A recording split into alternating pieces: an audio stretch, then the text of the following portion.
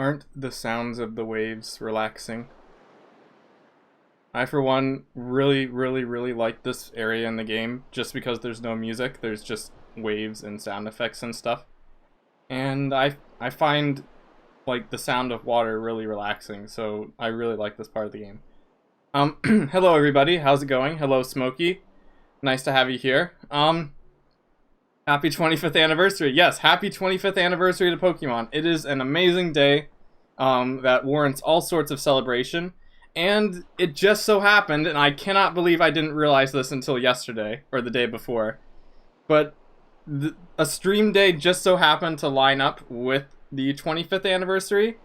So I was originally going to stream Path of Radiance, but then I saw that it was the 25th anniversary today, and I'm like, what the heck am I doing? Why am I not streaming something Pokemon related? So, that's what we're doing today. Now, the reason I'm streaming this instead of Sword and Shield is because, well, we did Sword and Shield last time, and I'm not really sure if I want to do viewer battles straight again. So we're going to be doing this. It's not, I don't really have any agenda. This is going to be probably like the most casual stream in the entire world. I'm just going to go around doing random things and all that fun stuff. And we're just going to talk casually, share memories, and all that fun stuff. Hello T-Rex, welcome to the stream. Yes, this warrants all caps. Happy 25th anniversary to Pokemon. Here's to 25 years more. Yes, when I am, how old would I be? Like 47 years old. Then it'll be the 50th anniversary and it's going to be a great time. But anyway, T-Rex, I hope your day has been going well. We're just looking at the ocean, this nicely painted ocean. We have Jolteon here with us today. And of course, I am a Charizard in this world, so that's what we're doing. So yeah, I don't really know what I'm going to be doing on this stream. I'm just gonna go around doing random things, and if you guys want to share memories or talk about anything Pokemon related or even non-Pokemon related stuff, then just say things and I will read out the chat. I do have some missions that I'll probably be doing in the background while we are talking, just because I'm one rank away from the max rank, and like I originally wanted to reach max rank during the stream, but that's probably not possible considering how far away I am from it. But yeah, still never played Mystery Dungeon. You should play a Mystery Dungeon game. If you do not, I won't make you. That's mean. I will heavily encourage you to do so. Challenge: steal bread from Pokemon. Oh, that's not nice. Hello, Bread Pirate. Welcome to the stream. If you steal bread maybe to give to another Pokemon that likes bread, then yeah, then you should steal bread from Pokemon. Let's see if there's any other requests I can take on before I start going into a dungeon. So these are all requests that people have actually made. Of course, the biggest way to raise your rank is to actually go to Purity Forest, but Purity Forest requires way too much concentration for what I am hoping for this stream, so we are going to skip that and go to some more simple locations. I better check my items. What was my first Pokemon game? My first Pokemon game, technically, was Colosseum. Pokemon Colosseum. And I think I got that around the time it came out, so it would have been like 2004 or 2005. Before then I was already a big Pokemon fan because I was watching the show, I had a few cards and stuff. But Pokemon Colosseum was the first one I got, and I think the reason that my family got me Pokemon Colosseum over like Red, Ruby or Sapphire or Emerald, which would have been like the main games out at the time, was because Entei was on the cover of Pokemon Colosseum, and my parents knew that I really liked the third Pokemon movie, and I still really like the third Pokemon movie even today. So that's the reason. Aside from that, first main series game was Diamond, which I got in Europe in 2009. So my first Pokemon game is European, which is awesome. Silver Trench. I think this is one of the hardest dungeons in the game, but considering that it doesn't, the dungeon doesn't, what's the word? It doesn't take away your items like Purity. Wait, what? Why do I have no items? What the heck? Do I need to set up my items again? Okay, yours was Fire Red? Awesome. Yeah, we talked about that a little bit earlier today. Hey, we can't stick around long, just dropping in to say my first Pokemon game was Stadium 1. Stadium 1, actually, I have a story I could talk about Stadium 1, but anyway, thanks for stopping by, Black the Gaming Warrior, really glad to hear that. To be fair, the first Pokemon game I played was Mystery Dungeons Explorers of Sky. Oh, that's a super cool one. Yeah, I really like Explorers of Sky as well. I played it on stream. So yeah, we actually have to... Why do I not have... Oh, okay. I guess we gotta get our items manually. I don't know why. It usually fills in our items, but maybe I did something. What else can we say about... what was I talking about? Stadium 1. Okay, I actually have a story I could talk about Stadium 1. So Gen 4 remakes. Hype! Yes, that's really fun. I'll come back later. I have a college newspaper to write. Okay, good luck with that. Hopefully it doesn't take too long or it's not too exhausting.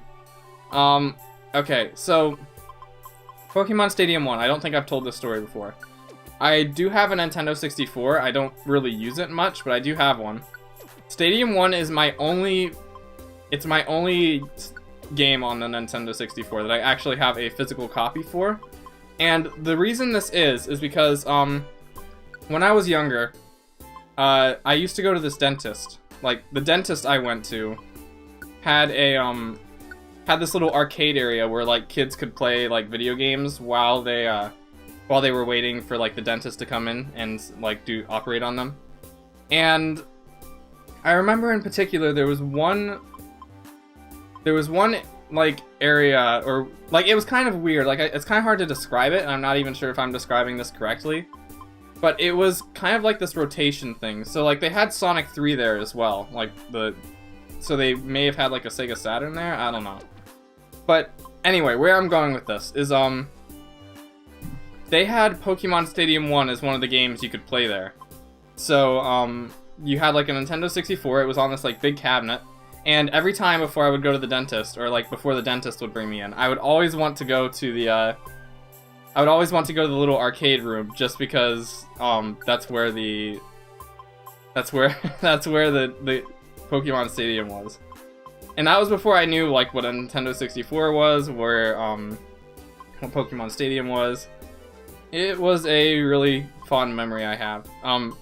My memories at the dentist, of course, besides that, are not quite as fond as you might guess, but yeah, it was an interesting time. What am I missing? Let me check my items.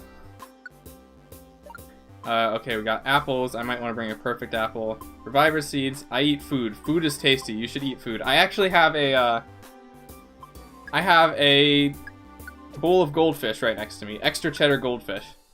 I don't, like, there's a lot of snacks that I am particularly fond of. Goldfish is one of them. Okay, any items I'm missing? Oh yeah, I need to get, like, efficiency bandanas. So I really like goldfish. I really like, like Doritos, of course, that's a gaming stereotype, but yeah. What else? What's some other foods I like? I had something like that also, but it was GameCubes. They had GameCubes, like, at the dentist.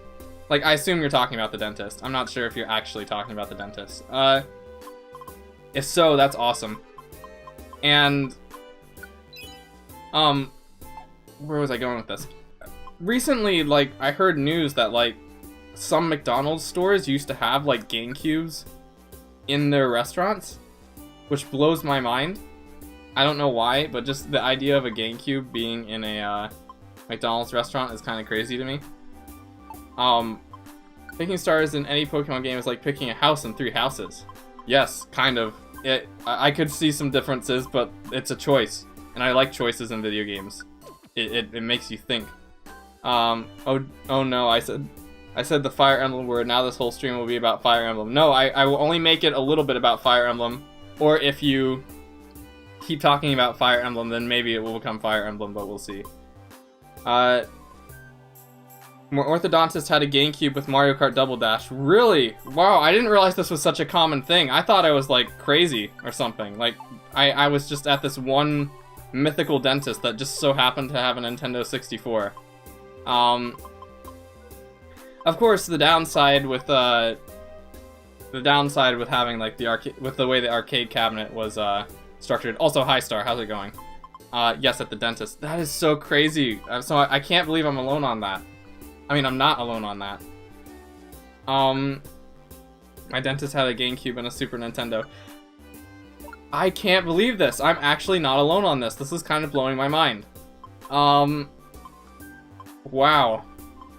Of course, the downside with the way that the cabinet was structured was... How do I say this? It was kind of like a single-player thing, so you couldn't really have two people playing at the same time.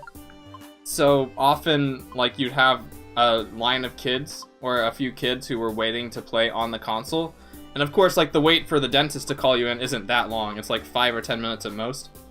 And that means you might not always have the opportunity to do so. And then you'd have to wait another 6 months to play the mythical Pokemon game that was Pokemon Stadium.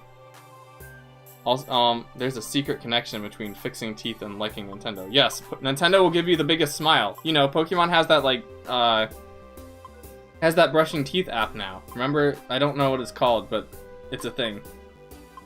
Why do I get the feeling I'm forgetting something? I still don't know why it didn't equip my items. Can I, like, give myself items now? Give items.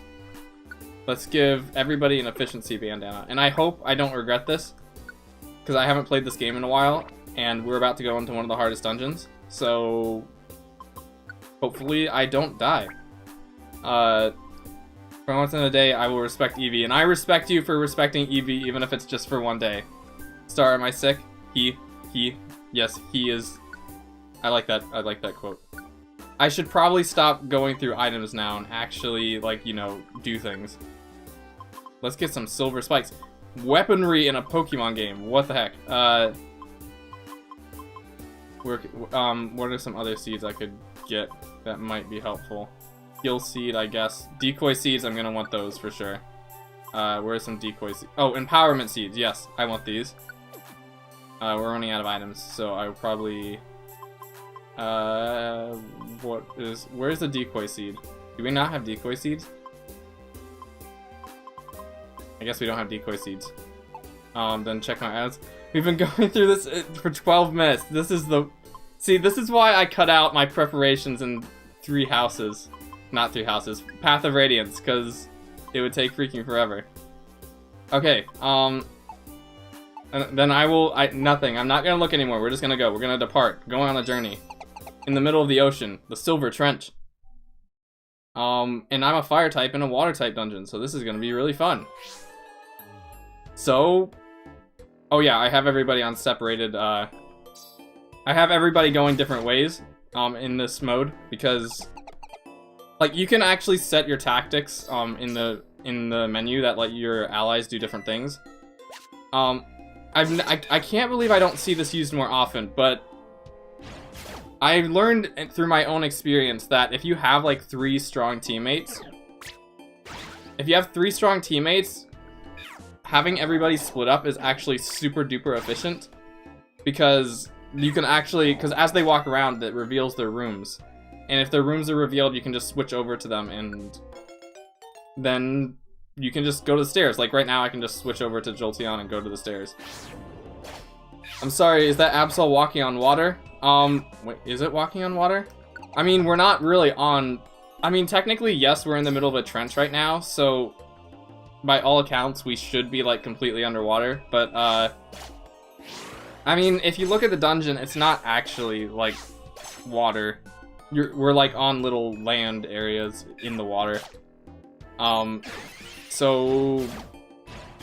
I mean, there are skills that let you walk on water. Is that Absol Jesus? I don't think so. There are skills that let you walk on water, though. So, for example, I think there's one that...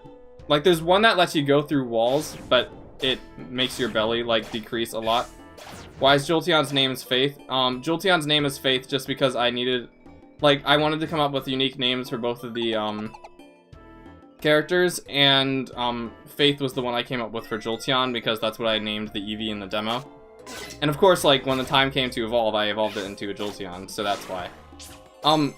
So, I guess this could let me go into another story. Oh yeah, we have almost max stats, so we're probably not gonna die anytime soon. Because we lost faith in humanity, is trying to reject humanity and return to Pokemon. I actually don't... I haven't lost faith in humanity. I actually am a firm believer in the goods of humanity.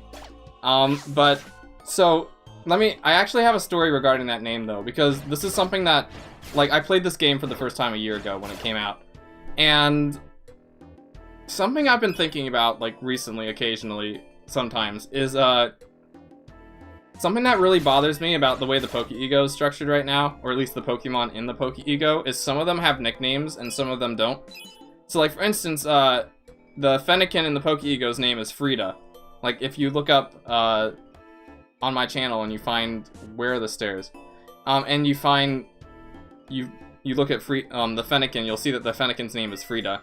It actually had that's a different story, I'll explain that later. But, that got me thinking, like, shouldn't the rest of my team have unique nicknames? Because, like, I want there to be consistency. I don't want, like, some Pokemon to have some Pokemon to have nicknames and some not to have nicknames or anything like that.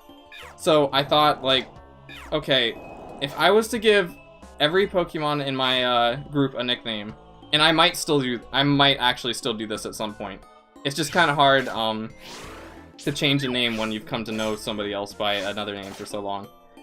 I decided, like, if I was to give Jolteon a nickname, like an actual nickname in my series, like actual live action stuff outside of this game, I have heavily considered, and this isn't final, I have heavily considered making Jolteon's official name Faith. Faith the Jolteon. I don't know why. It's just kind of... You just completely cut that guy open. Wow, okay. It just kind of stuck out to me.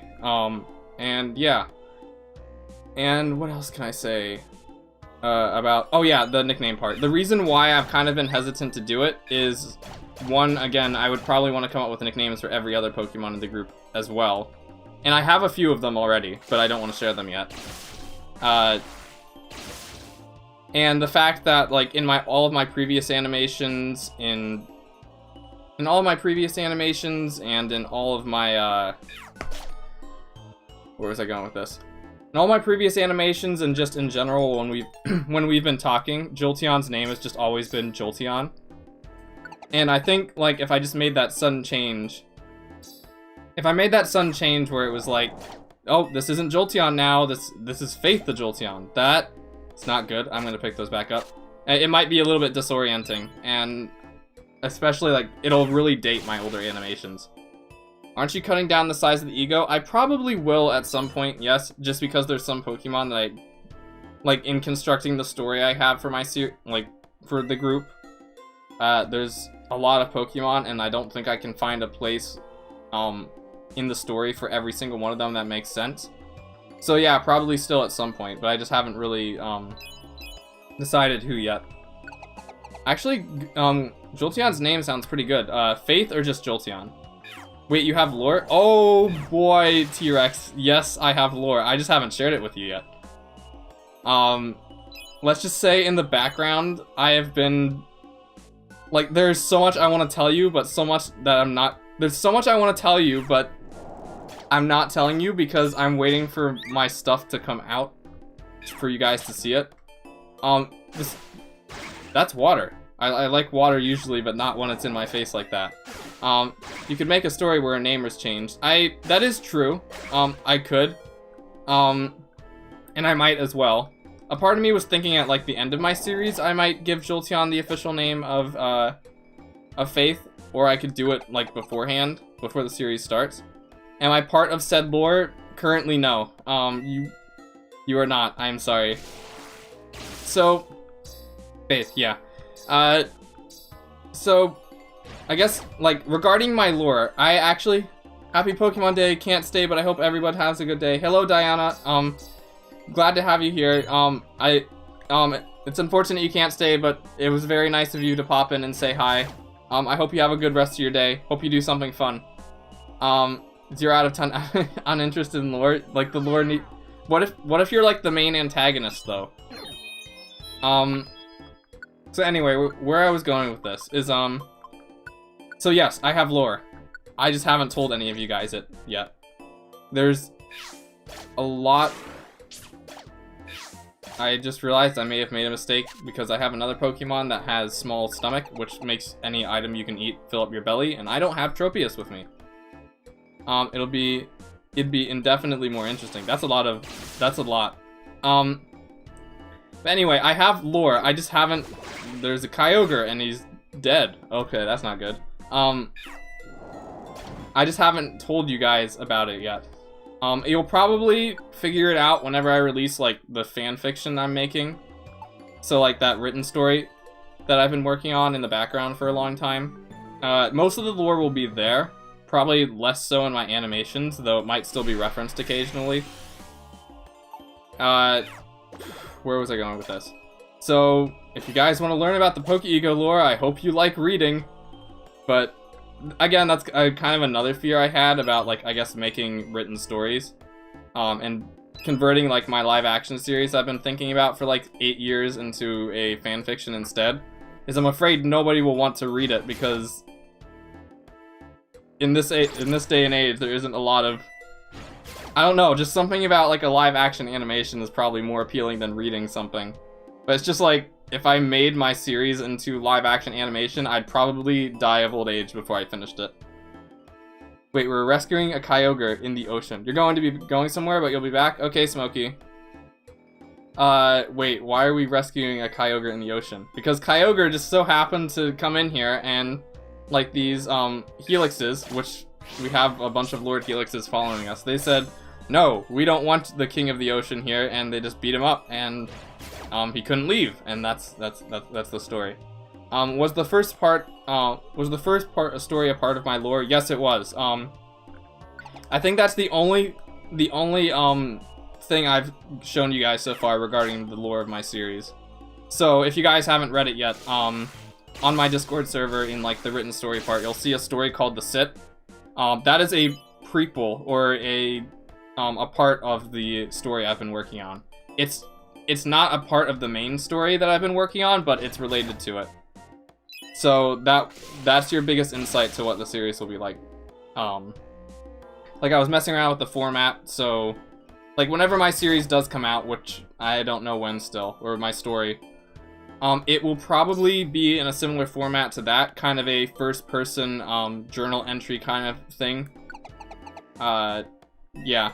And, do you guys like that format? And you kind of, oh yeah, and you kind of have, like, a little title that shows you the location and the time and stuff like that. That's something I've been doing, like, even in my older animations. You've become addicted to Persona. Please help. Persona is my new drug. Well, Persona is very interesting. It covers a lot of deep themes, and stories with really deep themes are, things that I really enjoy, like, a whole lot.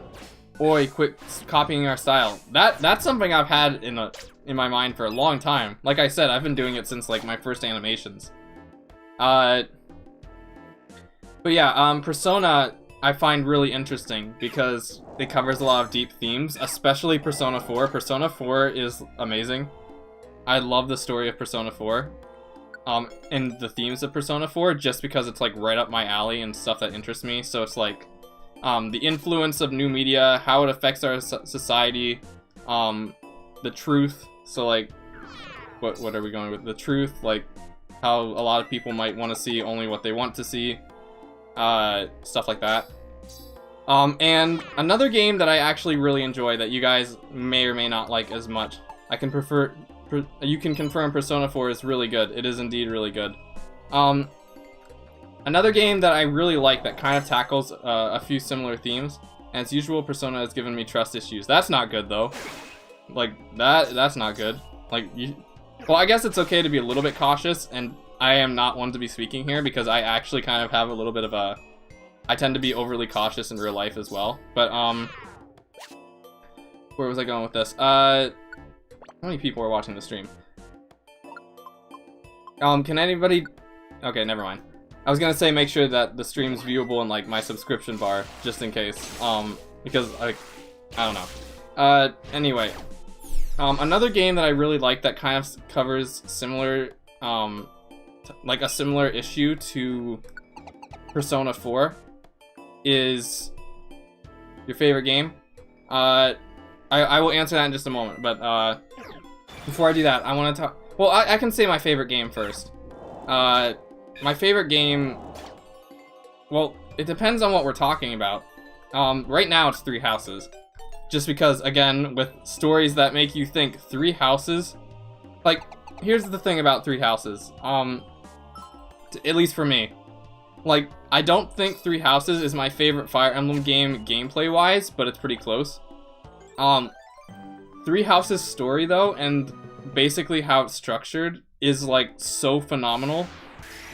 At least to me, it is so absolutely phenomenal that I can, like, overlook every other flaw that the game has. Like, it is that amazing to me. Oh, I was just reminding you what you were saying. Oh, okay. Okay, I guess we'll leave the Three Houses talk for later, because, like, we don't want this to turn into a Fire Emblem stream. It's about Pokemon's 25th anniversary. Speaking of which, I don't know how long I'm going to be streaming today. It could be 2 hours, it could be, like, 8 hours, I don't know. I kind of want to stream for a long time, just so a lot of people have the opportunity to stop by and say hello. So, if you guys want to stick around for the whole stream, be prepared to stay here for a while. And I'm not gonna ask you to do so because, again, it is Pokemon Day, and I am not asking you, nor am I expecting you to spend your entire Pokemon 25th anniversary watching the stream. Anyway, where was I saying? We were talking about Persona 4. Gen 4 remakes hype. Yes, the Gen 4 remakes. Let's talk about the Gen 4 remakes. I kind of had a similar reaction with the Gen 4 remakes. It's kind of like, it's funny. If you look up TrueGreen7's reaction to the Persona 4 remakes, the Gen 4 remakes, it's kind of similar to what I had. I just realized something that's really bad. I just realized something that is super bad. I don't have an escape orb, and no food spawns in this dungeon. This is actually, like, really bad. Holy smokes. Hopefully we don't die of starvation. But anyway, Persona 4. Persona 4, not Persona 4. Gen 4 remakes. Like, I had a similar reaction where it was kind of, where I was kind of, like, super excited, and I was like, whoa, we're getting Gen 4 remakes, and then they show the chibi style, and I'm like, oh, okay. This might take a bit to get used to. But it grew on me, and I'm super excited. Hello, Stellar Steel. Welcome to the stream. We are just having a super casual time today. We are just gonna hang out, talk about Pokemon stuff, maybe some other stuff as well. And yeah, I'm not really doing anything in the game that's, like, super exciting. It's just kind of casual, really. And yeah, nice to see you here. You like the chibi look? As usual, I'm on Team Charmander. I'm usually on the fire starter's side as well. It's just kind of a thing where I usually almost always pick the fire starter first. But yeah, the chibi looks grown on me, for sure. Where was I going with this? I'm trying to think of a... I guess we keep going. Where are we going from here? Honestly, it was whether in the style were to reveal. I just wanted to announce the remakes so it became true. Yes, we got Gen 4 remakes, and that alone is super cool. Especially for somebody like me who actually, at least in terms of main series games, like playing the games themselves. I grew up in Gen 4 because I didn't really play a main series game until Gen 4, but I would probably more consider myself a Gen 3 kid. But the fact that, like, Gen 4 is getting remade is, like, already super crazy. You were saying something about the game that has themes that were like Persona 4. Yes. So ironically enough, for being somebody who doesn't like playing M-rated games, there's actually quite a few M-rated games that fascinate me story-wise. The Persona games are one of those, particularly Persona 4, and the Metal Gear series is another. And Metal Gear Solid 2, like, if you guys, like, Metal Gear isn't that long of a franchise, or each game isn't too long, so if you have, like, an afternoon, like, watch Metal Gear Solid 2. Like, it is the most mind-boggling, like, amazing thing ever. So, like, I don't want to spoil Metal Gear Solid 2 for those of you who don't know the story of Metal Gear Solid 2. But let's just say it kind of goes into some, well, not always. They're not, like, the exact same themes as Persona 4. Like, Metal Gear Solid 2 doesn't, like, cover the truth or anything like that. But it does kind of go into, like, well, here's a good way to put it. It is literally a game about memes. The theme of the game is literally about memes. And not memes, and as much as you might think of it as, like, the modern sense of the word memes, it's more, the traditional sense of the word meme, which means, like, an idea that spreads rapidly through a culture. Metal Gear Solid 2 is all about, like,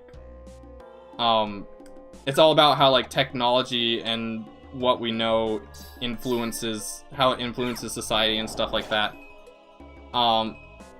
And yeah, it came out in 2001 too, so that was before, like, internet was a really big thing.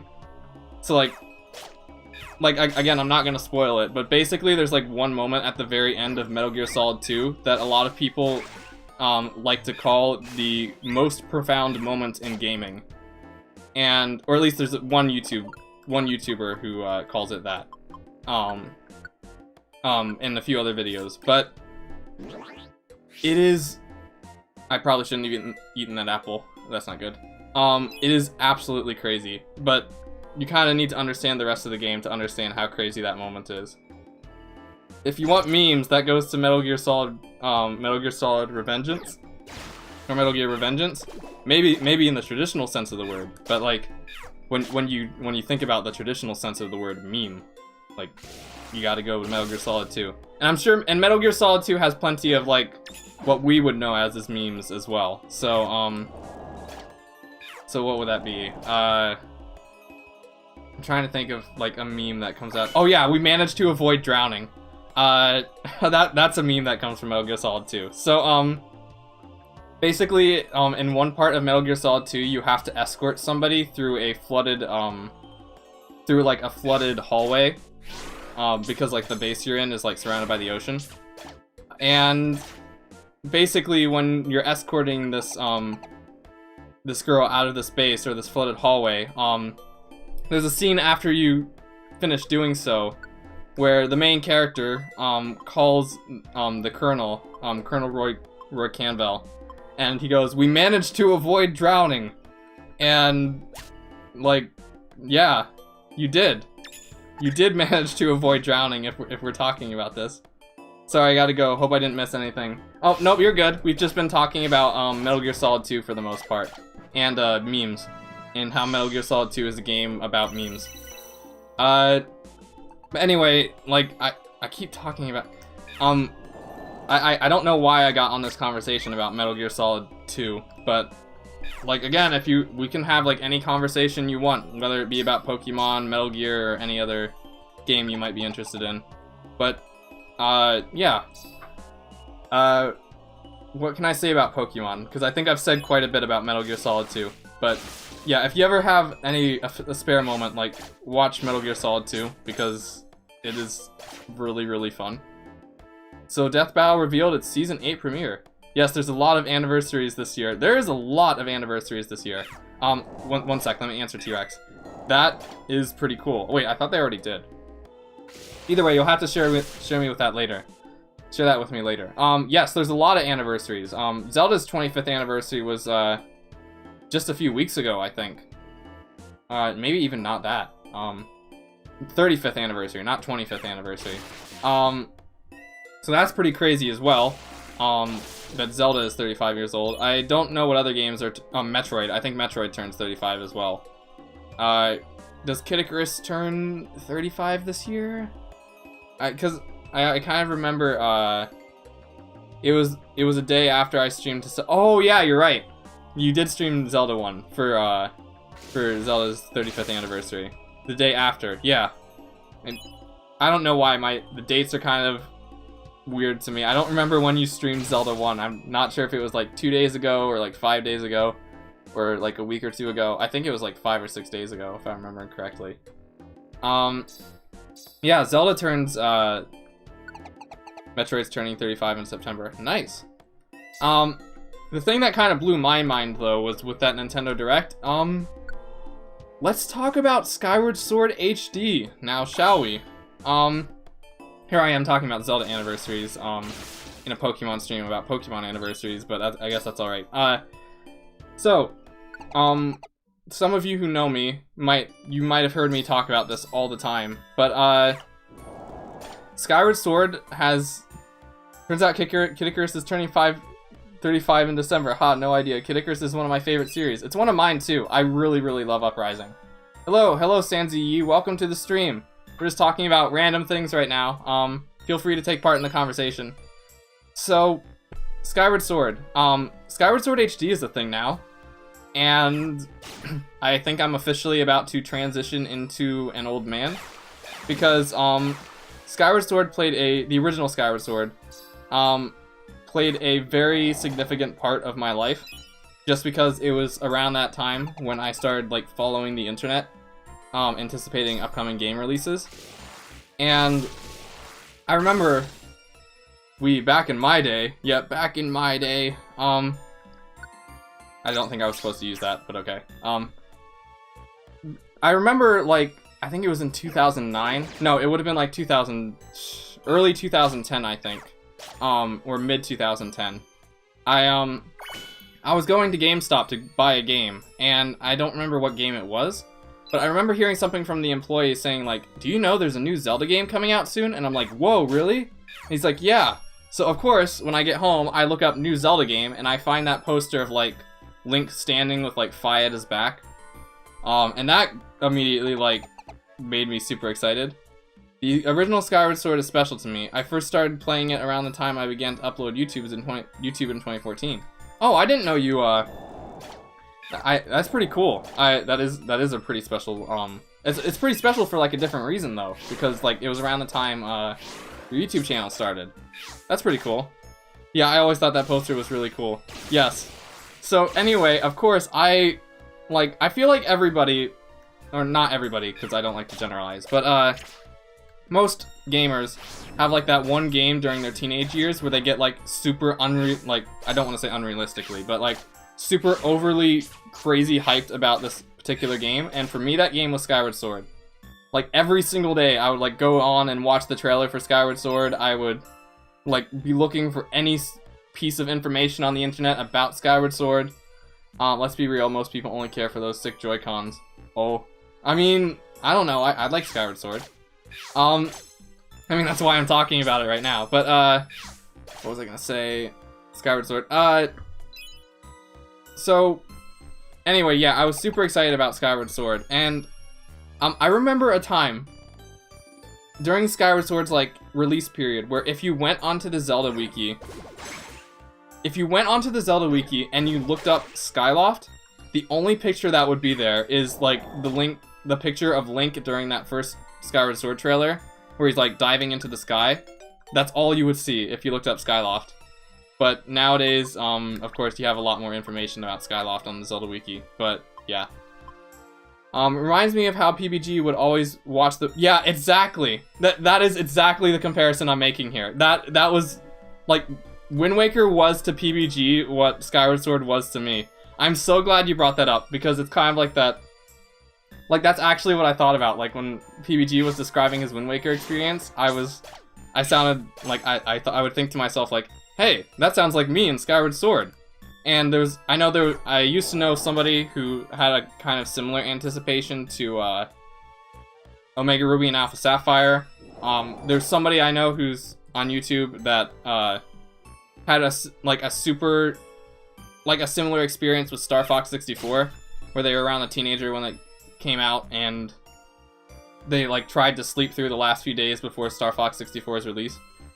Yeah. Monster Hunter's 17th anniversary happens in March. Wait, I didn't realize Monster Hunter was that old. That's pretty crazy. Like, it's weird. Like, I often see Monster Hunter as, like, a relatively new franchise, and I guess in that sense, it kind of is. Like, what would that be, like, 17 years ago? That would have been, like, the early 2000s. It's weird, though. Like, 17's a big number. And to think that there's, like, somebody who can be, like, 16 years old and be born after the first Monster Hunter game. It's crazy. My obsession with Smash Bros, haha. I had a Smash Bros obsession as well, but I think that's another story for another day. I think I've told you that story before, but I can tell you again if you want to hear it. For me, the game I watched the trailer a lot was Luigi's Mansion Dark Moon. I would watch the downloadable trailer on my 3DS over and over. It's one of my most played apps on the 3DS too. Really? That's actually pretty cool. I have fond memories of anticipating Dark Moon as well, because Luigi's Mansion is one of my favorite games of all time. And, my goodness, Helix. Holy smokes, that was a lot. Yes, first one came out in 2004. Ah, thought so. I remember, like, hoping for a really long time, like, in the late 2000s, early 2010s, that, like, I really want Luigi's Mansion to get a sequel. And it did, and Dark Moon happened, and now we have Luigi's Mansion 3, which is pretty cool. I'd probably say Helix, what are you doing? I'd say that probably out of the 3 Luigi's Mansion games I have, Dark Moon might be my least favorite out of the 3, but I still really like Dark Moon. I think the feeling you felt about Skyward Sword is the same feeling I had about Monster Hunter Rise. So, like, I mean, you would be around the age, maybe a little bit older, because I was like 13 when Skyward Sword came out. But I can understand that. Oh, no. Yeah, I can totally understand that, because another game I got super excited for is Fire Emblem Fates, but that's another story for another day. Or how Monster Hunter World was being announced. Yes. Where can I go with this? Yeah, fun stuff. How long have you been playing Monster Hunter, by the way? Like, when did you start playing T-Rex?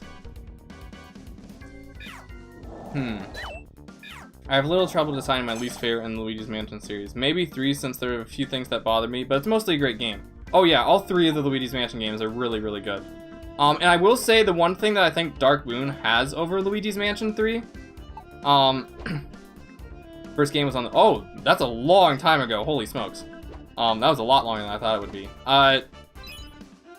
The one thing I do feel that Dark Moon has over Luigi's Mansion 3 is, I don't really like how, sucking up ghosts was handled in Luigi's Mansion 3. So, like, in Luigi's Mansion 2, you kind of had that meter, where, like, the longer you held the ghost for, you could, like, do, like, a bunch of damage all at once. But in Luigi's Mansion 3, it feels... I don't know how to describe it. It feels, like, slower to me, because, like, once you, like, pound the ghost a few times, you automatically, like, let go of it. And if you don't do that, kind of the HP goes down really slowly. I don't know. But I still think Luigi's Mansion 3 is a really good game, and I should probably play it again sometime soon. Granted, I sucked at the game and it gave me a fear of the ocean, but hey, worth it. Oh, wait, I think I know what game you're talking about, yeah, now. Yeah. Because I think, like, the main monster of that game is, like, an ocean creature. I mean... You could say that that game shaped your experience of the real world. Monster Hunter Tri, yeah, that's it. You could say that it shaped your experience of the real world, and I think it's always impressive. Hi, Jolteon, how's it going? It's always impressive when a game does that. But yes. 3 removed the run button, made the Scarescraper watered down in certain areas, and the game is slightly too expensive, for what you get out of it. Okay, fair enough. What else can I say? I guess another game that I could talk about, games that kind of influenced my life as well. 3 Houses. But I've gone on about that way too much. So I will not keep talking about 3 Houses. I would say Metal Gear Solid 2, honestly, even though I haven't played it, like, it's an eye-opener, it really is. What's another game? Pokemon Omega Ruby and Alpha Sapphire, probably did, because I played it,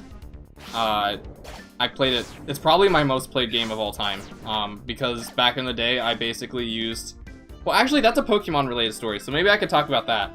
Pyra and Mythra and Smash, hype, lots of hype. All the hype everywhere, in every location ever.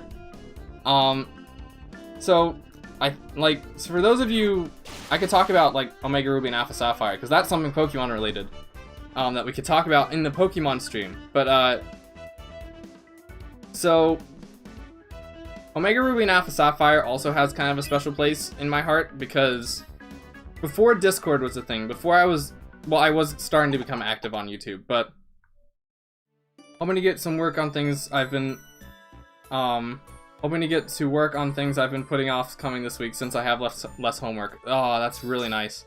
I actually have, like, this animation project that's due on Monday, that I'm a little bit behind for, but, like, I'll be able to catch up, so it'll be good. Glad to hear you don't have a lot of homework, though. Why are there so many monster houses? Okay. So, regarding Omega Ruby and Alpha Sapphire, did one of our guys just die? I think they died. Oh no. Rest in peace.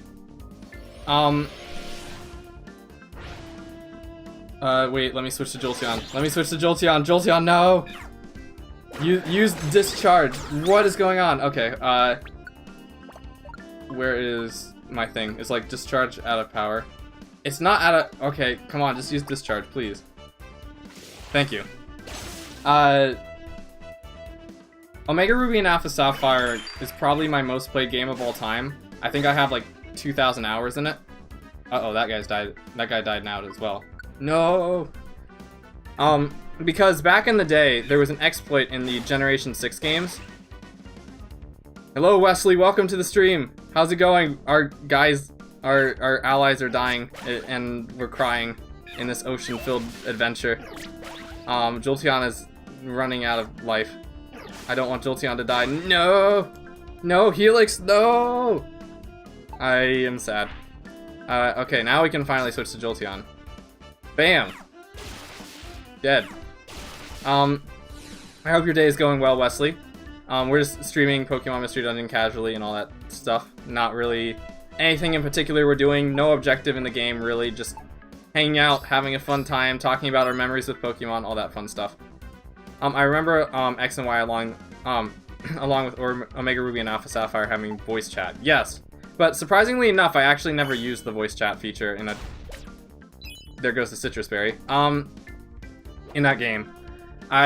Basically, there was an exploit, and, like, I can understand why they changed this in later games, but back in the days of Generation 6, there was an exploit, or not really an exploit yet, but there was a mechanic where, like, in the PSS, you could, the player search system, you could make a custom shoutout for yourself, or, like, a custom message that other players would see as they saw your icon on the PSS, and there was a feature called Shoutout, which would basically, like, let other players know that you're more active. It would let other players know that you're more active, that you're willing to, like, trade in battle and stuff, and it would put, like, a little smiley face next to your name. There was an exploit you could do in that game where if you constantly changed your shoutout, you could chat with other players via text. Of course, it was incredibly tedious because you could only put in, like, 15 or 20 characters at a time.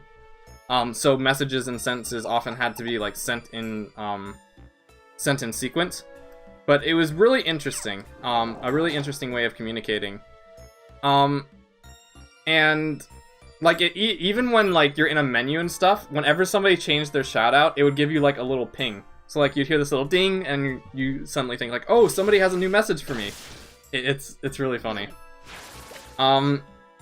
Pokken Tournament needs more love. I liked Pokken Tournament. I don't have the Switch version, but I had the Wii U version, and it was a pretty fun time.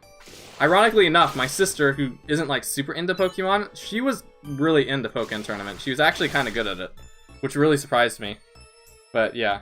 I actually remember talking with other players through the exploit. Really? So we're not alone on that. Wow. That's pretty cool. Yeah, I used to do that all the time. So, like, nowadays when I go on Discord and talk with, like, you guys, back then I would open up Omega Ruby and Alpha Sapphire and do that with the people I knew there. And I still talk to some of the people I met on Omega Ruby and Alpha Sapphire, which is pretty neat. I was super good or into it. You had... I am so envious that you had a local Pokemon tournament. That is actually kind of cool. Has anybody having everybody split up to find the stairs? Yep. I'm surprised I don't see this happen more often, Wesley, but like, having everybody split up just makes going through the dungeons so much more efficient, at least to me. I mean, yeah, you might be putting yourself in more danger by splitting up, but like, all of my team is just so strong that it doesn't really matter too much. But yeah. Okay, here's a story I can share with you guys that I actually don't think I've ever shared before, regarding Pokemon tournaments. Okay, so this is gonna be super exciting, I think you guys will find this really interesting. So, I'm not really a tournament person. You guys might know I'm not really a competitive player. I don't like playing games to win or for competition. I usually like to play them for the lore, the world building, some of the themes or stories they have in them. But back in the day, when Diamond was still the Pokemon game that I was playing on, primarily, it's actually a good idea. I have everybody split up. I mainly don't do that because I'm concerned about Pokemon fainting, and that's understandable. Like, if this was like the main game, I probably wouldn't, because they could die easily. I went to Pokemon Worlds tournament before. I want to go there. I really want to go there, someday. But anyway, the story. I did participate in a Pokemon tournament one time, 10 years ago, or 11 years ago in 2010. Basically, there was a local GameStop. There was a local GameStop that was kind of hosting a tournament in celebration of Heart Gold and Soul Silver's release. And of course, I was thinking like, whoa, they're having a Pokemon tournament? I definitely need to take a part in this. And, of course, I wanted to get all prepared for the tournament that was happening on this specific day. And so what I did is I assembled a team. There was Charizard, like this is my competitive team. A Charizard. It was Charizard, Dragonite, which is actually still the same Dragonite I use today, like in my viewer streams. Well, technically, in quotation marks, since the old one is kind of gone now due to the corruption. But I used a Dragonite, Rhyperior, Dusknoir, what were the other ones? I basically used a lot of Pokemon that just looked really strong. So like Dragonite, Charizard, Dusknoir, Rhyperior. Dang it, what were the other two? I can't remember the other two. Oh, Infernape was one, because Infernape was my starter. And what else? I don't remember the last one. But anyway, that was the team I went into the tournament with. And I actually got up pretty high. I think I was in 5th place. Well, no, I'll talk about that later. I hope you guys can understand what I'm saying. Like, I know I'm kind of all over the place, but yeah, hopefully I'm clear. Basically, the day the tournament happened, I went into GameStop and like they would match us up against different players. In the traditional sense. I don't think there was Smogon rules or anything. Because, like, shame on me, Rhyperior actually knew Horndrill, and the GameStop employees didn't say anything about, me having Horndrill on Rhyperior, so I guess that was okay. But anyway, like, there was word going around the tournament, in that GameStop, that there was, like, this super cool champion who was, like, super unbeatable, like basically how the anime depicts real life champions. And like, of course, I was thinking like, oh shoot, I'm gonna, like, there's this super scary guy that's like really good, and I'm gonna have to fight him eventually if I'm gonna win this tournament. Sure enough, I got pretty far in the tournament. I got, I think, to the either the semifinals or the quarterfinals. And then I learned, like, okay, I'm gonna have to fight, like, the champion guy now. And I'm like, uh-oh. And I did. I lost horribly. As I lost horribly. I think I defeated 2 of his Pokemon, which was, I think the most out of anybody did that day. And yeah, I got 5th place, which was ironically like, they had little prizes and stuff. First place got like this really cool Arceus trophy. But I was in the one place below, like, earning a prize, and I remember being, like, a little bit upset about that. Anyway, where was I going with this whole champion thing? The thing is, ironically now, 11 years later, I finally understand why that guy, that champion, was so unbelievably good in that tournament. And it's because I think he may have been the only person there who actually knew how to play Pokemon competitively. And I just find that really... Well, I didn't play against everybody, so I don't know for sure. But judging based on my experience, I think he may have been the only person there who actually knew how to play Pokemon competitively. Which is pretty funny. Sounds like a fun tournament. It was a fun tournament. My little sister doesn't really have fond memories of it because the tournament lasted a really long time. I think from beginning to end it was like 4 hours. And of course, like, since I was winning, it wasn't like, okay, you lost, now you can we can go home now. Like, I kept winning. So my sister had to stick around the whole time at the GameStop, like basically doing nothing while I was like playing the game, and that kind of made her a little upset. But yeah, that's my Pokemon tournament experience. I hope you guys enjoyed that. Of course, like, if you guys have your own experiences or you want to talk about your own things, please feel free to do so, because, like, I don't want to dominate the whole conversation. Like, this is just a casual stream. We're just hanging out, doing fun things today. So anything you want to talk about, just talk about it, and we'll start a conversation. Winning that Pokken tournament was really fun. How many people were in that Pokken tournament, by the way? Because in my GameStop tournament, I think there was like, I don't know, 40 people. Maybe 50. I don't know. Oh, it's a Vaporeon. Oh no, I don't like beating up Vaporeons. That's not nice. I don't like beating up the fish. The fish does not deserve to get beaten up, ever, in any existence ever. However, I think the main reason I won was due to dumb luck, and/or I was the only one who actually knew how to play. I think there was like 20. Ah, okay. Why do you say it was luck? Because I don't think Pokken has a lot of luck-based elements, right? It's been a while since I've played. Is there like any luck-based elements at all in Pokken? Of course, like I used Charizard as my main character, and I assume you did too, T-Rex. But I don't know for sure. Today, I opened to channel one of my Discord servers for people to express their fondest memories of the Pokemon franchise. So far, I've seen a lot of different things. Dang, I might have to check that out. That sounds like a really, really fun, way of sharing memories. I might actually have to check that out later. But that sounds really fun. Nice. Yes. What are some other Pokemon memories I have? If I don't have anything else to talk about, I could bring up some other Pokemon memories. No, I meant like my opponent would misclick. Okay, got it. I mean, technically a misclick still isn't luck. It's a mistake, which, that's water. I don't like... Stop splashing me with water. Oh yeah. So yeah, I'm still not sure if that would be considered luck, if somebody made a misclick. But, yeah.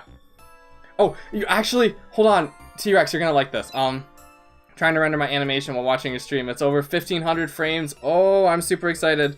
If your animation's actually done, I'm gonna be super excited for that. T-Rex, another story that I have that you might like, and it actually is tournament related, Pokken tournament related. So, I think it was like 3-4 years ago. No, it must have been like longer like that. Maybe like 2015. No, it was definitely not 2015. Because it was DX, Pokken Tournament DX. There was a time, where I was visiting New York City with my dad. Just because, like, occasionally, we might go to, like, some places. And, of course, like, when you go to New York City, if you're, somebody who really likes Nintendo stuff, you have to make the annual pilgrimage to Nintendo World, or Nintendo New York as it's called now. Let me answer Steel's question real quick. It's a strange feeling to finally see remakes of the first Pokemon main series games I played. I did experience the remakes of ORAS since I got a copy of Emerald a few years ago before they released. It is kind of crazy, yeah. Omega, the Diamond and Pearl, remakes, I still can't believe they happened at all, because, like, well, I guess, like, again, it is a new generation who may not have experienced the original Diamond and Pearl, but, once we got past, the Johto remakes, we kind of reached that point where it's like, technically you could transfer a Pokemon from Generation 3 to the new gen, so it's like, were remakes really necessary? But we still want them, so yeah. Were you looking for Pokemon in Nintendo in New York City? I may have, maybe. But this was a while ago. I don't think I've been to New York City for a few years. But that doesn't mean that that doesn't mean that there aren't Pokemon in New York City, and that doesn't mean that someday you may see a video of Pokemon in New York City. Wink, wink.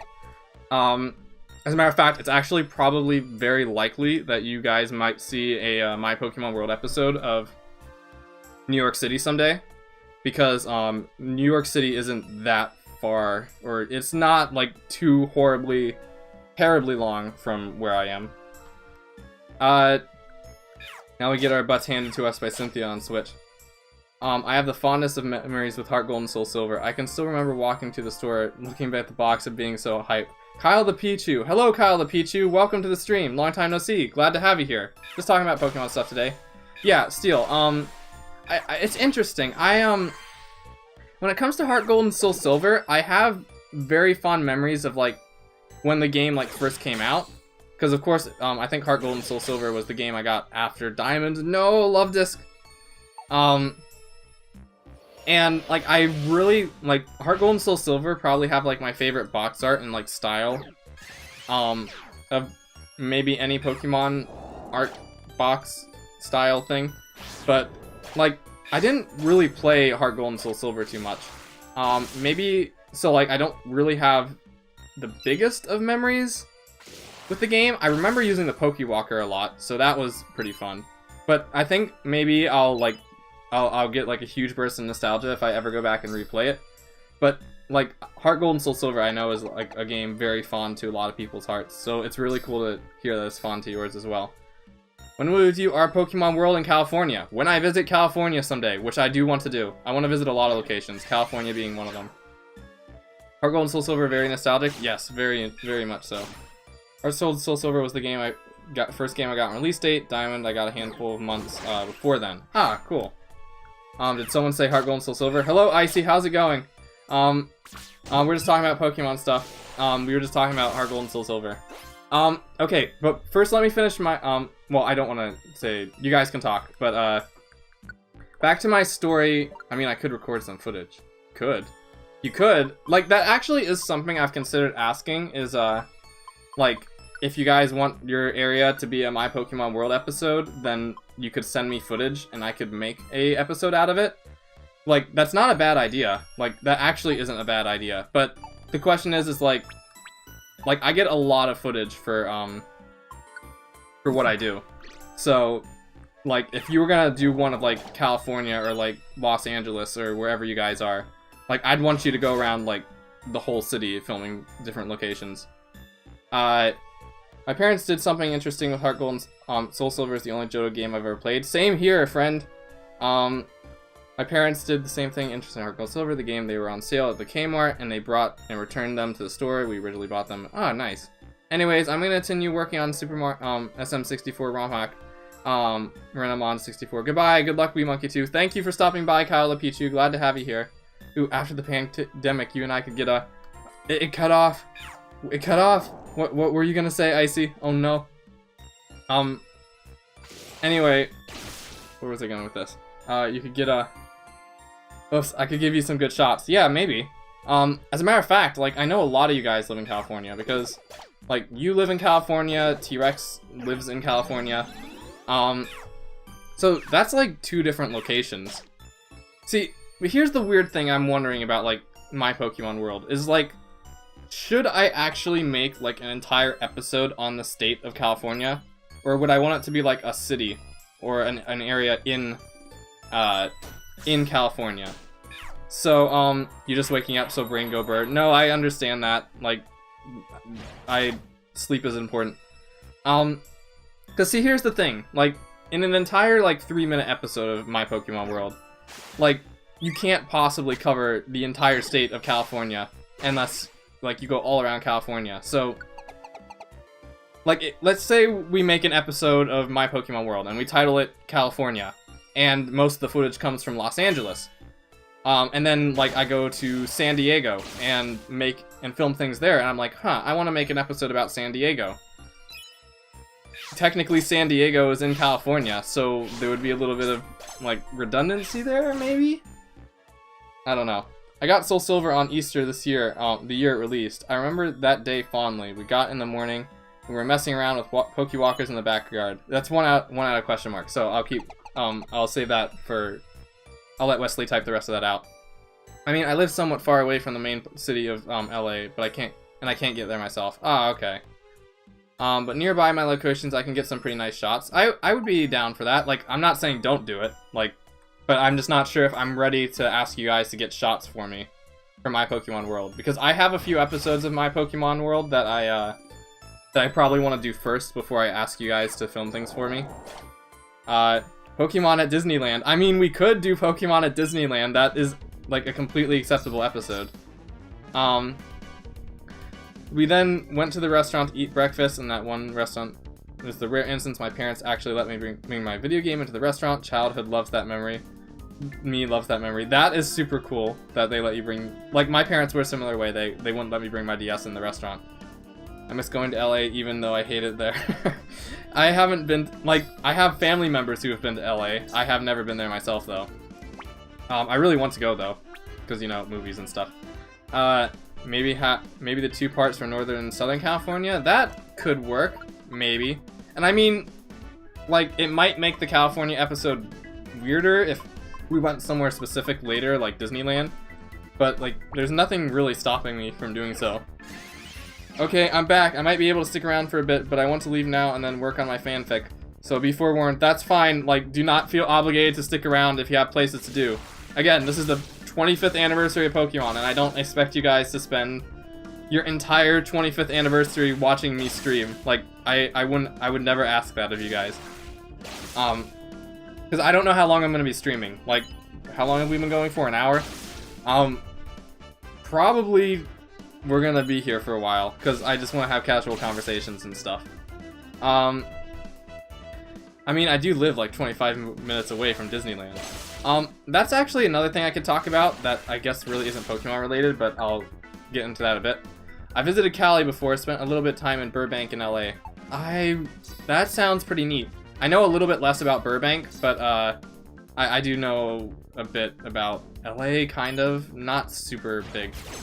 I'm not a huge fan of big cities, lol, just don't like the skyscrapers. They make me... I completely understand that, Icy. The times I've been to New York, like, the thing I don't like about the city is, like, it feels very crowded to me. Like, I like skyscrapers, I like looking at skyscrapers, but it feels really crowded, and, like, cities, I think just because of the way they're kind of structured, they feel really, like, hot. Like, it's really hot in cities that get hot.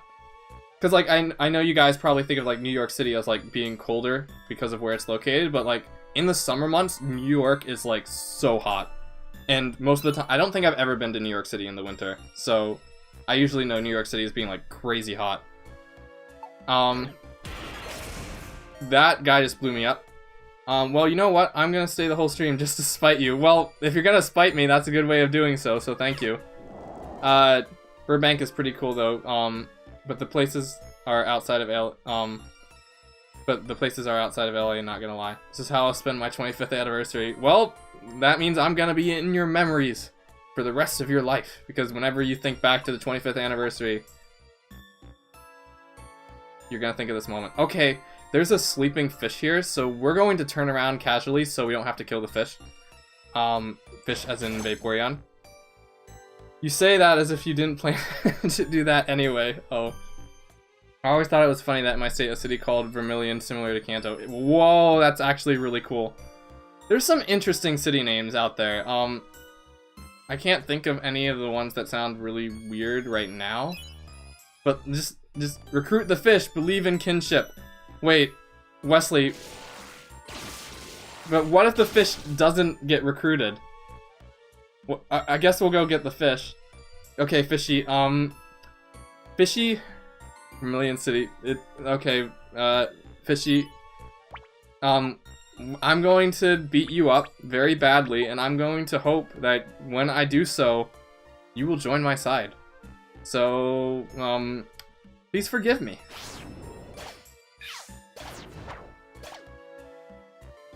Dang it. For a second I thought it joined us. No, we killed a fish. Well, fainted a fish. Still not ideal. I drove through that city too for my driver's ed test. Oh, like, there's so many conversations points I could talk about. I could talk about my driver's test. But I'll share that for another time. So many things to talk about. Holy smokes. Also, if you're gonna do California episode, you're gonna want to see some Pokemon on the beach. Oh yeah, definitely beach. And that might be another reason to hold off on the California episode for a while, because if you guys remember, the first episode I did of my Pokemon World showcases was North Captiva Island, which is in Florida. So that's a beach. Because alongside fires, earthquakes, and taxes, California is mostly known for beaches. Yes, you didn't use the kinship. I failed. Yes, you're right. It is definitely not, like, it is all my fault. Vaporeon did absolutely nothing. Have to go now, maybe back later. Okay, Corviknight, thanks for sticking around. Man, yes. We'll send Vaporeon a goodie basket later, saying that we're sorry and we just wanted to be friends. So, yes. Definitely, there's so many good beaches there. Oh, and there's, I don't know how to say that, which is weird because that used to be one of Mac's operating systems. It's so beautiful and it would be great for Pokemon shots. I like you guys thinking about Pokemon shots. Just traveling around, taking a photo, and imagining Pokemon there, that sounds like a lot of fun. Maybe use some of your Greenland footage. I could use my Greenland footage. Maybe for one of my, quote, like, okay, so I'm sure you guys know this is coming, so I'm not gonna pretend that it's not. I have, MPW Safari episodes, for Iceland coming up soon, and it probably won't just be one episode. It will probably be, like, at least 3 episodes at some point, maybe, like, spaced in and out. But yes, I'll probably be using the Greenland footage eventually. Yoshilla just posted a picture of a Gumi on his head. Oh, I'll have to see that later. I'm really looking forward to that. I have an idea. Maybe do a Californian episode of the pandemic. I probably don't want to make an episode on the pandemic. That just doesn't, I'm not sure how I feel about that. I have some old, Pogo screenshots from there. Yeah, that would be cool. A lot of potential, really. Not a lot of things to get a footage of in my hometown. Denver can be a bit more active, but if you ever come down here, trails and mountains is definitely what you'll want to get footage of. Yes, and Wesley, I believe, doesn't, like, Denver have, like, a really big, famous stadium? I don't know what it's called, but it's kind of like a giant downhill stadium. Cause here's something I don't think I've told you guys, or at least Wesley in particular. Looking forward to new episodes. I hope I can get new episodes out because school is kind of making it harder to work on episodes. But hopefully if I commit to, like, doing something in Blender at least once every day, it won't take too long. And I also have tutorials to do, but hopefully, like, it's not, like, 3 years for one episode. As in when the pandemic... Oh, yeah, duh. You're right, T-Rex. My apologies. Mile High Stadium. Is that it? Oh, I see. You know what that is? Really? Interesting. I guess I'm just not... I guess I'm just uninformed on this geography, which is embarrassing because I really, really, really like geography. It's part of the reason why I made, safaris in the first place. Ben loves the Broncos. That's that's the football one. Oh, I don't think I'm talking about the football though. It's like a music stadium. It's definitely not. It's like a stage, like a traditional stage with, like, seats around it, where people play music. Anyway, where I was going with this, Wesley, and I'm really kicking myself for this now. In 2019, I think it was, my family, or a few people in my family, were going to see, I think it was The Fray, or some other band. I think it was The Fray, but I'm not sure. They were going to see it because they were playing in Denver. And, and they gave me the opportunity to go, to Denver with them. And me, being completely, like, exhausted from school at the time, was like, you know what? I don't really feel like being in a plane for, like, 4 hours. I'm gonna stay here. And I, like, completely regret my life decisions now. Because I think you're talking about Red Hills. That might be it. That sounds more accurate. I need to see what the actual name for it is. If you do My Pokemon World in New York City, you have to have a Rillaboom climb the Empire State Building. I will, for sure. Well, I shouldn't say for sure, but, I'll try. I mean, technically, I do have enough footage right now in my possession to maybe make a My Pokemon World Safari episode of New York, or New York City. But it would be like borderline cutting having enough footage. But we'll see. I'll probably want to go back and film more footage. Speaking of which, I don't think I've ever shown you guys this, but here's some sneak peeks and something. Do you know gaming? Do you know that there's actually an unused animation clip for the intro video for My Pokemon World? Like the video where I introduced the series. I have an unused animation clip for it that I might show you guys later. Basically, and it took place in New York City.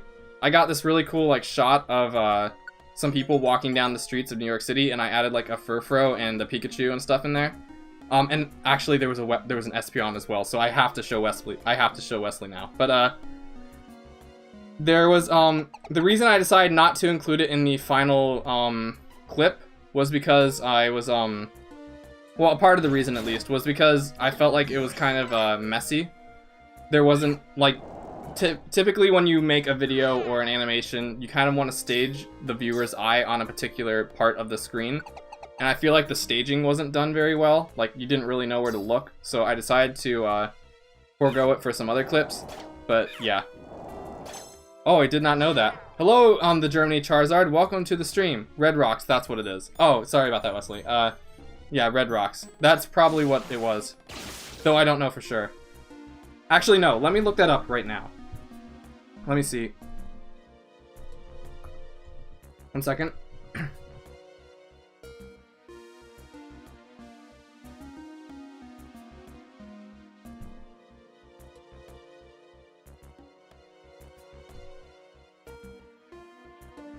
Yeah, Red Rocks. That's exactly what it is. Okay. Lol. Yeah, thanks. Yeah, we're just hanging out casually today, talking about things. Red Rocks is actually where I took my graduation photos. Is it now? Really? That's super cool. Yeah, I think the band that my family was going to see was at Red Rocks. And I think if I ever did an episode of safaris in Denver, because that's where Red Rocks is, right? Denver. If I ever did an episode there, I would probably want to get a shot or two of Red Rocks.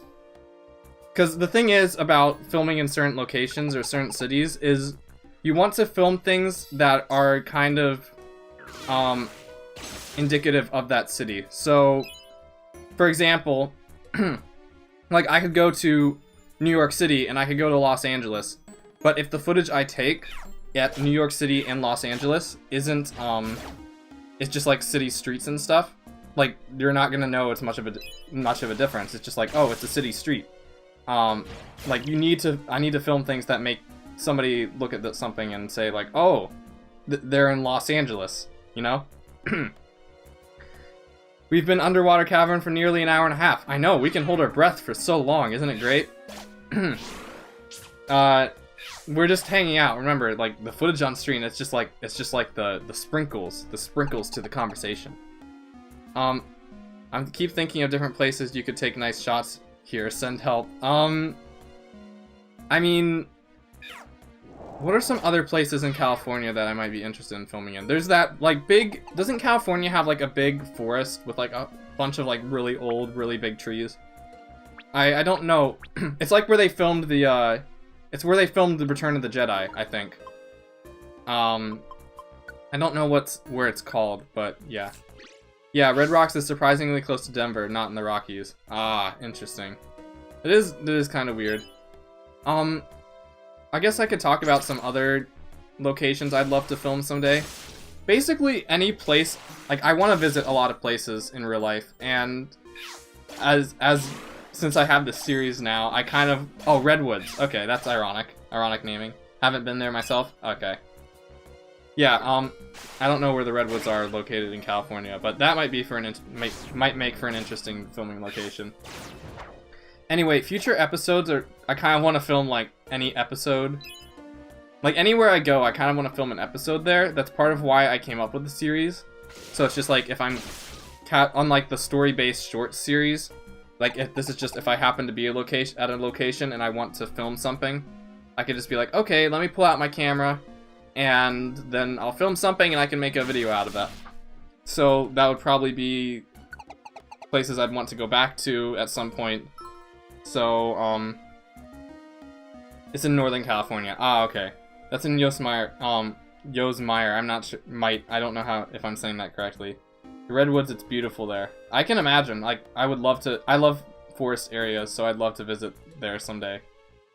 Fun fact: my family took a hike there and didn't plan properly, and I got majorly dehydrated. Oh no, that's not good at all. You stay hydrated, everybody. I have some. Actually, I'm running out of water. I have a cup of water next to me, and I think I'm starting to run out of water. By the way, if you want to go for San Francisco, don't. For the sake of your sanity, do not. What is wrong with San Francisco? Is there something in San Francisco I should know about? Drink water, I will drink water. Yes, I shall do so right now. Hold on. Well, T-Rex answers why I shouldn't go to San Francisco.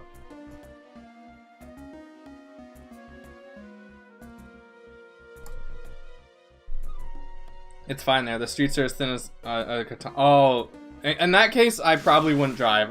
Like, no way in heck am I ever gonna drive in a city. Like, even New York, no way in heck. Like, I don't care what you pay me, I'm not driving in New York City. Usually when we go there, we just kind of like take a train in or something.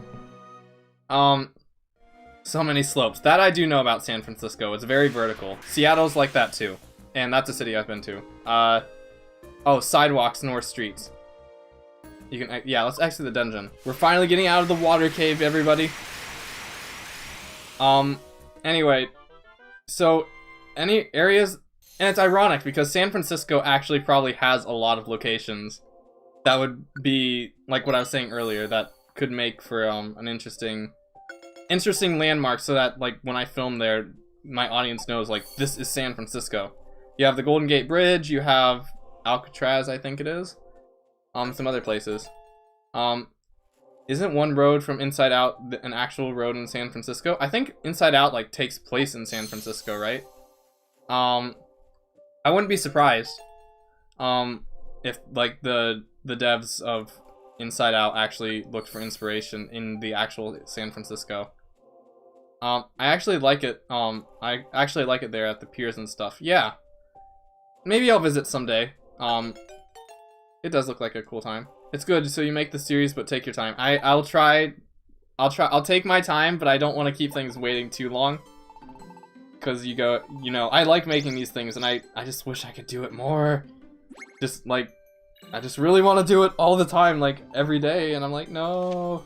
Like, there's school and life responsibilities, and it's making me sad. Oh, the one that's all curved? Nah, Inside Out does too. Oh, okay. Inside Out is probably one of my favorite movies of all time, actually. Like, in my first semester at college, I wrote a paper on Inside Out. Just because Inside Out, like, I remember it particularly during my college years. Holy smokes, that was a lot more points. Maybe we can do this. I remember Inside Out being particularly touching to me because that came out Well, it didn't come out. I just remembered it fondly around the time that I went to college, because I was feeling really homesick. And one big point in that movie is that, like, one of the main characters is really homesick. So, yeah. It kind of touched me back then, and I wrote a paper on it. It was pretty cool. Big Hero 6 takes place in San Francisco. I forgot about that. I haven't watched Big Hero 6, so I don't know about that movie too well. Yes, that curved road is real. I've been down... Oh, I know what the road you're talking about now. I didn't realize that was in San Francisco, though. My goodness. It's good to make the series take your time. Okay. Let's check and see if there's other missions we can do. I got lucky with the Silver Trench missions. Hopefully we don't go back to Silver Trench again, because that could very well happen. Purity Forest. Okay, no Silver Trench. I'm not going to Purity Forest, because that is nuts, and I'm not going to do that at all. Fiery Field. That's one I'll do. Northwind Field is also one that I'll do. Also, I can officially say I've been to jail, aka Alcatraz. Oh no. You've been to jail. Oh my. I've never been, I've never been law. Your parents are too creeped out by it. Have you guys heard of that, like, you're talking about Alcatraz, right? Have you guys ever heard of that story of, like, that guy, those people who tried to escape Alcatraz, and they actually, like, made a lifeboat and everything, and then they just kind of disappeared? Do you guys know that story? Now I'm older, I might be able to go myself, but like, I've never been. I really want to go to some of these places. Oops, sorry for the double comment. No problem. No problem at all. I'm gonna check my items real quick. I was told, yep, true story. Well, I got to focus on my equipment real quick, but I guess some other places I wanted to go, since I was talking about that a bit earlier. There's so many places. Most people assume sharks ate them. Oh, yeah, that's a little scary. Some other places I would like to go, and keep these in mind, because these may or may not become future episodes, like, I don't know, 10 years down the road, when I'm in my mid-30s. Have to go, but thanks, thanks for watching my stream. Okay, Germany Charizard, thanks for stopping by. I'd probably want to film an episode, in some locations in Europe that I've been to, that could make for interesting episodes, so that would be, I'd like to film an episode, ironically, in Germany someday, because I have been to Germany. I've been to Munich. Munich could make for a really cool episode, because Munich has, like, a very distinct look to it. Stay safe, will do. Fun fact about San Francisco, the final battle of Godzilla 2014 took place there. I didn't know that, and I've seen that movie, so that shows you how much I remember that movie. I remember it being pretty good, though. Ironically, I think I watched that movie in Seattle, but yeah. What am I missing here? Let's bring Tropius in here so we don't actually, like, risk starving to death. So let's switch this person out for Tropius. So I'd want to film maybe an episode in Munich or some city in Germany. Prague, definitely. Like, you guys should probably expect an episode of Prague someday in the future, because I have a lot of memories of Prague. What other places? England, like, I'll probably want to go to England and film an episode there. France, maybe Paris someday. Now, speaking of Godzilla, it makes me happy. You are hyped for Godzilla vs. Kong, and if any of you spoil it for me, I will never speak to any of you again. Don't worry, we have a spoiler policy in my server for a reason. Where is Tropius? Right there, Tree Star. If you guys get the reference to Tree Star's name, then you're amazing. So, where can we go from here? So, those would be places I'd want to film. There's some places that I would want to film at, but are, like, way too dangerous. And I would, like, never actually go there to film them. So, like, that's probably not gonna happen. Land Before Time, you get the reference! You're amazing! You are absolutely amazing. So, another place I would want to film at, but, like, of course I'd be too scared to actually go there myself to film, is Chernobyl.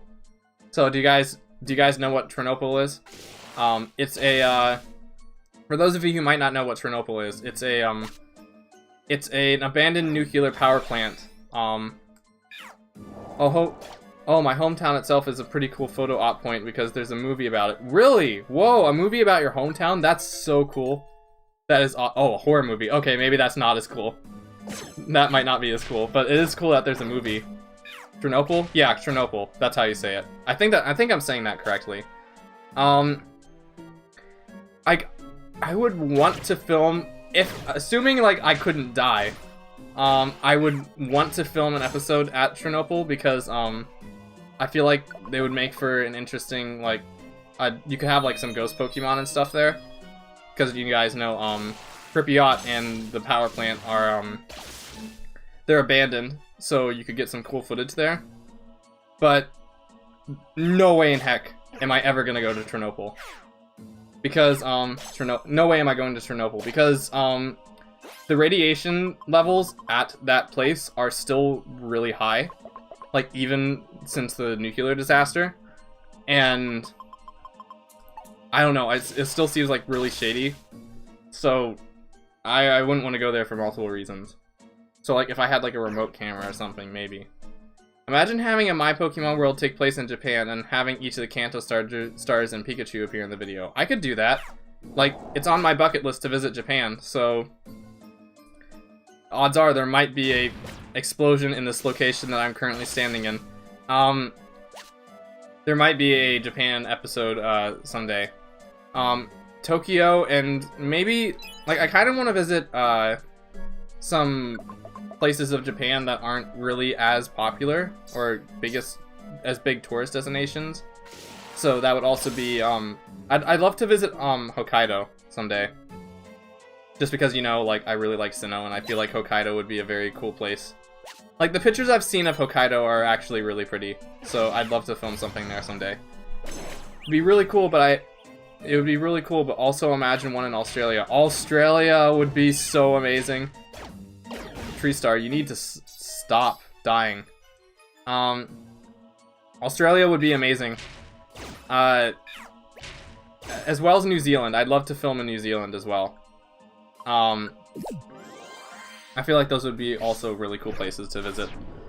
Also have a Tyranitar appear in a video because certain because of certain kanji who, oh yeah, definitely if I go to Japan there you'll see a Tyranitar. Though it might not be in, I guess, like, where would a Tyranitar like fit in Tokyo? Where would you put a Tyranitar in Tokyo? Maybe like you could have this thing in Tokyo where like they're advertising this new movie, or like a Tokyo movie theater, and I could have like this thing where it's like, check out the new star of like the new Godzilla movie, and then you just have a Tyranitar like hanging out outside the building, just kind of posing and stuff. That would be cool. And if you ever go to Hawaii, you gotta do Alola Boys. Again, I have family members who have actually been to Hawaii before, but Hawaii is also on my list. Again, for that exact reason. Like, because I want to film an episode in Hawaii because Alola. See, here's the sad thing. Like, you can see there's a lot of potential for this series because you guys are talking about it, I'm talking about it. And it kind of prompts your curiosity where it's like, where will the next episode be? Like, what are some cool locations that you could render Pokemon in? Which is good, but the thing is, it still takes freaking forever for me to actually make animations. Like, usually it takes like 1 or 2 days for me to actually make a scene in one of those videos. Sometimes more. Why are you keep getting blown up? Come on, stop. We're just gonna run. Maybe it might be good to have Tree Star hang around me. Yeah, let's not. I need to go Hawaii. My family always tells me it's great there, but I've never been. It looks like a really pretty place.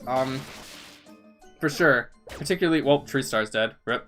Luckily we have Reviver Seeds, which means we can take you on and win this time. Kauai would, no, it's not Kauai. Is it Kauai? The island? Like, it's what Pony Island is based off of in the Sun and Moon. and I think it would be really cool to visit that place too. I went to Hawaii before. Have you been to Hawaii before? That is nice. For those of you who live in California, it's probably a lot easier to go to Hawaii because, like, how long of a plane ride would you say it's to Hawaii? It is from, like, California. Because here I think it's like, I don't know, 12 or 13 hours. Of course, like, if I ever go to Japan, that's even longer, so I don't know. Where were we going with this? I feel like I'm starting to stutter a little bit. No. Because Tree Star is having problems, so we're gonna have him follow us. Let's go to our tactics meeting. Yeah, that's one of the islands for sure. 5 to 6 hours, even from California? Dang, holy smokes. Because, like, I think it only takes, like, 5 or 6 hours to go across the entire United States. My goodness, I can't believe that. But yeah, Hawaii is another place I'd love to visit. Where else? I would say Iceland, but I've been to Iceland. And I think 3 episodes of Iceland is probably going to be enough for this series. You just reminded me of Catalina Island here too. Oh my gosh. Okay, I see. I was wondering where I recognized all these names. Catalina Island. So the islands you keep listing, are the names of islands. Like, I keep wondering where I keep seeing these names. So, Mac has like these different updates for their operating systems every once in a while. And the one you mentioned earlier, like I think it was like Yoshmeyer or something. That was an old Mac update, and Catalina is also one of the newer Mac updates. So, like, apparently the people at Apple are naming all these updates off of those islands, which is pretty interesting because I didn't know that. I'm gonna use a storage orb and send some things back. But yeah, there's islands I want to go to. I mean, if I was really crazy, I would go to the Kerguelen Islands and film something there, but, like, to actually get to the Kerguelen Islands is nuts, because in order to do that, you need to, like, go to Madagascar, go to the small island called Reunion, and then take, like, a week-long one-way boat ride to the Kerguelen Islands, and, like, stay there for, like, 3 months. Apple said California. Oh. Since my father is a history teacher, we saw the Wait, your father's a history teacher? That's actually super cool. Whoa. That's actually amazing. I love history so much. You saw Pearl Harbor Memorial. That is pretty cool. That would be probably one of the places I'd love to visit someday. What else do I want to send back? I guess we could send a few of these back as well. I guess we could send an apple back too. Silver spikes. I don't think we need all these reviver seeds. So I'll send those back.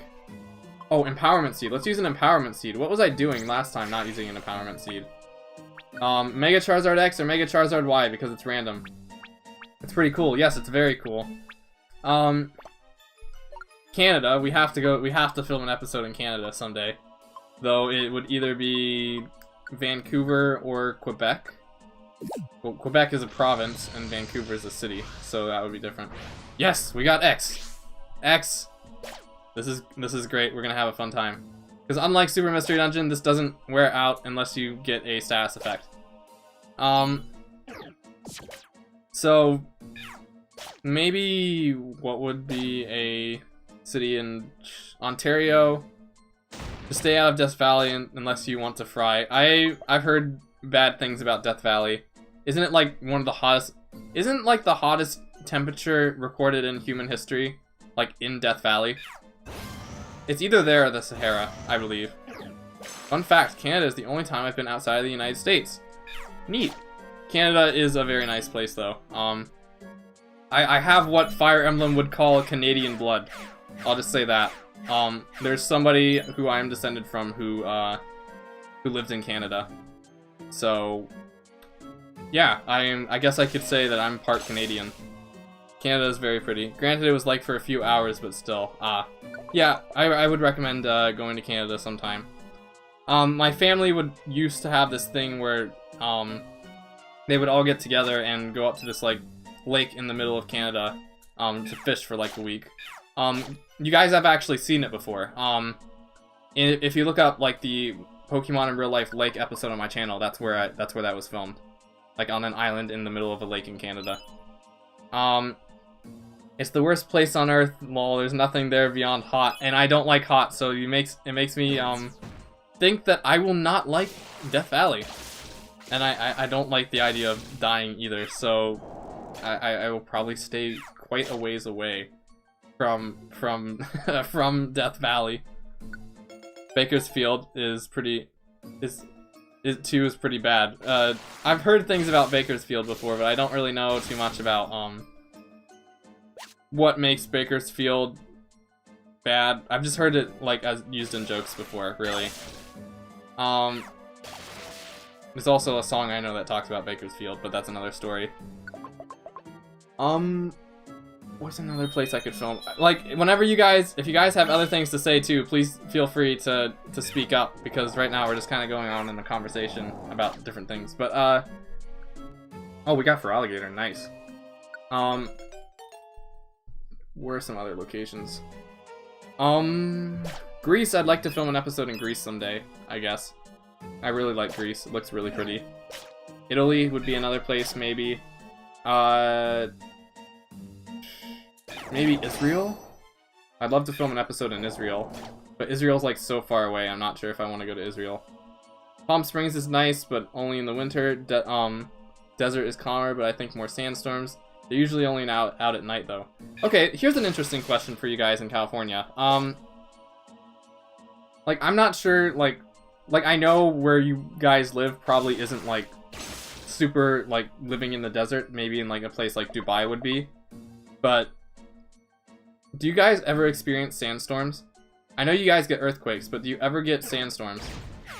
Like, cause I don't picture sandstorms happening in a place that isn't like desert, like all desert. Florida would be just like a bunch of for alligators. Actually, hold on. Excuse me.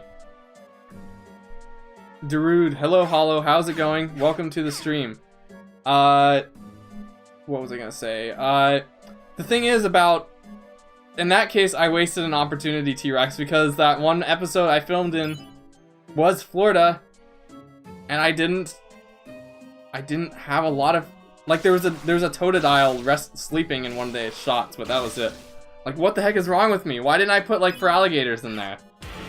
What the heck? Yes. Well, there's nothing there but okay, that's the joke. Okay. Got it. I now know more about Bakersfield. Brutal sandstorm. Oh, you've never experienced one. Not super bad ones, but they're possible here. I live in the mountain areas. Okay. Interesting, though, because I don't know. Like, I've never been a part of an earthquake, so I don't know what the experience is like having, like, an earthquake or a sandstorm happen. I've been hit by hurricanes before, and those are pretty scary, but, like, the West doesn't get hit by hurricanes from what I've seen, which is interesting. Yeah, we're talking about California. Well, why isn't... Oh, okay. I was wondering why Tree Star wasn't healing, but he is. It's just really slow. What else can we say about everything ever? Don't peck me. It's like the entire earth is shaking. Oh, that sounds really scary. Just having... And is it, like, subtle? Because, like, whenever I pictured earthquakes, like, I don't think it actually works like this, from what I've seen of footage of earthquakes, but, like, the way I always used to picture earthquakes is that it would, like, happen gradually. So, like, what would happen is maybe, like, you'd feel the ground shaking a little bit, and then it would start to get, like, gradually more intense, and you're like, uh-oh, we need to get out of here. But from what I understand, or what I actually think, like, earthquakes are, like, instant, right? So it's like the ground's not shaking sometime, and then other times it's just like, boom, the world's shaking now. I remember when my family took a trip to Palm Springs and we got caught in a decent-sized sandstorm. It was really scary, but somehow we made it out. Being in a sandstorm does sound really scary. Like, that is not anything I would want to be a part of. Some can be subtle, some aren't so subtle. Yeah, understandably. I think it was because my dad knew the roads because he used to... Oh, you weren't, like, in a hotel or something? Holy moly, that was scary. You actually reminded me of another story I'd like to share, but, let me catch up with you guys real quick. Yeah, it's instant. Okay, thought so. Depends on the earthquake. Some are gradual. Oh, okay. They happen randomly. That must be pretty freaky, though. That would probably freak me out, living in California, then. Because, like, I tend to worry a lot about things all the time. And just knowing that, like, something like an earthquake could happen like without warning. I don't know. There's just something about that that kind of... I respect you guys for living in California. Anyway, what I was gonna say is your sandstorm story. It kind of reminds me of the story I had like about definitely not 4, but like 7 years ago. My family was traveling south, and we... Oh, actually, this is another story. Like, this leads into another story. Lots of stories today. But, this first one. My family was, like, on a trip to, visit, what was it? Williamsburg? Like, the town. I think it was, like, called Colonial Williamsburg. It's a town. I don't remember the historical significance of it, but, we were going to visit there. And on the way there, we got tornado warnings, around the city, or around the town. And from what I understand, my understanding is that a tornado was actually, like, there was a tornado that was actually traveling, like, through the area while my family was driving down there. And, of course, me being me, I was like, that is absolutely horrifying. And I was, like, all freaked out and all that stuff. But this is actually a story that might relate to you guys, another tornado story. I think you guys will find this very, very interesting. Maybe not funny, but more interesting. Well, let me answer Icy real quick. Depends on the size of the quake. A lot of the time it's like, no big deal. But other times it's bigger and it's like, oh, slight panic. That's, again, I respect you guys for living in California. Really, really respect you guys for living in California. You get a bunch of cool things, like, what's a cool thing from California? E3. You guys get E3, I think. You get a bunch of, like, I think there's more, like, conventions over there. Never experienced a tornado. I saw a dust devil once. My dad's seen a water spout before, like, on a boat, which I can't imagine. That must be, like, absolutely horrifying.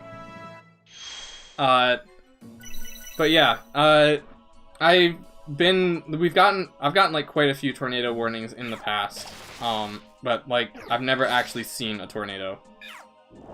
I've never seen a tornado. They're super rare because so many hills and mountains. Yeah, understandable. I've never seen a tornado. We got BlizzCon. That's another one. Yeah. I've never seen a tornado in person, but I have seen weather conditions that can lead to tornadoes. And I have seen, and I know stories of family members who have had their, houses destroyed due to tornadoes.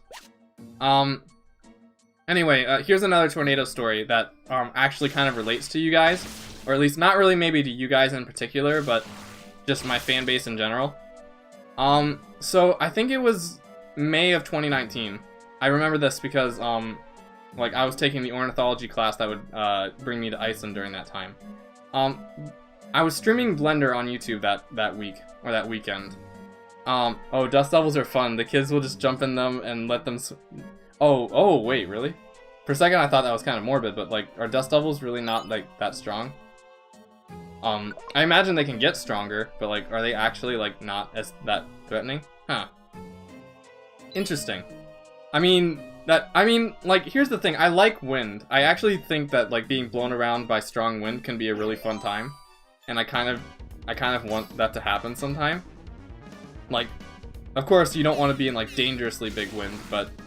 like, wind can, like, push you around a little bit. That could be fun, I think. Anyway, back to the story.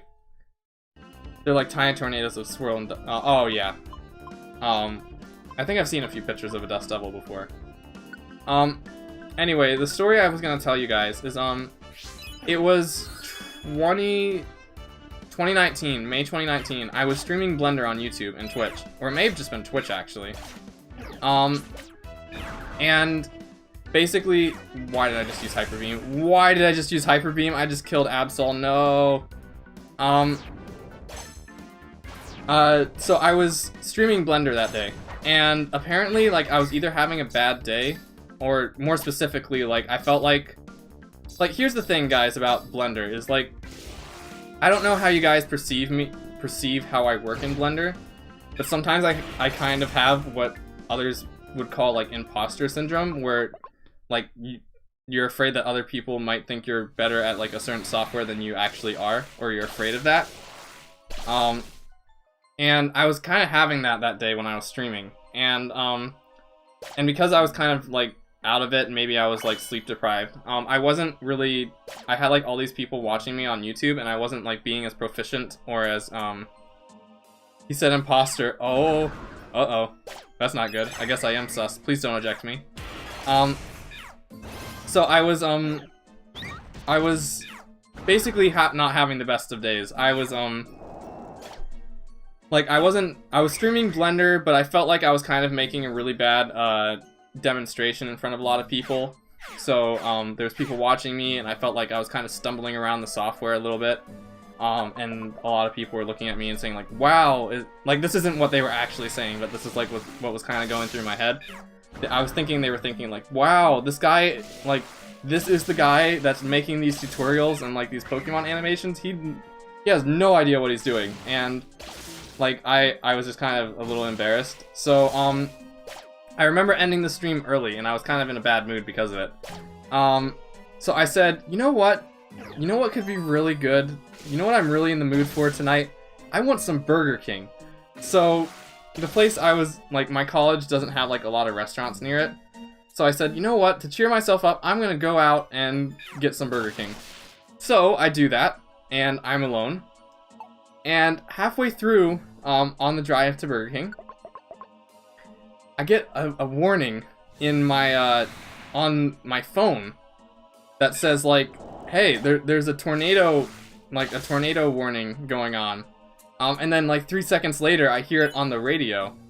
And I'm like, shoot. Well, this is, like, the worst time ever to be out alone in the middle of nowhere. And where was I going with this? So anyway, on the drive there, I start getting radio newscast things that say, that the tornado, like, there was either, like, a tornado. Oh yeah, you've heard, wait, I've told you the tornado story before, really?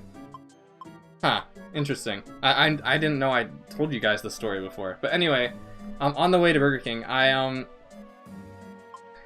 start getting, like, I think news reports that said, like, there was a tornado. Like, I'm not sure if there was actually a tornado, but apparently the tornado was, like, really close to where I had just been driving. And now I was, like, alone in a Burger King. You've never heard of it? Okay, then I'll keep going.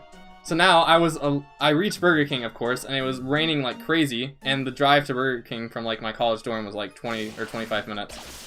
So now I'm trapped in a Burger King, too afraid to actually, like, go back out and, like, head back to my dorm because I don't want to get hit by a tornado on my way back by myself. And that was eventually I did get the courage to finally, like, you know, go out and actually, like, drive home. But I remember that story in particular, and I feel like you guys, like, especially deserve to know about it because the tornado, like, this was a story that happened directly after one of my streams.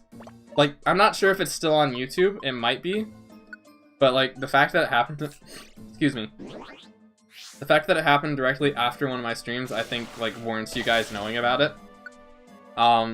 But yeah, that was the time I almost died into, like, how, like, this is kind of dark, but, like, how bad would it have been, like, if I signed off the stream and I was kind of, like, in a bad mood, and then just, like, I vanished? That would be bad. Hello, Thunder the Jolteon, welcome to the stream. We're just having a fun time today. We just finished the story about, how we got trapped in a Burger King by a tornado. How are you going? Yeah, that sounds spooky. Waiting to have the best course of action. Waiting may have been the best course of action. I think it was the best course of action, for sure. Like, the rain wasn't forecast to stop, so I was gonna have to bolt eventually and take some risk. which I don't really like doing. But, yeah, it was not an ideal situation, but at least it's a memory. Like, think about it, if that didn't happen, I wouldn't be talking to you guys about this now, and, it's a fun story to look back on, so that's the good side about it. That would have been sus. It would have been very sus if I just disappeared. What else can I say? Just got Animal Crossing in 3 months of Nintendo Online. Really? Whoa! Are you talking about New Horizons? If so, we should add each other, if we haven't already, because I also have New Horizons. I haven't played it in a few months, and I feel like my town is a little bit messy, but it has an interesting structure. And it might be worth showing you guys. Team Rocket shirt Pikachu. Yes, I don't think it was that particular stream, Hollow, but I think it was around that time. It may have been, what was it? I think it may have been like a few streams after that. I think I was working on like an evolution render, but I don't remember for sure. What else? Yeah, New Horizons. I should show you guys my New Horizons town sometime. Maybe I could do this. Well, this is a Pokemon stream, but I guess I could show you guys at some point if you guys wanted to see my New Horizon town. I don't know. Someone's dying. There's a beeping noise. Yeah, I got caught in a terrible storm once. I was in Yosemite, and once it wrecked our tent and we ended up sleeping in the car. Oh, that sounds scary. Sleeping in a tent knowing that like it's too dangerous, that must be horrifying. It's the worst trip we had ever had for multiple reasons, but that was one of the worst parts. I can't imagine being stuck in a car like that.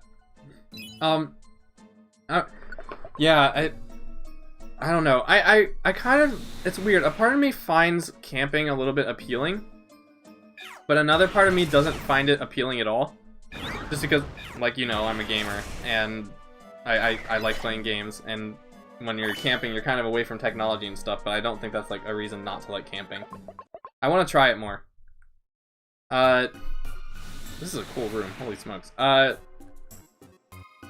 You kind of, like, I guess, another story. When we were camping once, we stuck our tents, we were stuck inside of our tents because a skunk came onto our campsite. Any gamers? Oh. What can we say?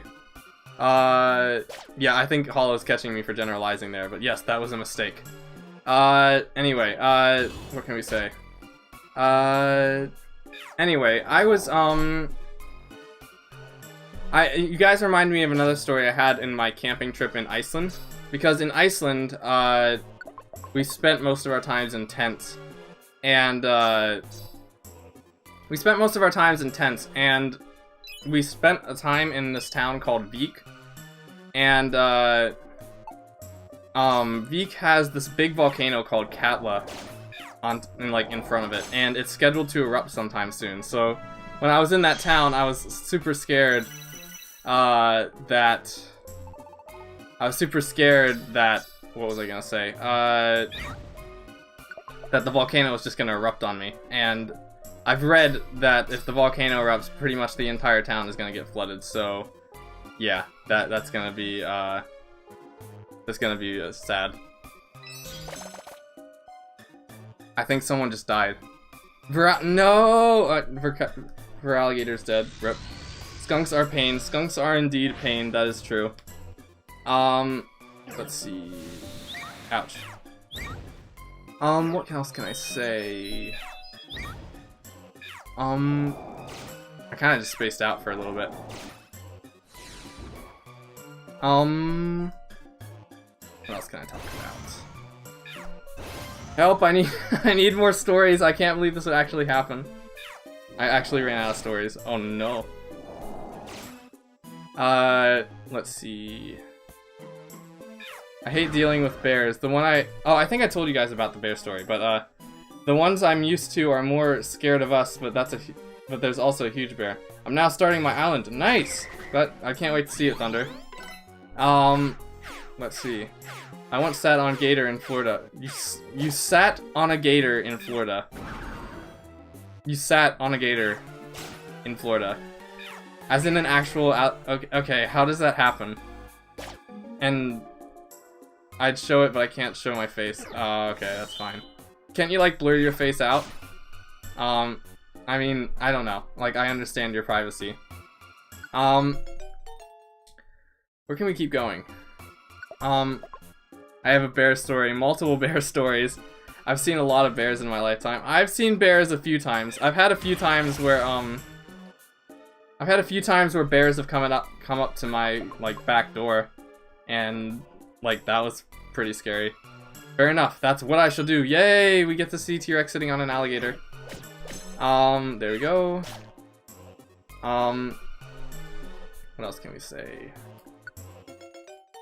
I'm gonna drink some water real quick. Stream is just unbearable. Oh, the puns. Yeah, I'm gonna drink some water real quick.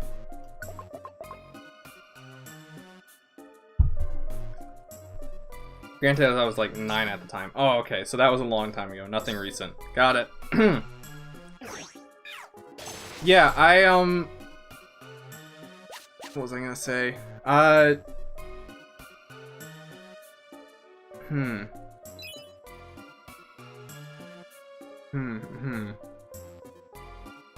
just completely spaced out.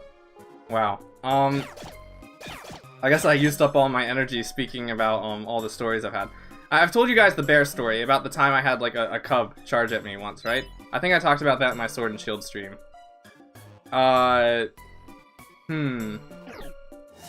Yeah, so I think I've talked about that.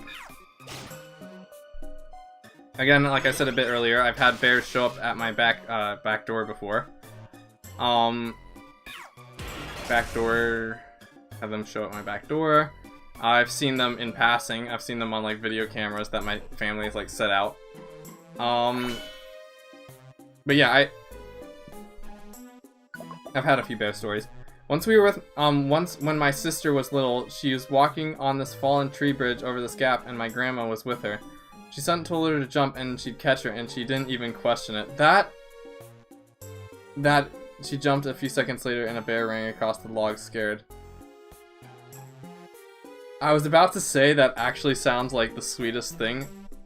That's a shiny. Okay, the shinies aren't as rare in this game, that's why I'm not freaking out as much. That actually sounds like incredibly wholesome, like holy smokes, that is the most wholesome thing I've ever heard. What we were gonna say, stream hates me, I was back, I said I was back, and stream didn't shoot it. That is silly, curse the stream. But, yeah, I just imagine having a bear run across a log. Like, my goodness. I can't imagine. I guess that was the bare necessities. Oh, the puns. Anyway, welcome back, Wesley. I'm sorry that the stream was giving you trouble. Hopefully it never gives you trouble ever again for the rest of your life. Because we like having you here, and we like having messages here. We were just talking about bears. And bears are fun. Except when they're not. But yeah. I've never watched The Jungle Book. Add that to another list of movies that I've never seen before. There we go. My goodness.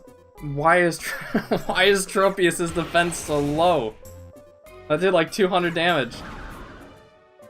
Gator image sent to Discord. I will take a look at that after the stream, as usual. But I am looking forward to the gator. Jolteon also needs to refresh discharge. It wasn't a big bear, I think. Like, it was pretty young and it did, but it was still scary. I'm glad my sister just did it and didn't question what my grandma said. So, like, was the bear wasn't, like, going after your little sister, right? Like, why was the bear, like, you said the bear was scared, but, like, the bear wasn't, like, actually going to, like, attack your little sister, right? Because if so, that's really scary. Incredibly scary. Either way, that must have been incredibly scary. Oh, there's the stairs. Okay. There we go. Over that way.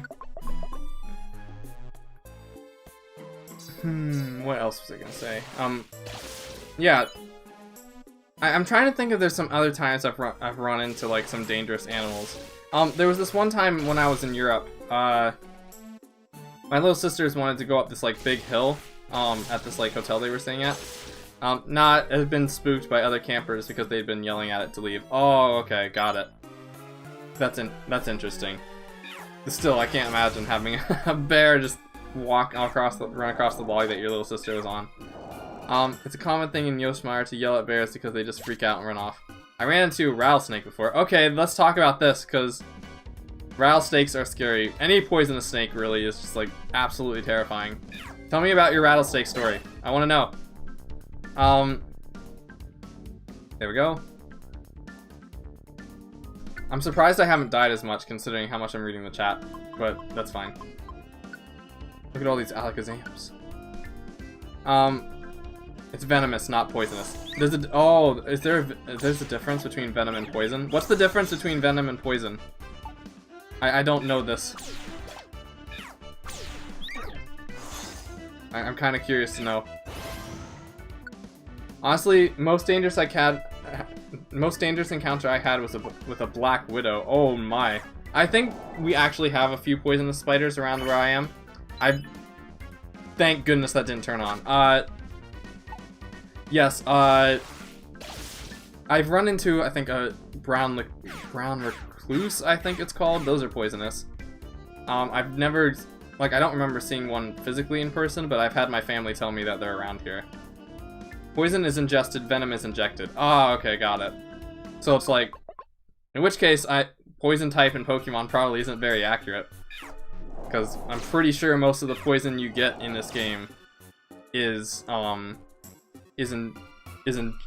injected, not ingested. Unless you, like, eat a poison apple or something. I'm back. Hello, Smokey. Welcome back. Glad to have you here.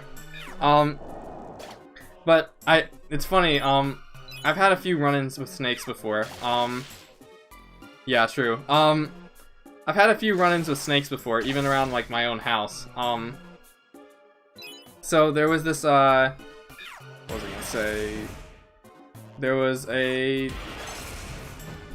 well, let me talk about the other story first. But let's T-Rex answer his story first. I was like 12 and I saw this big western diamondback, so I just stood far away. I can't imagine. Are rattlesnakes, like, fast? I know they're fast with, like, striking, but, like, do they, like, slide fast? I got Bowser's Fury. Oh, that's gonna be fun. That means if I get Bowser's Fury, we could play 3D World together. Oh, no. Eventually it left. Okay, good. Not particularly. Okay, good. I remember there was this story, where, like, my sisters went up a hill. Like, just this random hill somewhere in Austria. And, they went up there, and apparently they got scared. Oh, I was about to talk about black mambas, actually. I was gonna say that after my story, but, yeah, black mambas are, like, the fastest. They're, like, as fast as, like, a human, right?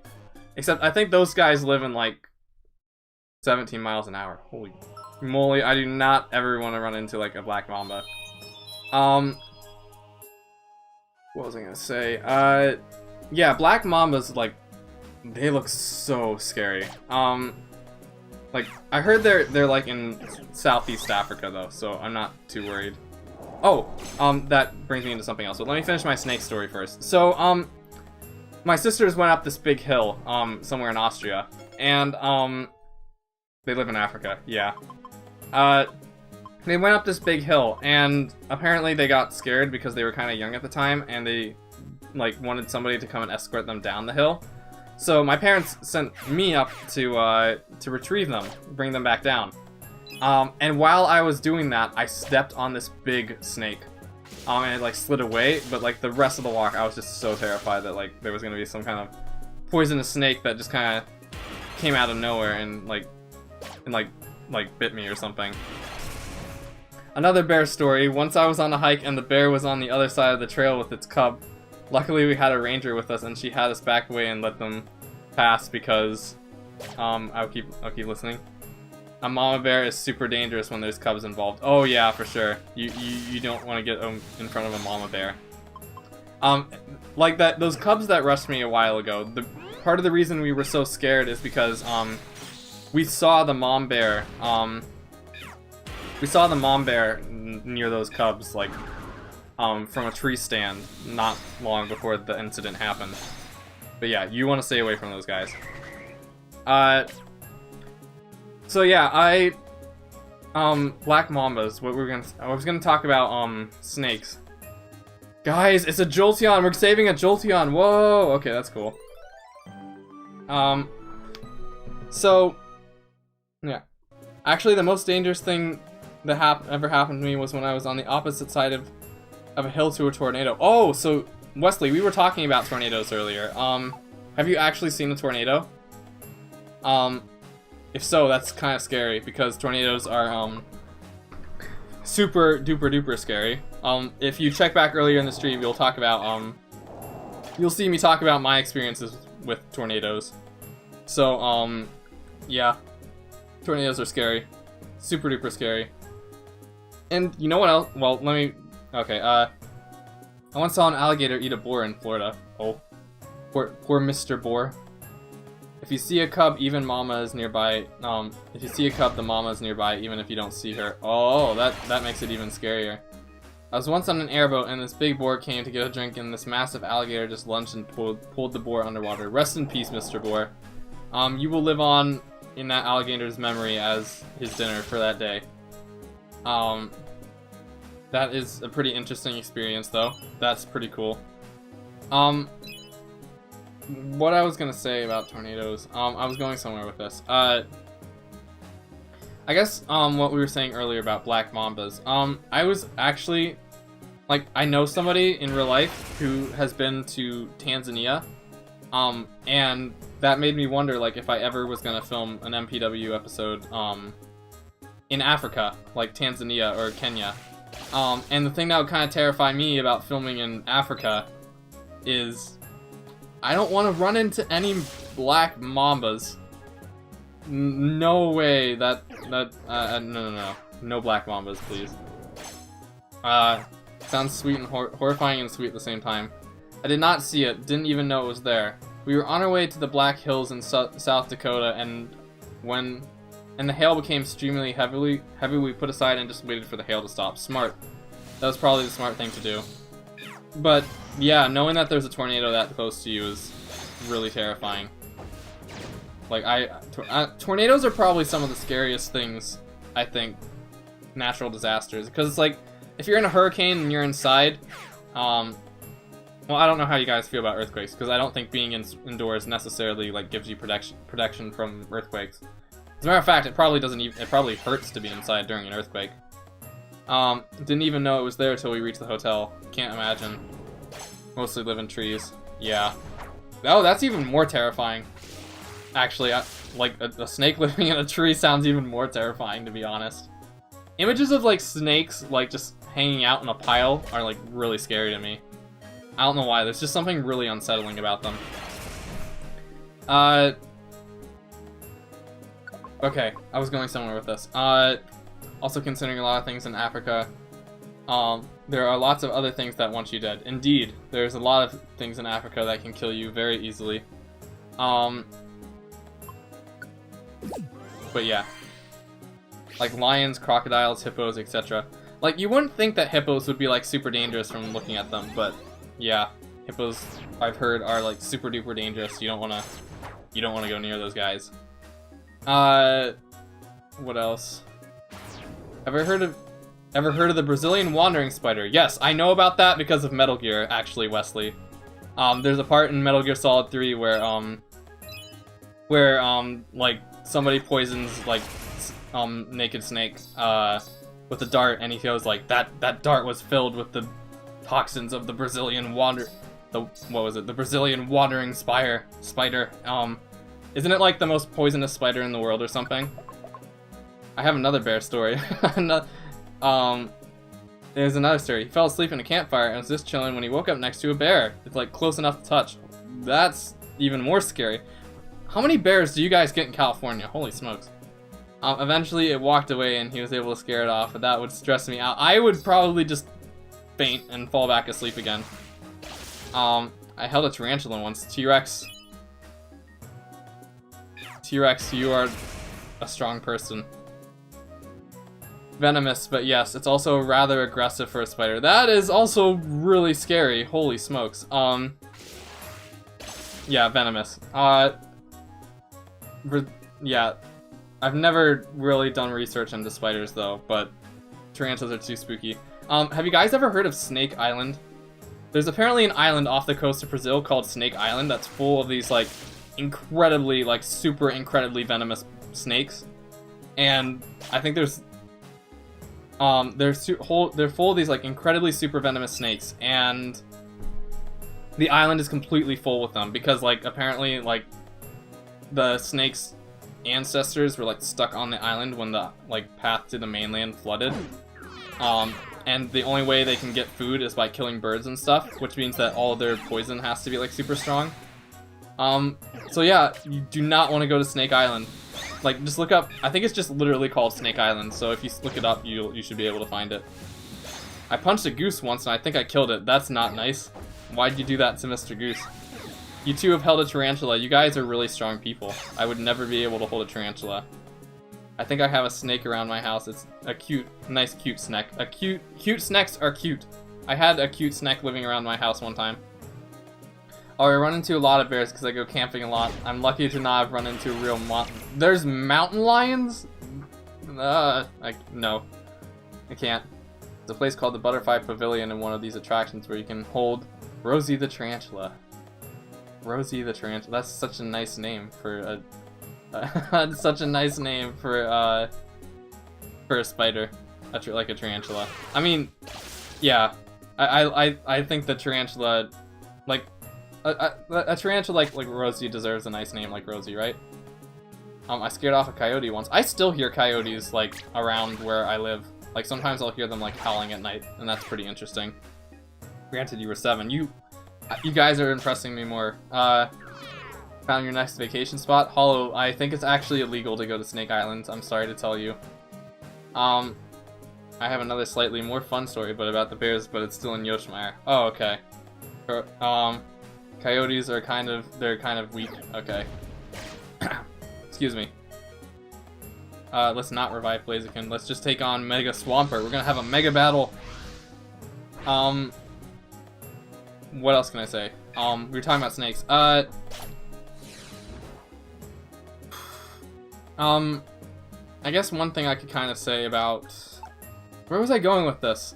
There was something, like, from minutes and minutes ago that I was going to talk about regarding, like, venomous snakes and stuff.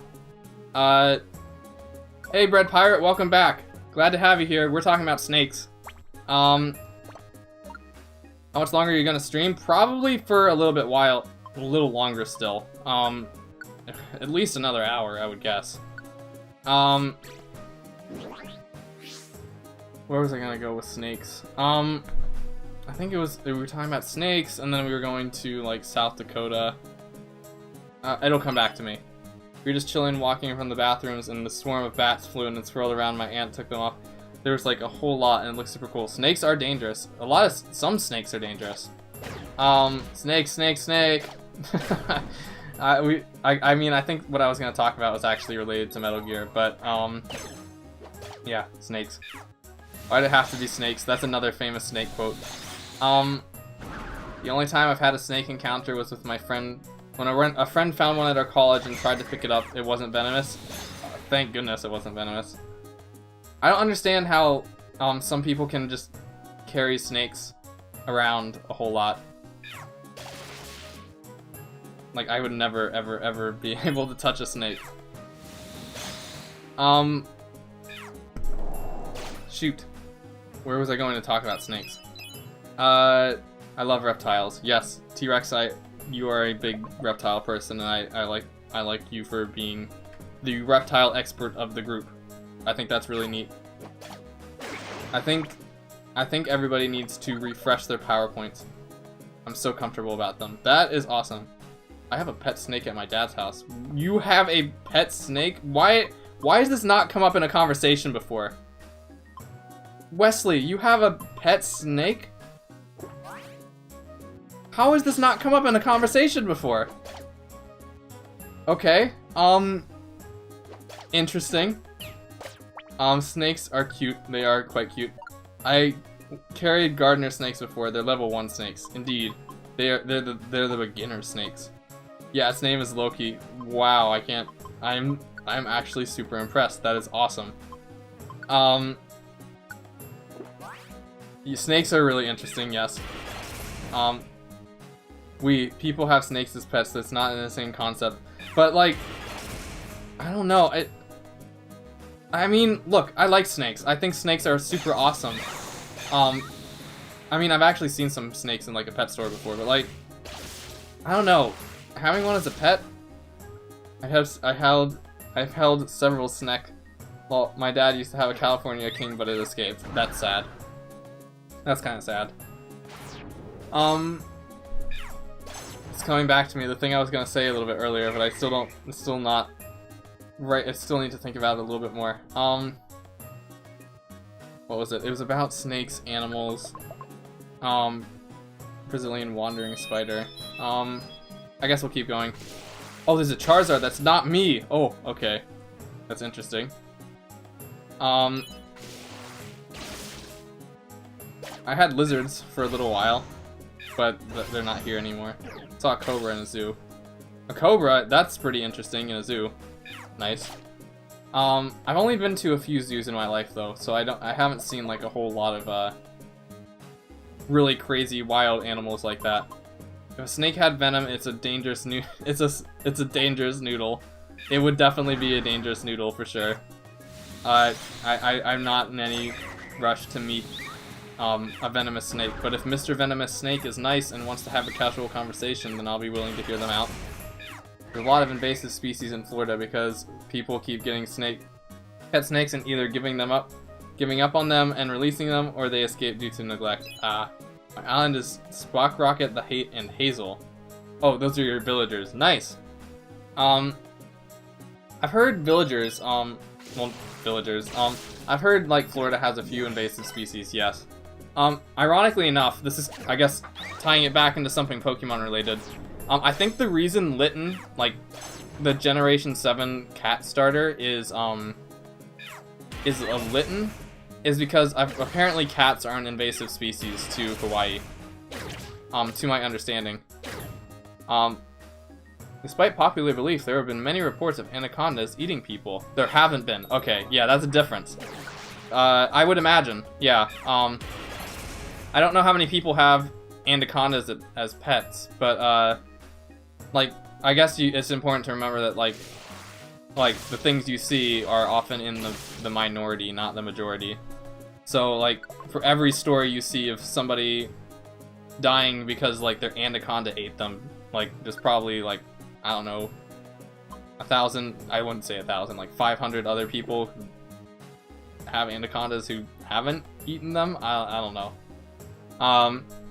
It was like at a zoo, and they had a few kids holding up, but it was still super cool. It was like super little, like, not 5 to 10. Oh, okay. It was a long time ago. Okay. I don't know. I like snakes. Maybe if the snake wasn't poisonous, I'd be more willing to pick it up. But, yeah. Did you know you can tell if a snake is venomous by the shape of its head? That, I remember hearing that somewhere in passing. But I don't know, like, that too much. But, yeah. I know, like, there's this corn... I don't remember the snake's name, but I know I know the old saying, red on black, venom lack. Red on yellow, kill a fellow. That's for, like, 2 different snakes that look similar, but one's poisonous. Venomous, yes, thank you. I keep saying venomous. Thank you for catching me. My anaconda, don't want none unless you...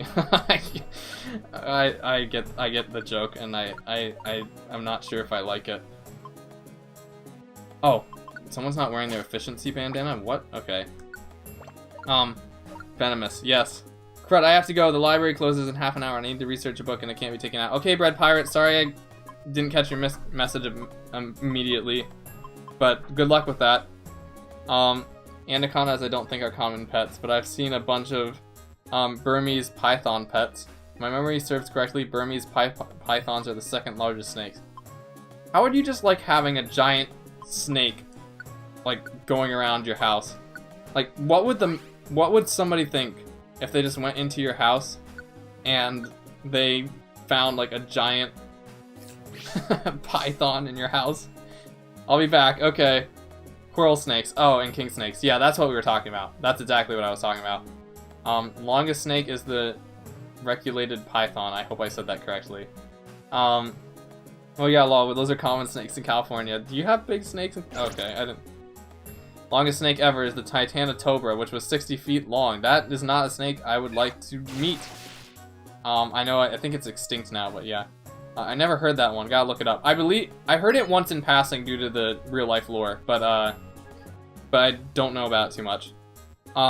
If you guys ever want to learn a bunch of really interesting things, like, look up real-life lore. It's probably one of my favorite YouTube channels, where they go over a bunch of random things. I'm back. Hello, Star. Reminds me of Billy and Mandy. I haven't watched Billy and Mandy.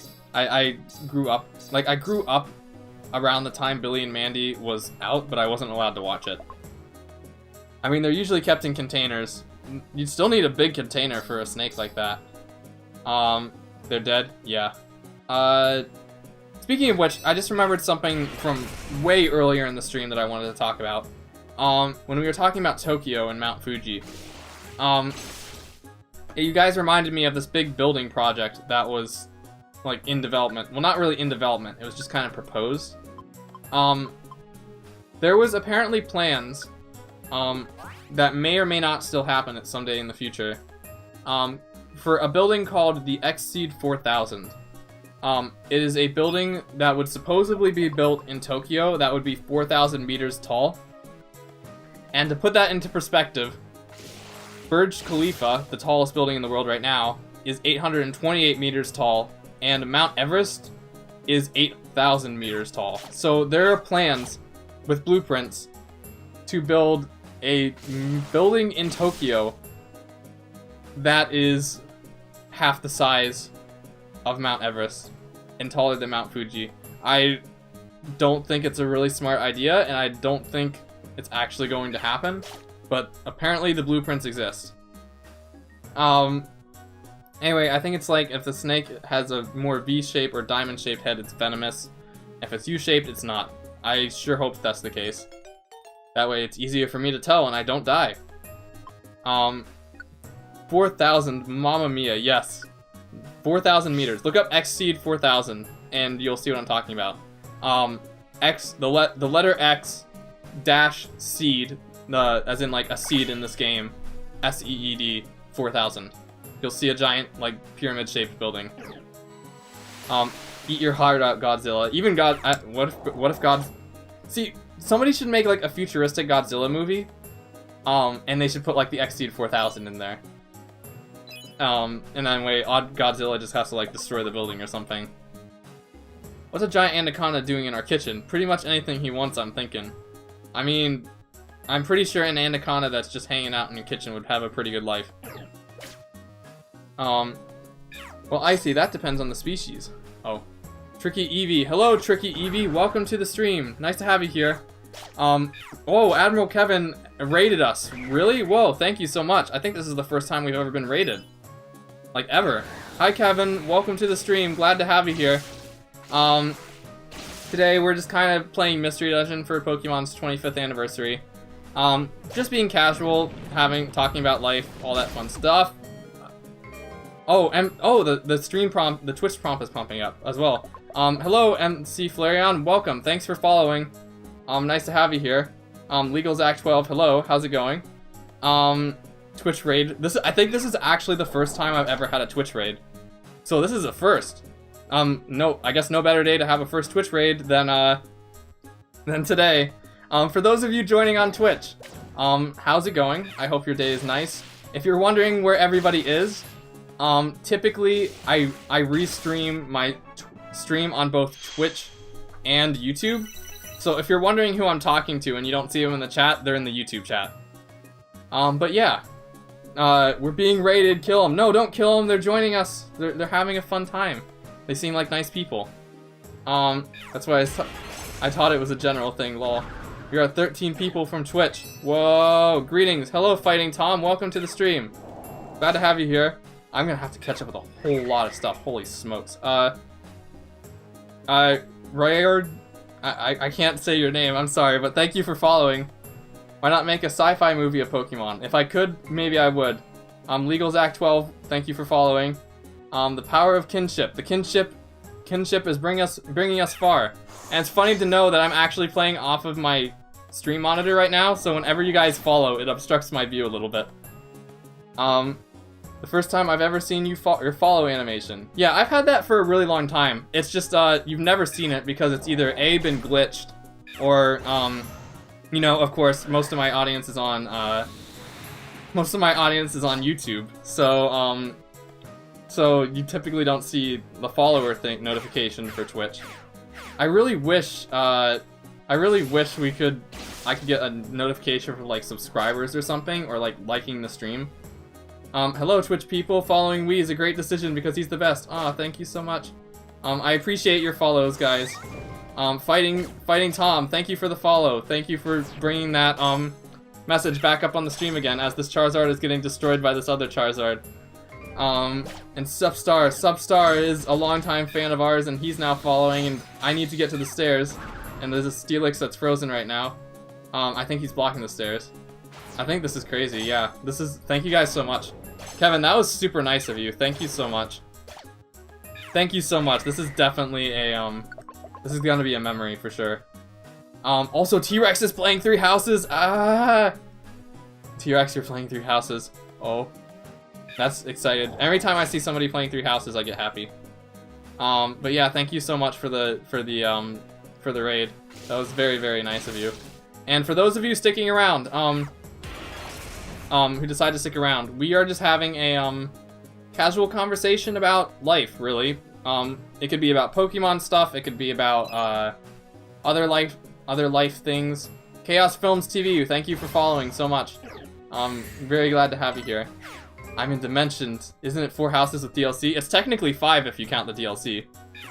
Yes, you have 3 houses. Hi to Icy. How's it going? Steelix is gonna join us soon. Yes. It's technically 5 houses because default 3 houses has 4 routes, not 3. But yeah. It is kind of weird though how 3 houses technically isn't accurate anymore since the DLC came out. But yeah. Snakes are what we're talking about, Boops. Snakes, we talking about Boops noodles. Yes, we're talking about, it's literally, we're talking about the, scaly noodles known as snakes. I am here. Hello, Wesley. Welcome back to the YouTube chat. And now I'm here. And hello, Wesley. Welcome back to the Twitch chat. We're glad to have you here on both the Twitch chat and the YouTube chat. Apparently there was a message that was held for review by T-Rex, where he was quoting Dimitri. I guess we'll let that go through. Thank goodness I just happened to check the message at that time. So yeah. I guess we'll just let all these guys join us. I guess while we have everybody here, I could go into some intermissions because there's some things I wanted to show off, kind of outside of the dungeons. So we're gonna do that. We did talk and celebrate the 25th in my stream too. I played Pokemon TCG. Oh, I believe that's TCG related. 4 hours, 100% win rate in today's stream. That is super impressive. Like 4 hours and a 100% win rate. Holy smokes, that is super impressive. So yeah, that's good. I'm sorry I didn't realize you were streaming. If I did, I would have probably stopped by. Well, I didn't know how long you streamed for, but yeah, I could have stopped by. TCG Online. Oh, okay, that makes sense. Yes. So now we get a bunch of rewards. Epic Karen's here too. Holy smokes. Hi Karen, welcome to the stream. I'm glad to have you here. Greeting you fools on Twitch. I'm the Great T-Rex, the most important person here. He is, for those of you who don't know, T-Rex is our annual villain, so, try not to take his, like, evil antagonistic ways, too seriously. Anyway, Karen, welcome to the stream. Wesley's told me quite a few things about you. I've been meaning to meet you for a while. So, yeah, welcome to the stream. Just hanging out, talking about casual things. Hollow is apparently God. We'll take that in stride as well. That sounds fun. I was just talking about that. Those emotes are adorable. I love, like, I love the emotes that, like, Kevin uses all the time. He just has these really wholesome emotes, and I really like seeing them when he, like, talks and stuff. You can try to say, Raiju, Ryu, and mostly you can just call me Rai, if it's easier for you. So, yeah, I'll just call you Rai. Hopefully I can remember that. You're just a hollow. Okay, I play safe, then thank you. Okay, that's a lot of messages going on.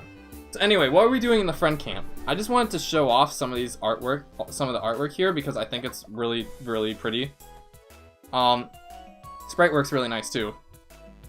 What else can we say? I'm just gonna go through these. I don't even really know why I'm doing this, but okay, there's one in particular I wanted to show off because this is what I used during like my test stream this morning. What was it called? Ice Flow Beach. I was staring at this artwork a bit earlier, and I was just thinking about like, whoa, this is like the super coolest, prettiest thing I've ever seen, and like I wanna live here. Well, maybe not live here, but I want to visit here. It's just like the auroras in the sky and like the ice, and like I just want to go here so bad. I never would have imagined my bro using the word adorable to describe something other than kittens. Oh, that's interesting. Yeah, Wesley's a cool guy though. It is pretty. There's some other ones that I thought were really nice too. Let's go through these, see if we can just comment on these. This one looks really interesting because it's kind of a river, and you get these little like shapes in the rocks that make it kind of think that it's a house. Like, I would want to live here. My main base in Ark was on a glacier. That, you can have, oh my gosh, a base on a glacier sounds epic. I want that. You want to fight? Oh, what are you gonna fight for? Wee Monkey 2 is adorable. Thank you, Hollow. I appreciate the comment. Ice sank the Titanic. Oh yeah, that's not good though. I have to go to the store now, but I'll stay for the lurk, Wee Monkey. Thank you, Kevin. Again, thank you for the raid. Rivers in a dry land. Oh. This one looks really nice, but you'd probably have to breathe underwater. Sorry, my Persona bug kicked in. Facts. Oh. This one, the Deceit Laboratory. This one I find really interesting, because if you look in the description on the top right, it says an abandoned lab built by humans long ago.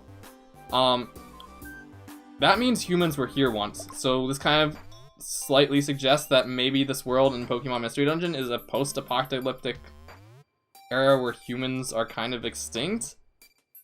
I don't believe that personally, but this kind of suggests that. Bring it on. Oh. I had penguins to warm it, and a pole on the side of a house and a hole in... I want to live in your base, Star. Like, holy smokes. Anyway, here's the laboratory that has been causing problems for my theories. Jumping to YouTube too, so 2 lurks. Oh, thank you. Here's Evolution Forest. I think you guys are gonna like this. This is where the evolutions are. Wesley, I found this streaming this morning. Apparently, I named an Espeon I got in this game after Liana. I didn't remember doing that, but it's there. I don't know, I just find Liana to be like a very catchy, good name. I think you did a really good job coming up with that name. My angler lit the water up. Whoa, interesting. Love the BG music now. I really like the music in this game as well. Evolution Forest was my favorite in the original Pokemon Mystery Dungeon. I think it does look really cool. Let's look at it again. It kind of has those trees and like that glowy rock in the middle. Wow, so you don't name the Charizard after me? No, let's do that right now. Actually, we got a Charizard. I mean, the Charizard is named after me, kind of. So yeah, Liana, Pog. That's it. I'm roasting an Eevee. No, you said you were gonna be respectful for Eevees today. So you gotta keep your word. Or unless you lie and use Stealth Rocks like you did last time. Oh, rip Eevee. Maybe an apocalyptic event turned everyone into Pokemon and wiped their memories. Maybe. I once heard a theory from Proto Mario saying that like the Mystery Dungeon world is a an alternate universe where the protagonist loses against N in Pokemon Black and White, and like the protagonist is sent into the future to kind of protect the new Pokemon world that comes out of that, because like N wanted to separate Pokemon and humans. But I'm not sure how well that theory holds up, since like Ghetsis was kind of using N as a pawn, which is something I could go way more into way more detail if you guys want me to, but I'm not sure if I want to talk about that. I have kind of mixed feelings towards Ghetsis. I really like him in some ways and really dislike him in other ways. There, I'm in 2 chats tonight. Okay, thanks Kevin for stopping by. Oh, come on, I had a change of heart. Some guy named, Boro, oh no. Okay. There was another area I wanted to show off too, among these, little pieces of artwork. Frigid Cavern I thought was pretty interesting. Yeah, would you guys want to live here? Looks a little bit too cold for my liking, even though I like the cold. Worst thing about Ghetsis is his theme, don't at me. I mean, I could understand why you might not like Ghetsis' theme. It's kind of subdued compared to, like, other themes. I don't really mind it personally, but I can understand why someone might not like it. What if you were an ice Pokemon? If I was an ice Pokemon, I would probably, I'd probably like it. But if I was to say, like, if I wanted to be an ice Pokemon, what Pokemon would I want to be? Honestly, Waldron, really. Like, I wouldn't mind being a Waldron if I was an ice Pokemon. There's another artwork I want to find that I wanted to show off. Oh, this one! This one I thought was really interesting, because it kind of also suggests that, like, Pokemon live here. And if you look into the right, you can see, like, a door in the middle of the lake. And, like, a little window on top. Like, that would be a very interesting house to live in. But the problem is you'd probably flood your house every time you open the door. Down with Team Plasma. Down with Team Plasma Black. Oh. And yes, that was super pretty. It is. Yes. Is there any other pieces of artwork I wanted to show off? I guess I could show this off as well. A lot of the legendary Pokemon in this game get their own, like, little friend areas. And the weird thing about these friend areas is, like, a lot of the music is, like, ambient. It's like, you can hear, like, things going on. Like, in the background, you can hear, like, wind. It's like this one, for instance. Like, it's just wind. But, yeah. Not a problem if you're a water type. That is true. You don't really... Well, even if you are a water type, like, what if you... Like, electronics don't really exist in this world, but, like, think about this for a moment. If you're a water type and you use electronics, like, you still have to worry about, like, those electronics getting wet. And, like, if you, like, drop your phone in your house that's, like, flooded with water, as a water type, that means it's gonna shock you. And electricity is super effective against water. So, that might not end well. Down with the ego, up with the ego. The ego needs to go up from here. But what if you're a water type? If I'm a water type, I actually think Waldron is also a water type. Let me go back and go back to that, like, pretty, like, Ice Flow Beach again. I actually think Waldron's also a water type. Where's the typing? Yeah, ice water. I don't think, if it was water type, though, I'd probably want to be, like, a Vaporeon or something. Walrein. Okay, yeah, that's it. I'd probably want to be a Vaporeon or some other water type. Because, like, if I actually was a Pokemon, I actually don't think I'd be a fire type, because, like, for those of you who don't know, I'm actually really scared of fire in real life. I'd probably be a water type, because I actually really, really like water in real life. I love the way it sounds, and don't worry, Kieran, I haven't missed your message, I'm just kind of finding a good place to read it. I really like the sound of water, I like swimming. I love water so much. Which makes no sense, considering that, like, Charizard, I often use Charizard to represent myself, so, I don't know. I'm a little mad you can't explore the friend areas in DX, but I do approve of the art for every area, so pretty. Yeah, exploring the areas in DX, like, in the original, was pretty fun. And, like, I was kind of a little bit bummed out about that at first as well, but it kind of made things more mainstream, so, like, we can just select Pokemon now. And we do get this artwork. So, there's that. It's not a perfect solution, so, like, if they gave us the option to explore as well as giving us the artwork and stuff, like, that would have been ideal, but, it is what it is. Waldon is my favorite Walrein. Okay, I guess we're gonna do this now. Let's go here.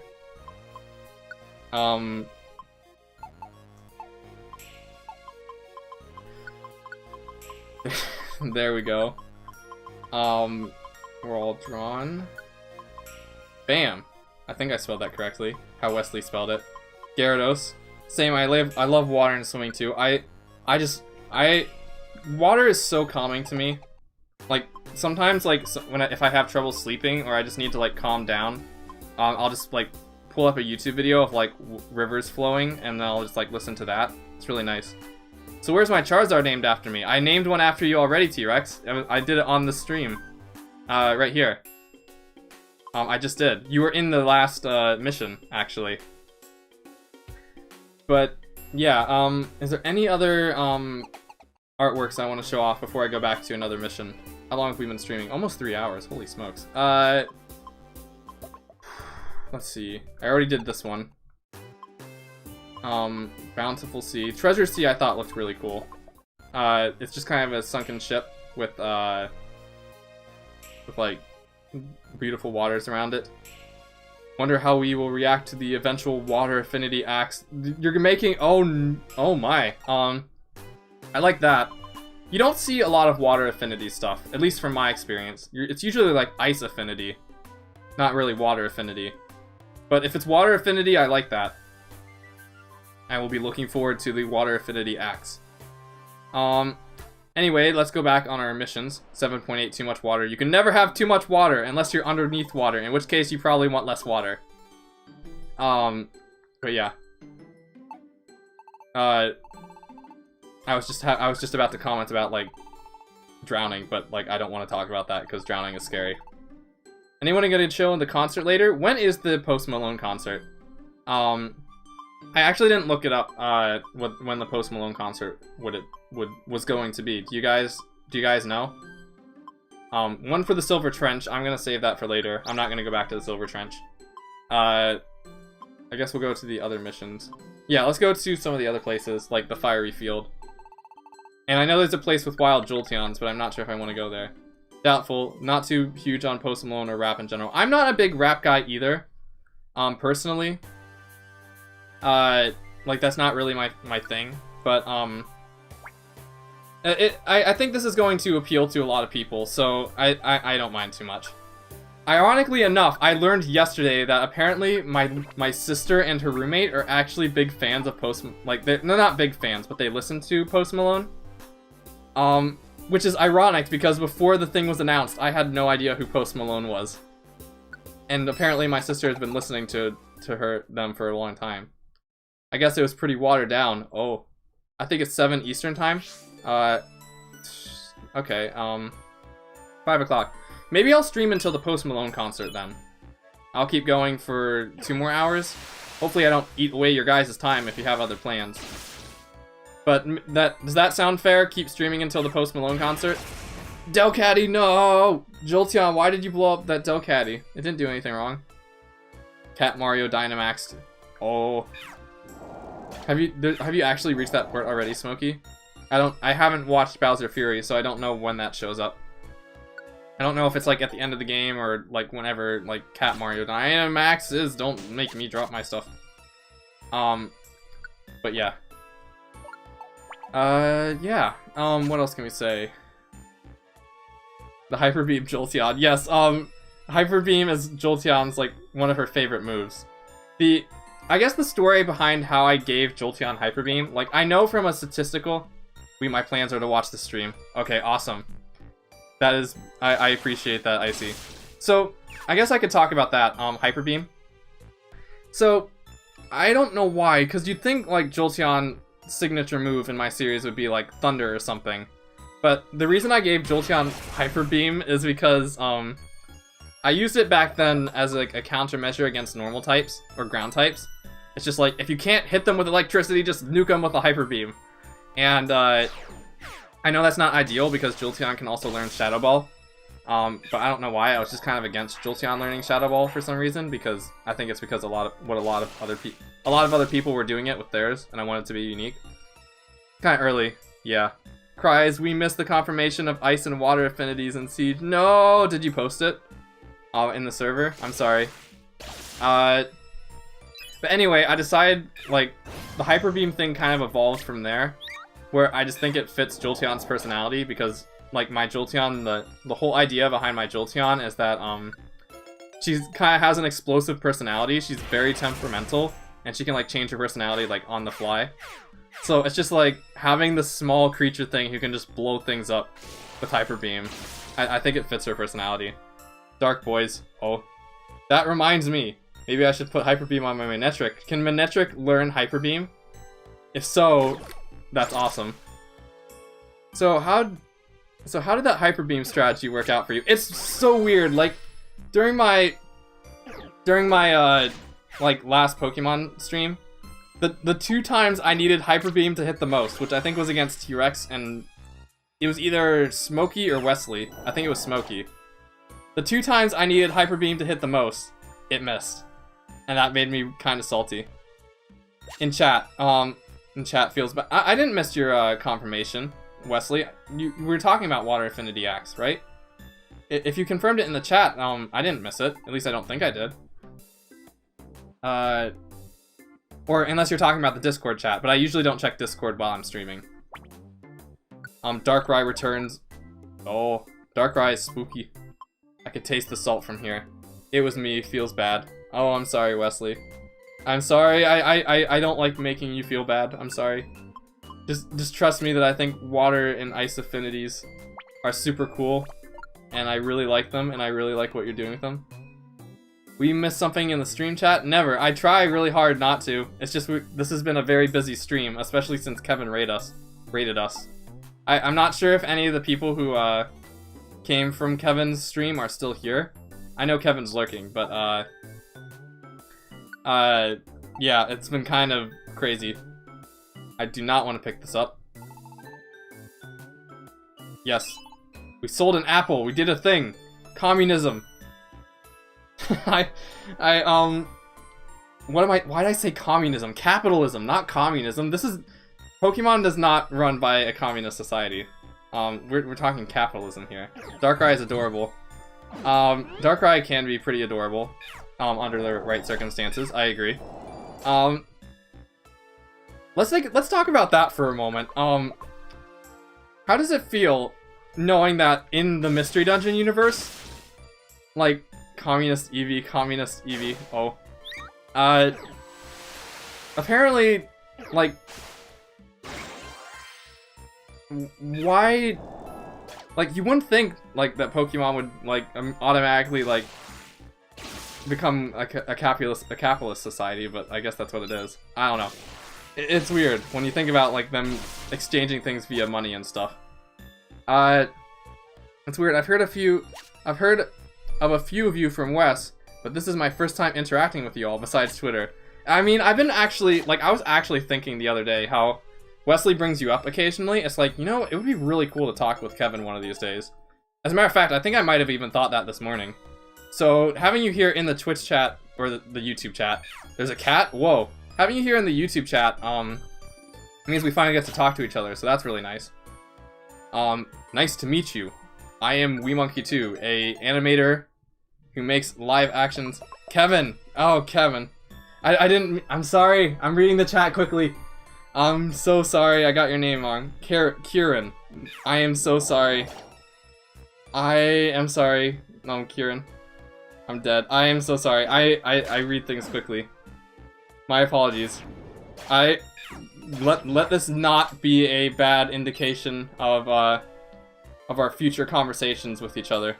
I will try not to make that mistake again. The whole concept of Darkrai is adorable. I don't want to hurt humans, so I hide away to keep away from humans because I don't want them to be... Is that actually Darkrai's story? That's pretty cool. I'm T-Rex. I'm Wee's personal antagonist. Can you tell we're twins yet? You guys are pretty... I knew you guys were brothers. I didn't know you were twins. That's pretty awesome. But now I can tell, yes.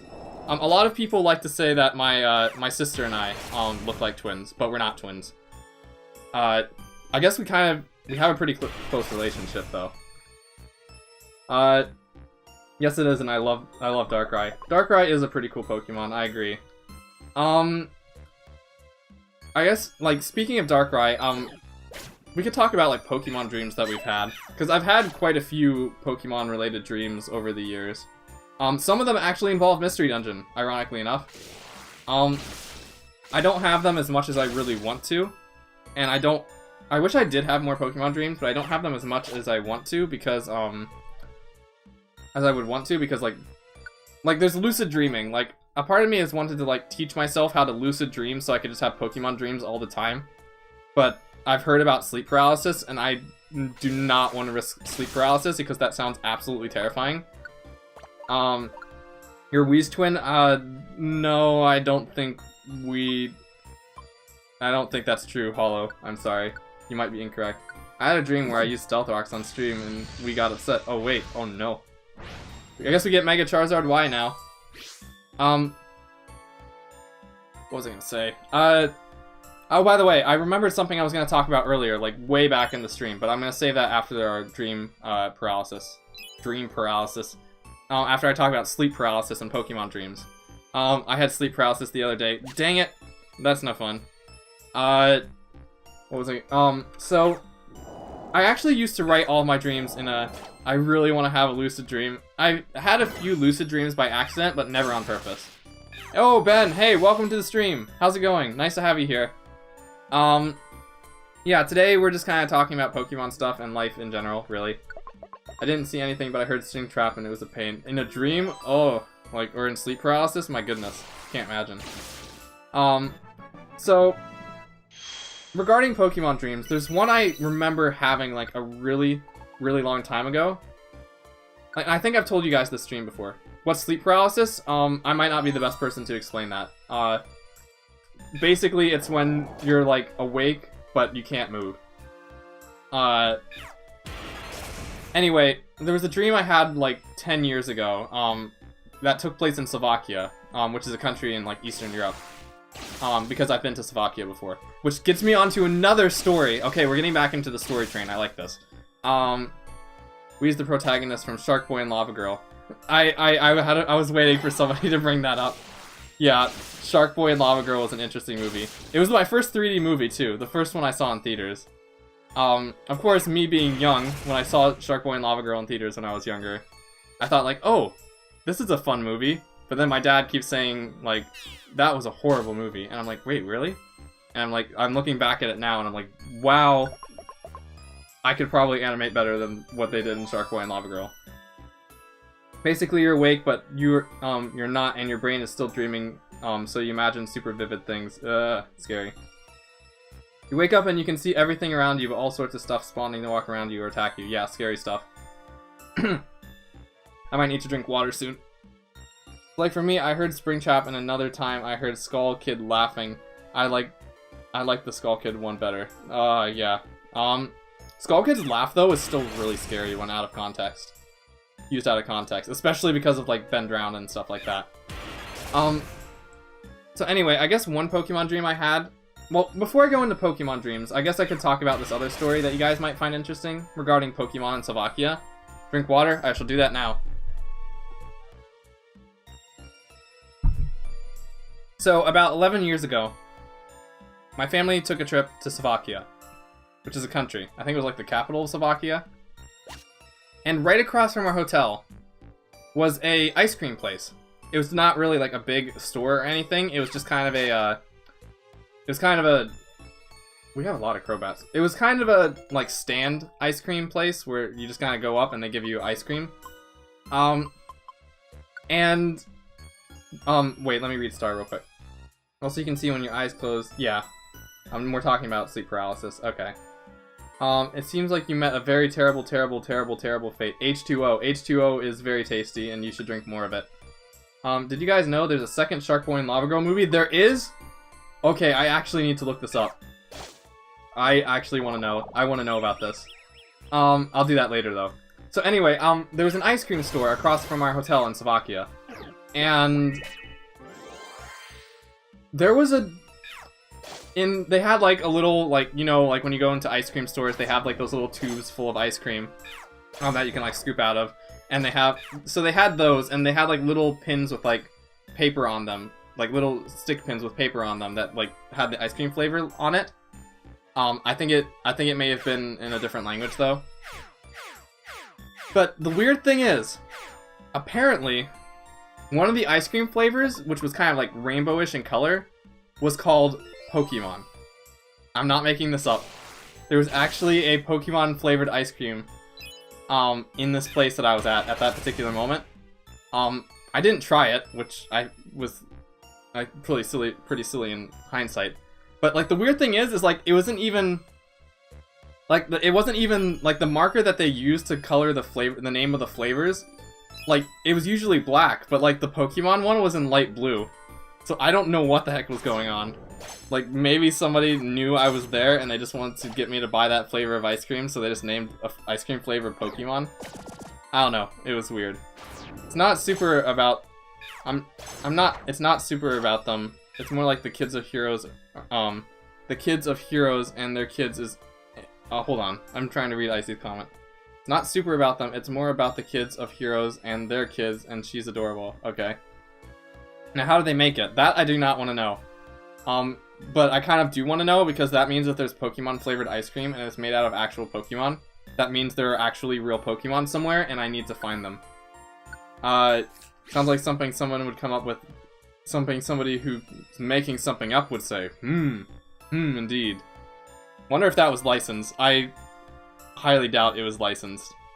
Like, it was in the middle of nowhere, in the middle of Slovakia. So, I don't think,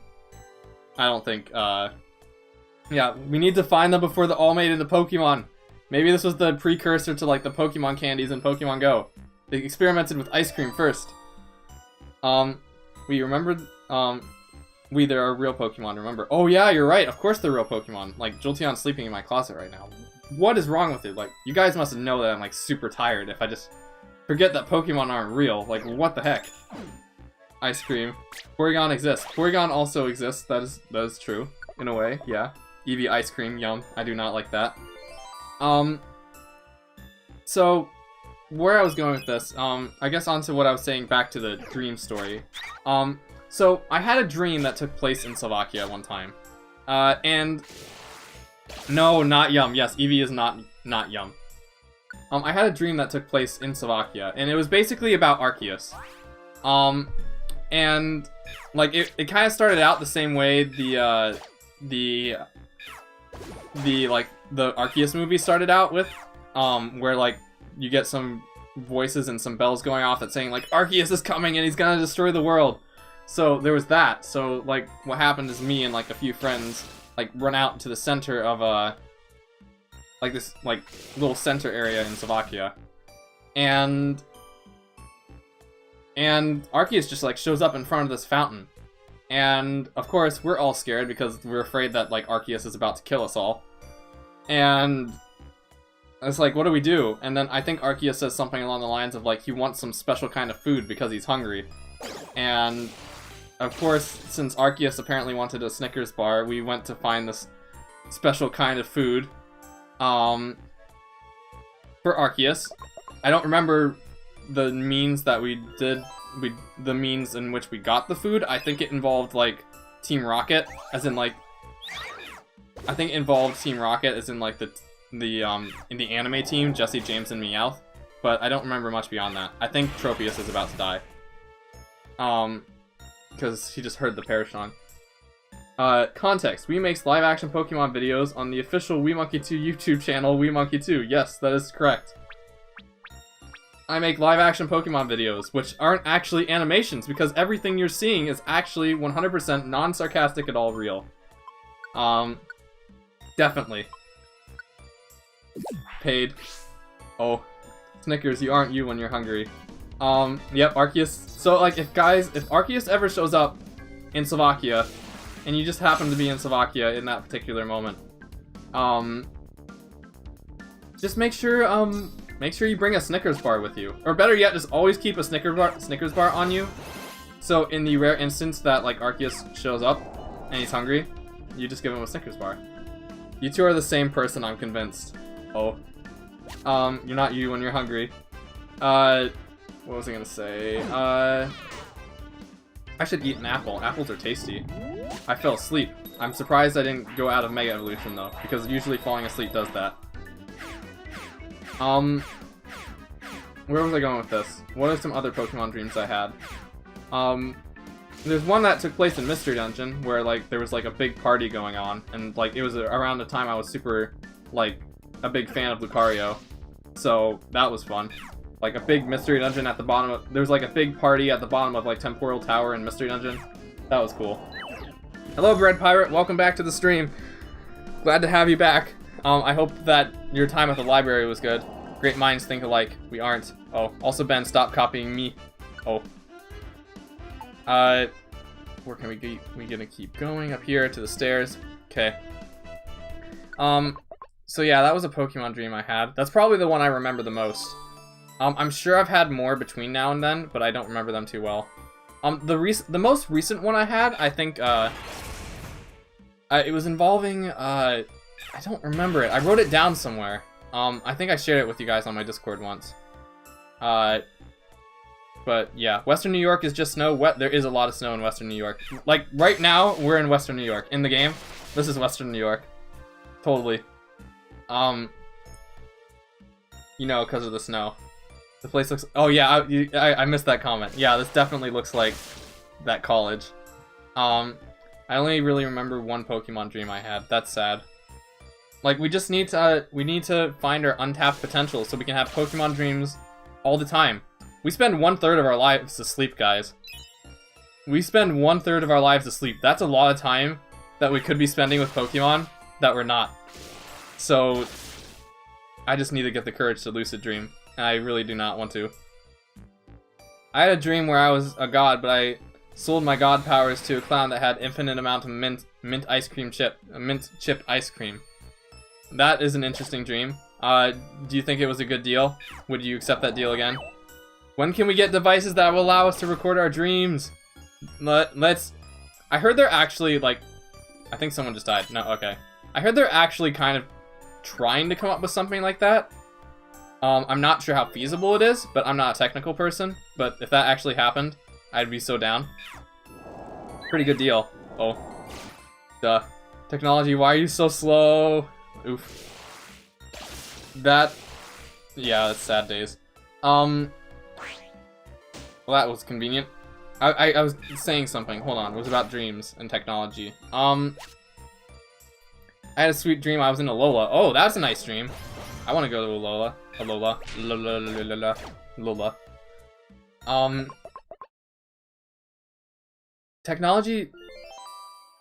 Technology is kind of slow sometimes. It's weird though, because if you asked a historian, they'd probably tell you that today, like, technology is probably advancing faster today than it is, like, in any other period in history. Technology will be fast, but then slow. It's slow and fast at the same time. But yeah, dream technology would be either A, boring, B, embarrassing. That would be, like, I could see a lot of weird things happening with dream technology. That is true. The dream was literally just me petting my Manectric. 20 out of 10, would love to dream again.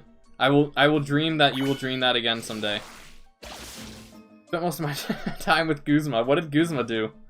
If you spent time with Guzma, I'd be interested to hear about this. Did you talk about anything?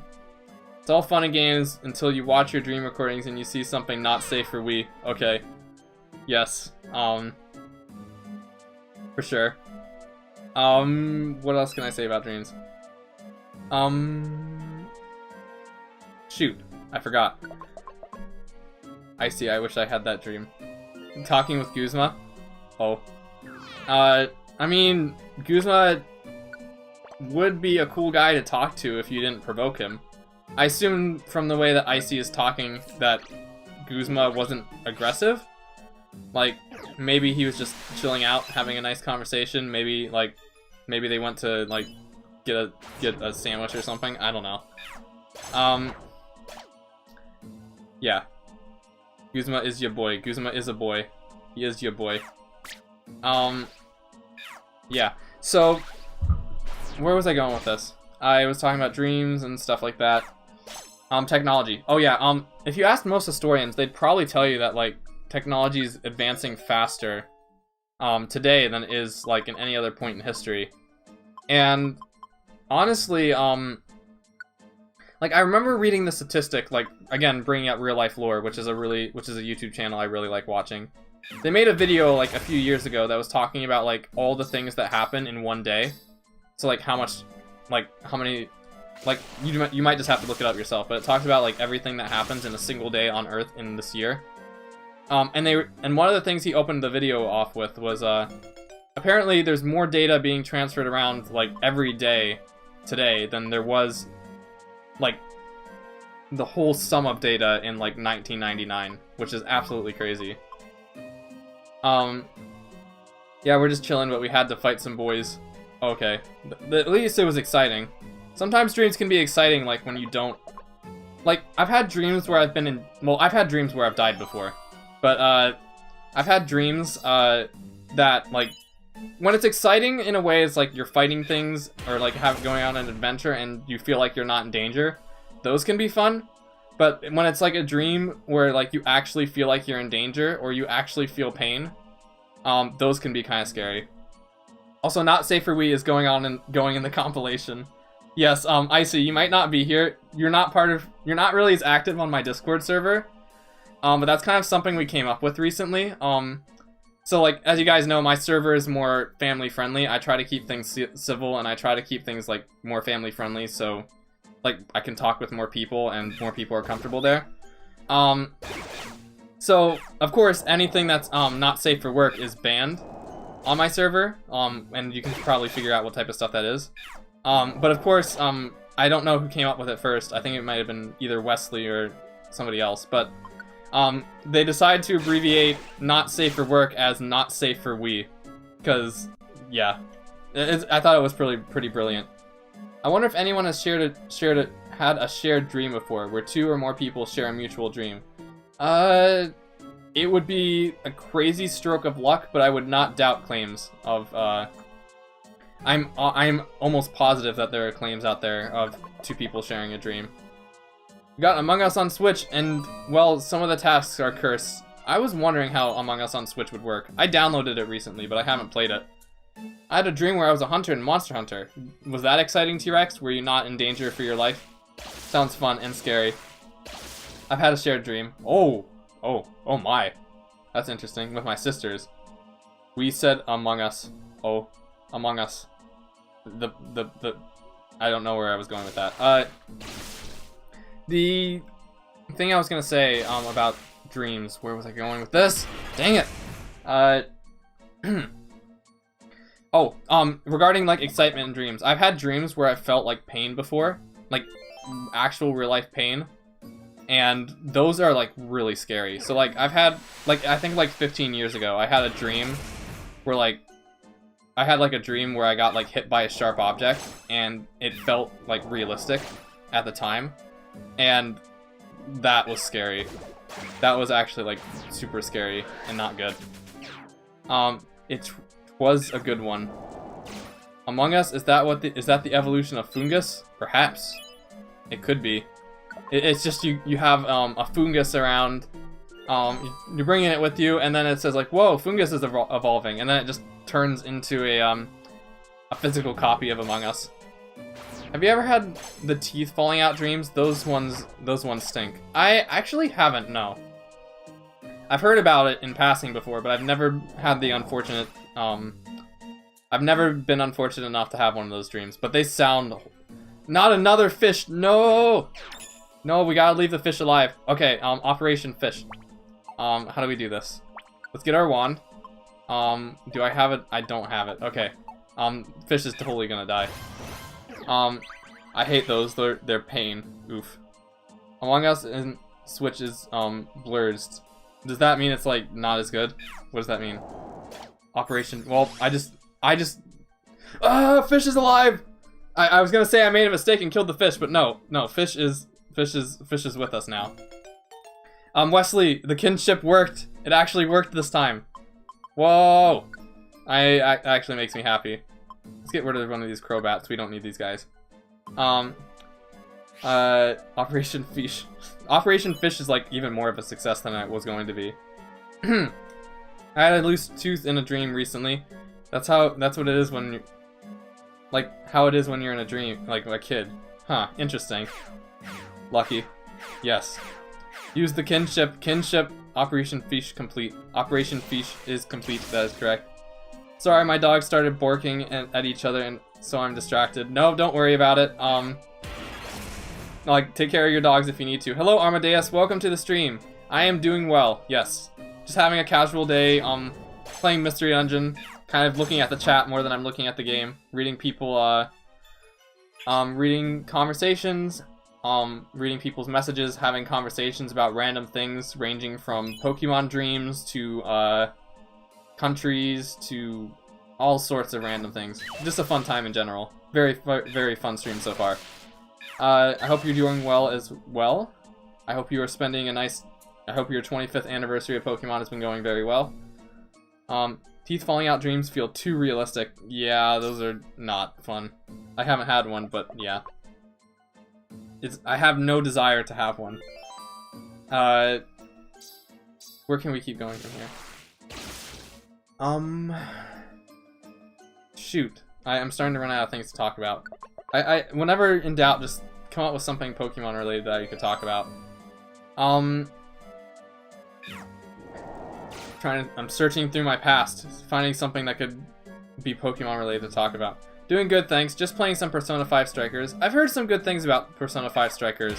If you ask T-Rex, he's absolutely obsessed with that game right now. So, it seems pretty fun.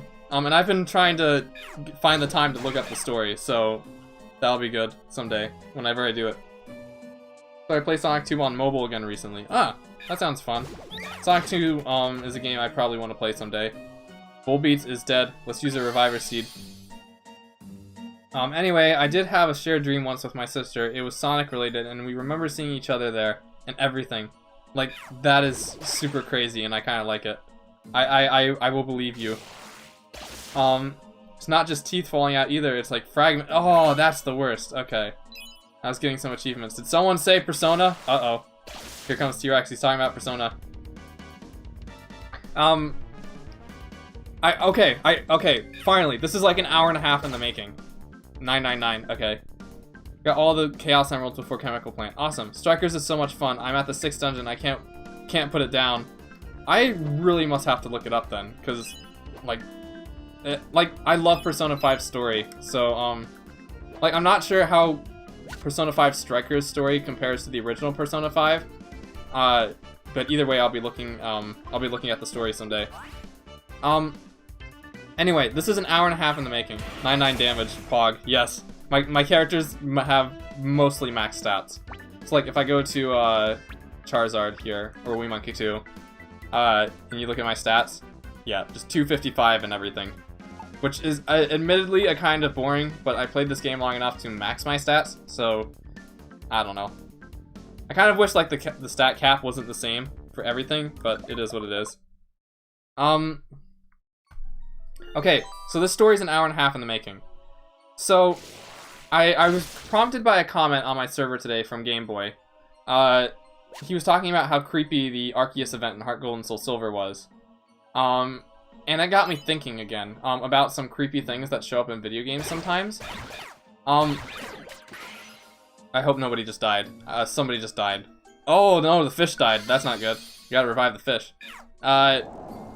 So, I was looking that up again, and have you seen Persona 5 Royal Story? The new scenario in that game is one of my favorite stories in the whole Persona series. We need to talk about this sometime, because I love the new thing. I love the new semester in Persona 5 Royal so much. It is literally one of the best things I've ever seen. Like, I love those type of stories that Persona 5 Royal had. Like, I absolutely am... Like, I haven't played Persona, just because I'm still trying to keep the whole no M-rated game thing going as long as possible. But, like, that thing is, like, astounding. So, the story I've been meaning to say for a while is, I love third semester. The villain is, like, your absolute favorite, so cool. Yes, I agree. So, I was looking up some things again this morning, about, like, in video games that are kind of scary, and particularly in Pokemon. So, you know Pokemon has, like, a lot of those creepy Pokedex entries, right? Where they'll have they'll talk about how, like, there's this ghost that, like, possesses human children or something creepy.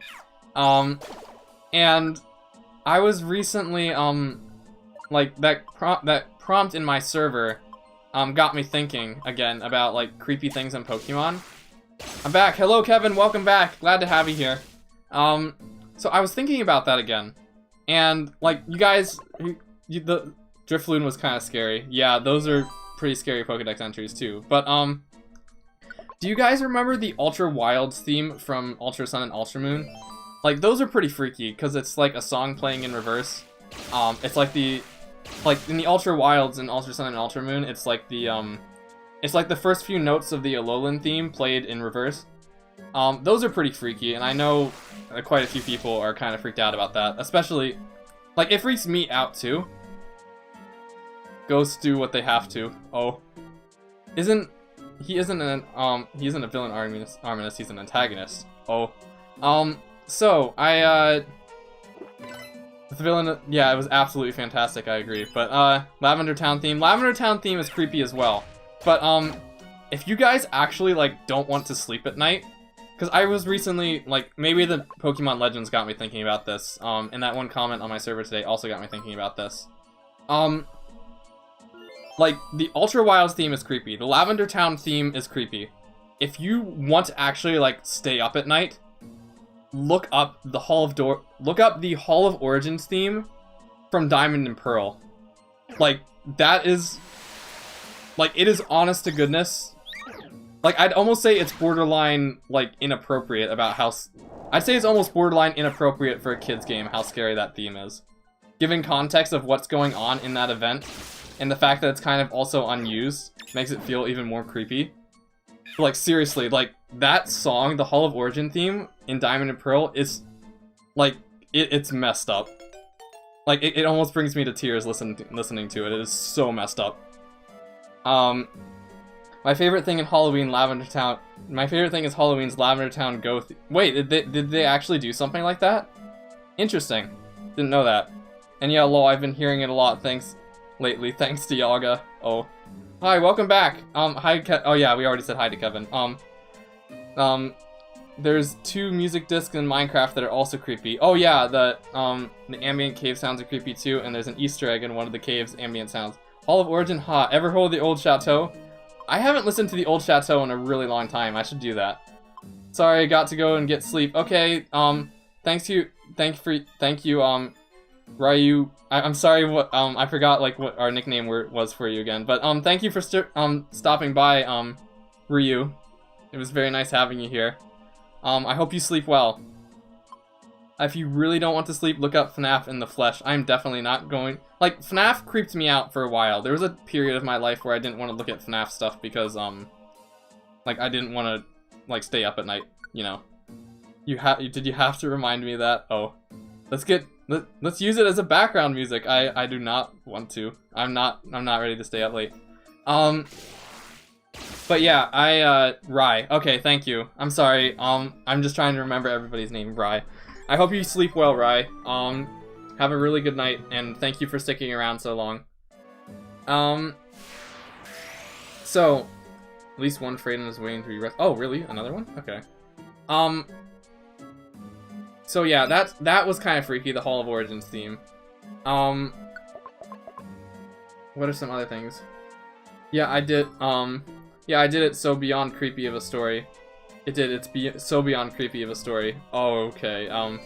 Yeah, not sure. Like, look, I'm interested in SCP stuff. So, like, if you guys know about the SCP Foundation, I like researching and looking up stuff about the SCP Foundation. But, like, the means in which I do so is from this newer channel that kind of, like, takes a little cartoony approach on the SCP Foundation. And that kind of takes the edge off a little bit of, like, some of the scary things in the SCP Foundation. But, yeah. Good night. Yep. Good night, Rye. I watch horror games. I do a lot. Oh. I was doing a project in Pixelmon not a long while back. Someone recreated the whole Sinnoh map and setting up spawners in each route. My goodness, that must have been super cool. I listened to the other books and it was fine. Oh, I love that channel. Oh, you watch the SCP channel too, I see? Yeah, they take a little bit of a cartoony approach on the SCP Foundation, and it kind of takes the edge off a little bit. So, I usually like to watch that when they talk about creepy things. As a versus debater, you don't wait. Is there like some kind of rivalry between versus debater and SCP? Because SCP is so dumb to versus debate. Yeah, SCP has a lot of crazy stuff. Mainly because a lot of the SCP articles are written by different people. So yeah. Well, I mean, so are versus debates. So yeah. We even randomized the honey trees because that was helping Wes make it. Because I was helping Wes make it. Oh, I didn't realize you were actually making the Pixelmon map. That's pretty cool. But yeah. What was I saying about SCP? So yeah, that kind of takes the edge off a little bit of the SCP stuff. Though there are still some SCP stories, like, even with that channel that kind of freaked me out, though. In particular, like, The Hitchhiker and, In the Eyes of Beholder, I think are still kind of freaky. If you guys don't like getting scared, I don't recommend looking those up. But yeah. There are a few locations in the map, where they are larger in the game, larger in game than they were in Minecraft's map, such as the old chateau and the trophy garden. You also just reminded me of some other thing I was talking about. No, it's just how inconsistent and boring all the SCP stats are. Oh, okay, understandable. Now we have 2 fishes. I set up command block teleporters and made it look like you were actually entering those areas. That's really impressive, though. I have no idea how all that Minecraft stuff works. So I keep forgetting what I was gonna say. Something about Minecraft. Oh yeah, Minecraft. Actually, what I was gonna... I love the Plague Doctor. The Plague Doctor, is actually probably my favorite SCP. Well, no. Where the Dragons Went is my favorite SCP. Plague Doctor is up there, though. But I like also how I love the machine that turns things into other things, like SCP-914. I think that's what it is. Yeah. Yeah, Where the Dragons Went is probably one of my favorites. There's another one that I really liked, too. Red Reality is very interesting, but, like, 3001 is very interesting, but it's also really scary. The IKEA store is pretty interesting. I like that one. I'm gonna check my items real quick while I keep talking. But yeah, what I was gonna say about, no, I don't want to throw that away. Ben is playing Among Us. Oh my. Shoot, I keep going back. Oh yeah, Minecraft. I'm actually convinced that Minecraft is probably the scariest game I've ever played. Like, Minecraft is so scary, and I'm not gonna let anybody tell me otherwise, because, like, when you're in especially for me, who likes to play with the music off, like, it's just complete silence, and I think the way the Minecraft monsters look make them, like, very uncanny.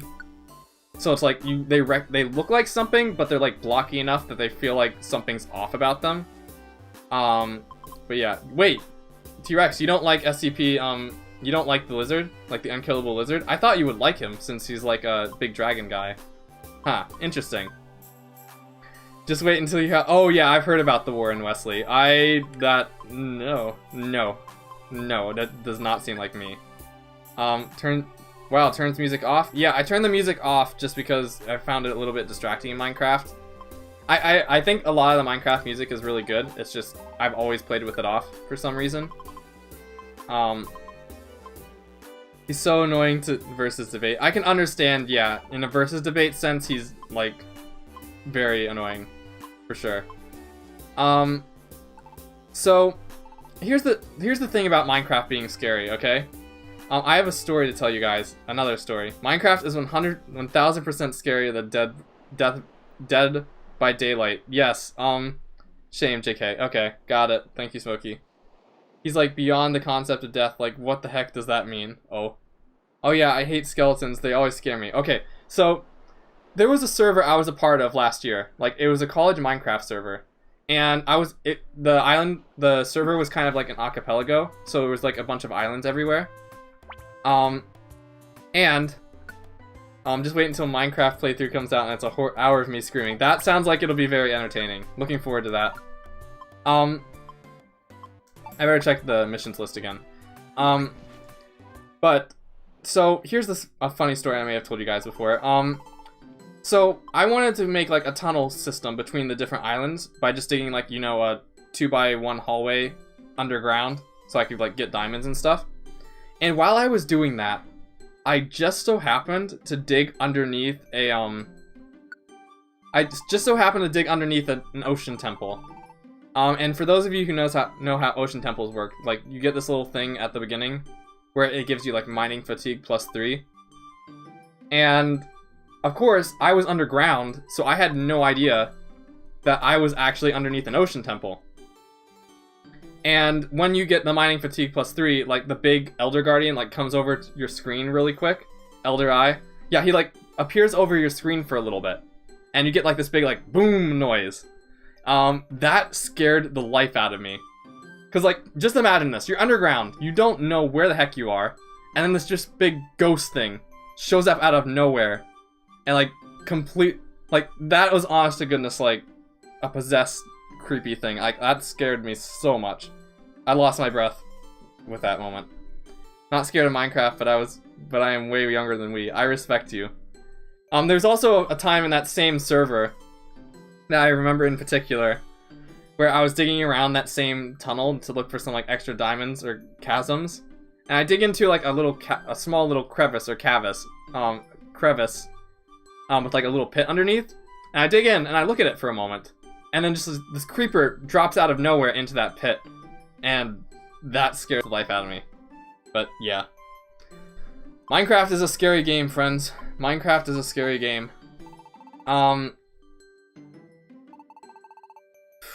Still got an hour and a half left before the Post Malone concert. So that's how we're gonna keep... That'll probably be my thing, is we'll keep going until the Post Malone concert. Scariest game I've ever played was Subnautica. I think that's how you say it, because I hate the deep ocean. Understand. Minecraft is for adults. Minecraft is definitely, like, if you're a kid playing Minecraft, you need to be a very powerful kid.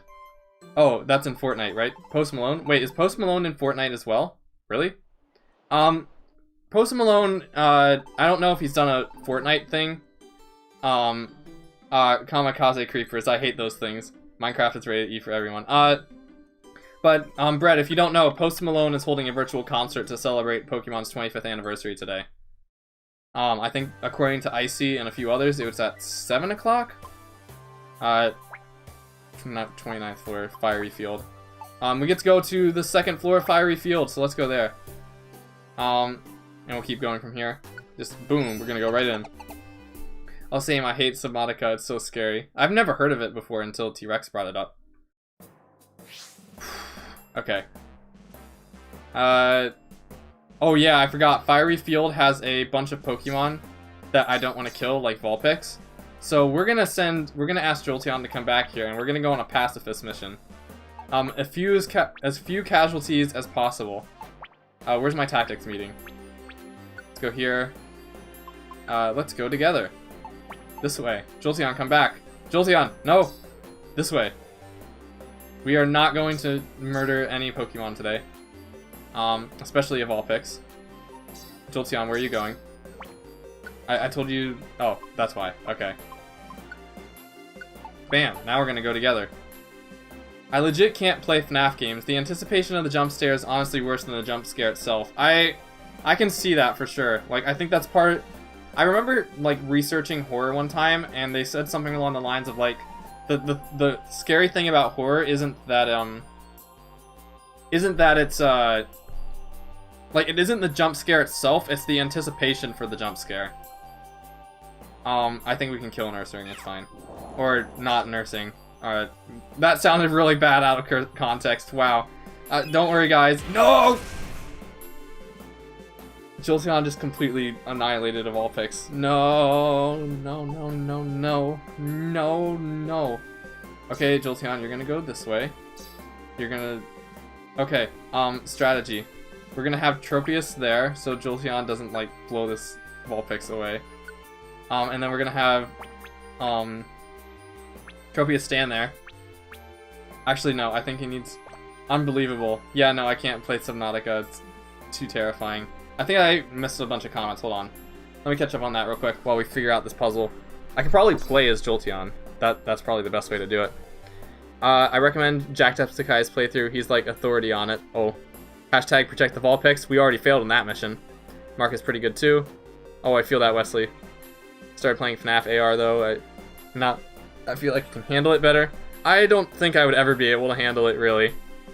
F. Yeah, no, can't play. I already read that. Unbelievable. You killed a Firefox. I tried not to, guys. But luckily, that Ursaring and that Firefox will be the only casualties because now we're going to leave the dungeon. I can't play FNAF. I can play FNAF, I'd just be terrified. Ah, okay. Let's exit the dungeon. No more Vulpixes have to die today. Hopefully not. Oh, I'm not sure if I've told you guys this. I think I said this once at the very beginning of the stream. I have some goldfish right next to me. Like extra cheddar goldfish. I kind of want to eat one of those. I think I'm going to do that real quick while I get my items sorted out. So I might go silent for like a minute or two. But like, say things in the comments. And that will give us more stuff to talk about. So, 1 second.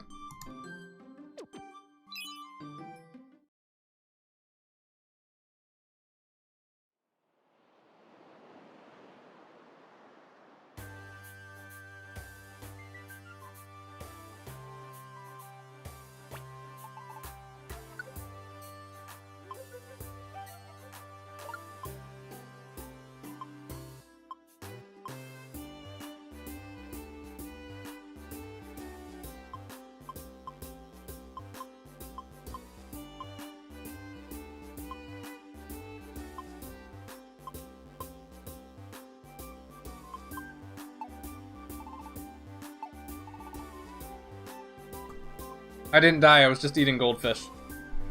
I had some cheddar goldfish next to me and I was hungry and I wanted to eat some, so I did. That's why. Some cousin Subnautica, there's this ghost Leviathan. Oh, okay. When I encountered one for the first time, my soul died. Oh. Listen, I legit couldn't even stand the jump scares. Just ask Ben how I handle them. Now I handle them a lot better. Nice. We has gone dead. Yep, I was just eating goldfish. What do you guys eat for snacks? Do you have like any particular snack or like potato chip that you enjoy? I really like cheddar goldfish. What else is there? You mind control asteroids. Oh. I really like cheddar goldfish. I really like, what's the word? Shoot. I know there's some stuff I like, but I don't like, I guess Doritos and potato chips. Well, I guess potato chips. Lay's potato chips. Wavy potato chips. I don't know. Cheddar cheese mix. Ben eats goldfish. Goldfish are so good. The extra cheddar ones are so good. I'm looking at this, like, small bowl of goldfish right next to me right now, and it's killing me inside a little bit. But of course, I'm not going to eat on stream, because that's kind of disgusting. Cookies. Any kind, just cookies. Oh, I like that. Cookies are really tasty.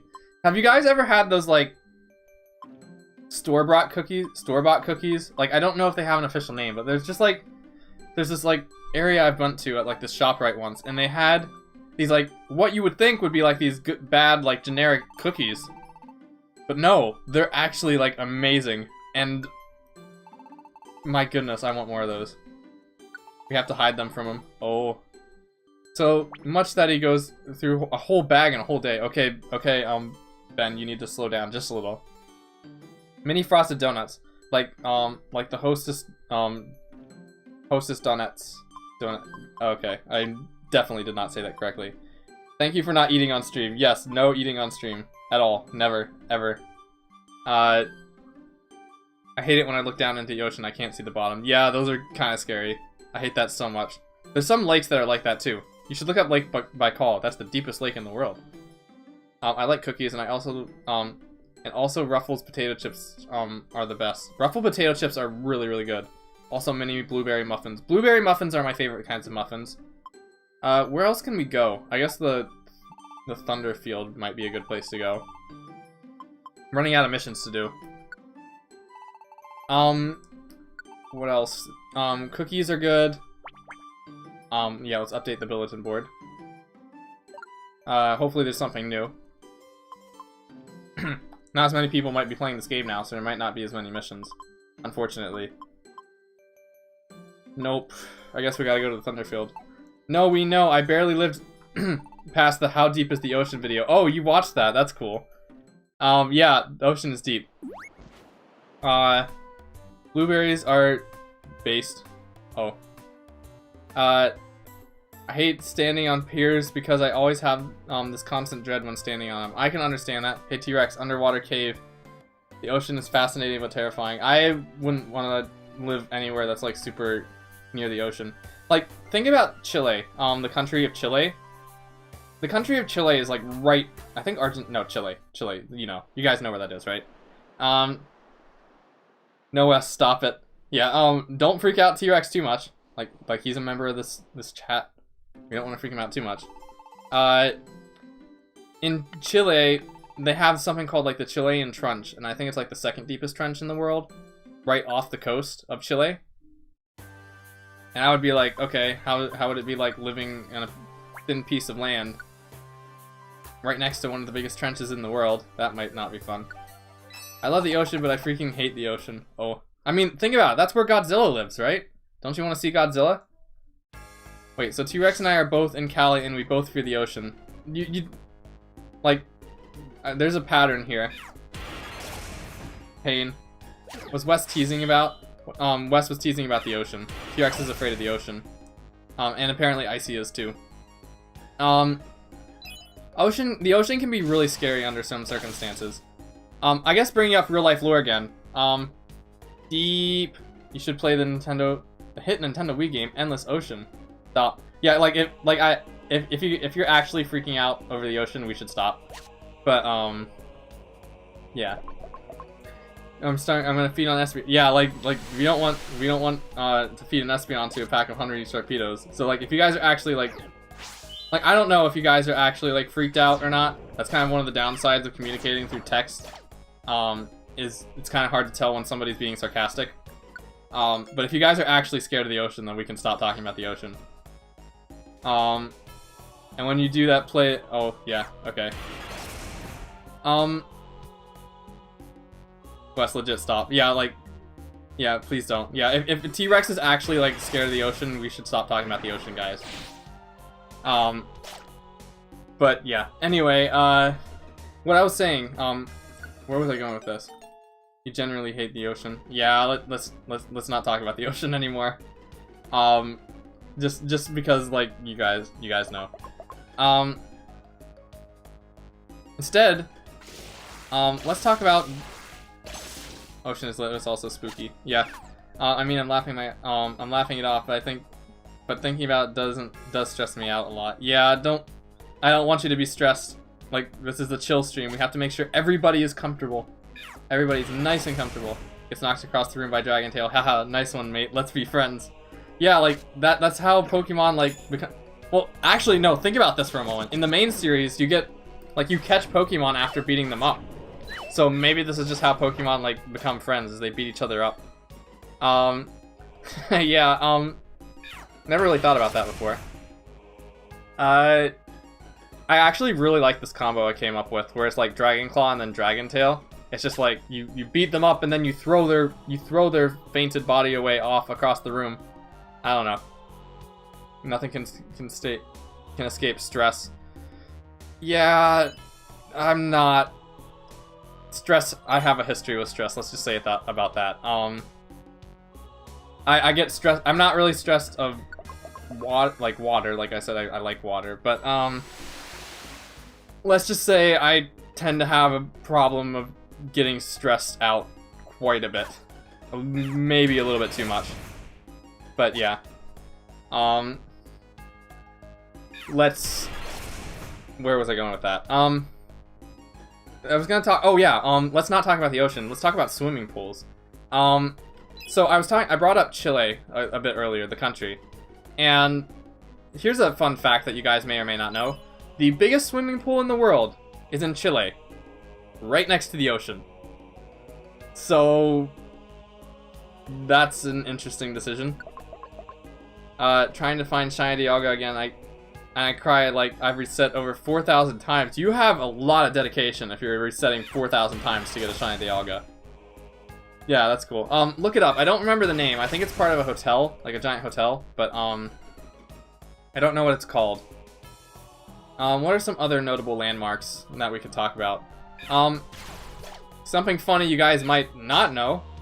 If I were to ask you what the biggest structure in the United States is, or the biggest structure in the Americas, actually. You might say, oh, the One World Trade Center. No, it's actually a radio tower in North Dakota. So, if you guys went to New York City expecting to see the tallest structure in the Western Hemisphere, you have been tricked, and I apologize. You just blew up a baby. Wait, what is... Oh no, there's Manetrix here. Oh no. Or, like, Manetrix pre-evolved form. Okay, Kieran, just for you, we're going to initiate Operation, Let's Not Kill Any Manetrix. So, because I think Manetrix do show up later here. So, we're gonna try our best. I should have probably brought some stay away ones so we didn't kill any things. Yeah, at this rate, Jolteon is doing more damage than any of you or any of the enemies. To you than any of the enemies. Yeah, for sure, because Jolteon likes blowing things up. Speaking of which, we should probably, set the tactics. No. We can't do that because, like, Jolteon will, blow up Electrikes, when she's not with me. So yeah, we're gonna go in Operation, Let's Not Kill Any Electrikes. Let's go here. I've been trying to get this shiny Dialga for like 2 years. Wait, so this isn't in Sword and Shield? Oh, nope, there's a baby. We gotta go this way. Okay. Are we safe? Yeah, I'm really GG Icy. Yeah, that is a lot of dedication. I respect you. I respect you for holding out that long. Oh, that's a Mareep. Mareeps are not on the pacifist list though, so we're fine. I do think Jolteons show up later though, and Jolteons are gonna be on the pacifist list as well, so yeah. I wanna finish Ultra Sun. Ultra Sun this is like the worst location ever. Okay, we gotta think about this. There's a baby right there on the top. What do we have at our arsenal? Oh, we do have stay away wands. Okay. This isn't death, so we're gonna be good here. No, don't eat that. Bam, baby has been saved. So now if we run into those, we'll just do that. We have 30 of those, so hopefully we don't encounter 30 Electrikes and Jolteons. Pikachu. We got the mascot themselves for Pokemon Day. Whoa. Oh wait, did you get it? A Manectric? I mean an Electrite? I got one earlier, yeah. Oh, well Pikachu's dead now. Rest in peace. Pikachu was a part of our team for just a few minutes, but now he's gone. I guess one thing that's kind of funny about Mystery Dungeon that I kind of like gameplay-wise, especially for the dungeons like Purity Forest, is you kind of have this whole permanent death thing going on, like in Fire Emblem. So like in Purity Forest, like if your units die, you can't. If your teammates die, you can't really afford to revive them most of the time. So like when an enemy dies and when an ally dies in Purity Forest after you've been with them for like 50 floors, it kind of hurts a little bit. Jolteon just killed Pikachu. Jolteon's the new mascot now, yes! Jolteon is the new face of the franchise. Yes! It's a dream come true! The shiny rate in Ultra Sun is 1 in 4,000, so, and statistically speaking, I should have had... Oh, there's the...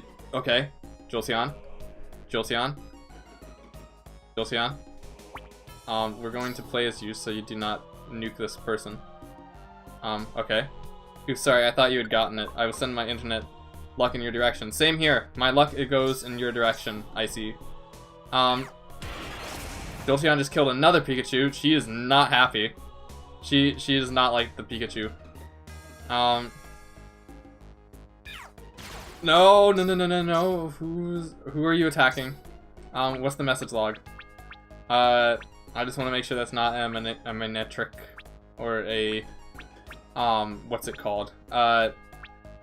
Where's the thing? Where's the... I'm just gonna check. Why does it say Signal Beam? Tell me who's attacking. Oh, Flaffy. Okay, good. Wasn't a Manectric. If that was a Electrike, I would have been sad. Okay, this is gonna make it difficult. Are there any Electrikes in here? There are, which means I can't use Heat Wave. Shoot, there's one. One Electrike. We're going to back away. No. Jolteon. I can't, okay, I can't push Jolteon. Oh, ow. No. Wait, I'm in a position. Okay, I'm in a good position to save the Manectric. I feel like I've been talking about the gameplay more now, which is not what I wanted. I want to talk about life and Pokemon, other Pokemon stuff. What else can we talk about, Pokemon related? I'm getting zapped. Like, this is probably the lowest my HP is. Ow. The lowest my HP has been in a long time. I don't think there are any Manectrics in here anymore, so we're in a good spot. Ow. I'd prefer if you'd stop Diamond and Pearl. Pokemon Breath of the Wild area. Oh yeah, that's fun. I guess I could give my thoughts on that, because I'm not sure if you guys have my full thoughts on it. I talked about it a little bit earlier in the Discord, like yesterday, but I could give my full thoughts now. I'm already warming up to the style of those remakes. I am as well. I'll be looking forward to seeing seeing what becomes of them. Hopefully it's a good time, and they're pretty faithful to the original. Oh, I'm excited about all of them. Yes, I am, like, for those of you who haven't seen, like, my message on Twitter or on Discord, Pokemon Legends, maybe not the Diamond and Pearl remakes I'm still, like, super excited for, of course. But, the, Pokemon, what's it called? Pokemon Legends. Like, it's probably the closest to, like, a dream Pokemon game. My dream Pokemon game. Is that a Manectric? That was a Magnemite. Okay, thank goodness. It's probably the closest to, like, a dream Pokemon game I've had in a long time. Bro, 5 recruitments? I know, that was absolutely crazy. What is Chibi? Day 1.5, I love this. My one complaint about the Diamond Pro remake art styles is the hands and the chibis. I haven't taken a look at the hands, so I wouldn't know for, I'd need to take a look to form an opinion on it. So, yeah, Legends is pretty cool. I've been really looking forward to it. Should have been Orb Hands. That would make sense. Oh no, there's a Jolteon. Jolteon's finally showed up. Another one that isn't ours, so we have to save it. The thing about Legends, though, that I think is really interesting, I really like what they're doing with it, and I'm really excited for it. Where was I going with this? I do think it could use a little bit more polish between now and then, but, yeah. Don't count your chickens before they hatch. We still don't know what to do in Pokemon Legends outside of just walk around and catch Pokemon. We only saw the starting town, and I doubt there's gyms. I don't think there's gonna be gyms either. It might just be a dead Jolteon. Rip. It might just be, like, we don't know yet. Like, you're right, Star. We don't know. There could be things in the game that, like, might make it not as good later on. But from what we've seen right now, what they've shown us, it's looking really good. From my perspective. Like, the basic gameplay that they've shown off. Yeah. There's another Jolteon, which means, we gotta go up here. Don't use Discharge, okay. Oh, there's a lot of empowerment seeds, okay. I mean, we have, like, a year before Legends, so it's still a lot of time. Yeah, for sure. And I'm sure between now and then we're gonna get a lot more information on how Legends is going to work. I think that it might just be a dead Jolteon. Rest in peace. I like all Jolteons, not just mine. Well, as long as these Jolteons are nice people, because I know there must be some Jolteons out there. Don't kill who's ever there. Okay, that's a Minun. No. Okay, there's another Jolteon, which means we can summon that guy away. It looks like it'll be solid. I just wouldn't go as far to say it looks like the best Pokemon game ever until we know. Yeah, that's like remaining humble. I think that's smart, Star. I think you're actually like that's actually a very smart way of approaching it. I agree. What else can I say? Don't tell me that's a Manectric. Please. Oh, it's a Pikachu. We haven't seen any Manectrics or Electrics in a while. I'm just waiting for the Manectric to show up.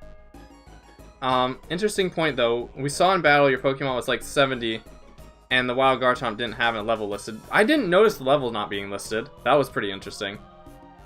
But yeah, anyway, I'm excited for Legends, and I'm considering getting new Pokemon Snap to stream it. I would love to stream my blind playthrough. Would you guys like to see my blind playthrough of new Pokemon Snap? Would that be something worth spending time watching me do? Would you guys like that? Do you see the grown-up Todd in Snap? I did see that. At least we think it's him. I did see that, and if it is Snap, that's going to be super exciting. Looked like him. Yeah, I'd watch it. Awesome. So that's 2 votes for yes, watching that. Jolteon, can you please stop blowing me up? This is not... I didn't steal your soda. There's no... This is unjustified. I will 100% watch new Pokemon Snap. I guess I'll be streaming new Pokemon Snap then. I'm not sure if it'll be right when the game comes out, but I'll try to do it, like, relatively close to when it's released. The gameplay versus what we've seen from Legends looks pretty beta. Can't wait to see how it improves. Same here. Like, I do think some of it looks a little bit shaky, as I said earlier.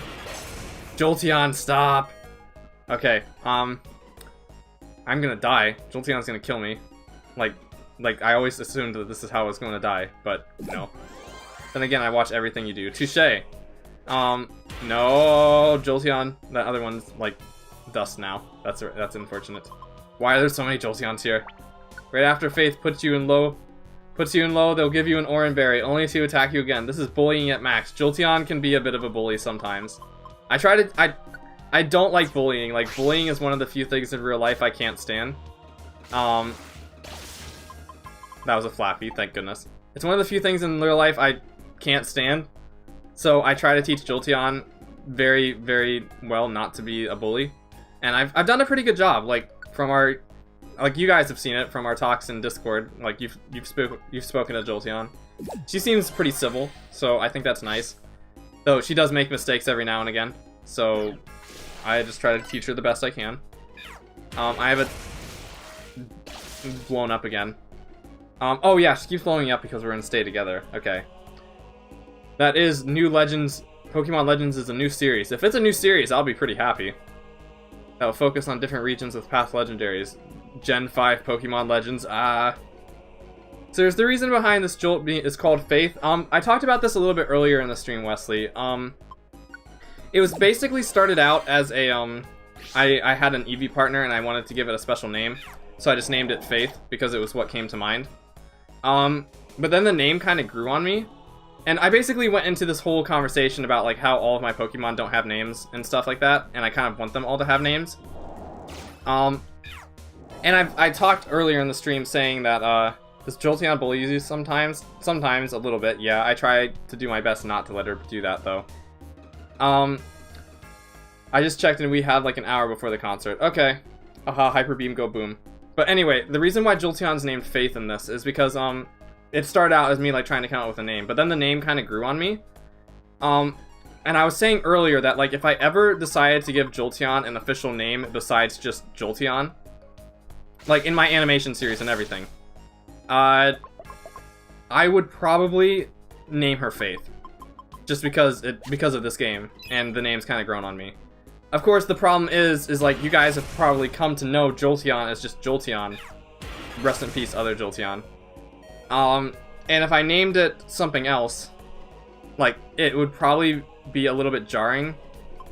It would be a bit jarring, because you'd have, you guys would have to get used to the new name. I would have to get used to the new name. And, I would have to get used to the new name, you guys would have to get used to the new name, and of course there would be a portion of my audience who, despite having the new name, would probably just keep calling Jolteon Jolteon anyway. Especially since, in my older videos, which I would probably keep the same as they are, Jolteon would stay... Like, I would keep referring to Jolteon as Jolteon. And considering how long it takes to make animations, it might make my older animations more dated. I don't know, it's just been something I've been thinking about a lot. Oh, I named like 90% of Kayana's Pokemon because I love nicknaming Pokemon. I like doing it now. I used to not like it. As evidenced by some of the Pokemon in the Poke-Ego not having nicknames, and some of them do having nicknames. But yeah. It's Jolteon's choice. That is true. Out of interest, what's everyone's favorite Pokemon game? For me personally, it's Black and White 2. Black and White 2 is a good choice. For me, personally, it's Black and White 1. Just because I love the themes that Black and White 1 covers. And, like, just the whole... Like me, you know, I like to question Pokemon ethics and stuff like that, and Black and White 1 does that. So that's my pick. I've literally nicknamed 2 of my Pokemon. Is Manectric one of them? What's your Manectric's name? Diamond and Pearl mostly because nostalgia. However, if all the minigames in Brilliant Diamond and Shining Pearl go online, it might overtake it. That might be pretty cool. Favorite Pokemon is actually Diamond and Pearl, the first game that let me bond with my older brother. That's really nice. I really like that. Only played Sword and I've only played Sword, so only Sword. Controversy, Ultra Sun and Ultra Moon, I really like those. That's pretty cool. I think that's actually really cool that you like Ultra Sun and Ultra Moon. I like it for what it is. It's not perfect, but I really like it. Yes, his name's Epic. Oh, that's cool. I like that name. We still haven't seen any Manectrics for a while. That's good. The best is the best IMAO Ultra Sun and Ultra Moon. But my favorite is Fire Red because nostalgia. Yeah. See, here's the thing. I sometimes feel like nostalgia is often seen as like a poor reason for liking a particular game. So like, if somebody says like, "Oh, you only like that game because you're nostalgic for it," I don't. Probably Emerald. Ah, okay. I don't think nostalgia is a like. I don't think nostalgia is like a reason not to like a game. So like, if you like what is commonly seen as maybe like a game that isn't maybe built the best, and you might acknowledge that like, okay, maybe some things could be better about this game, but you like it for nostalgic reasons, I think that's a perfectly understandable and logical reason for liking a game, because games can have memories associated with them, and you can like a game because of those memories that you had with it. If you know what I mean. I don't know, that was just kind of a little weird, random tangent I came up with. Being nostalgic is a crime, call me the Joker. I like that. That is an amazing phrase. Whoa. I think someone just died. Mareep just died. That's unfortunate. But we gotta save Manectric. I mean, I keep calling Electrike Manectric. No.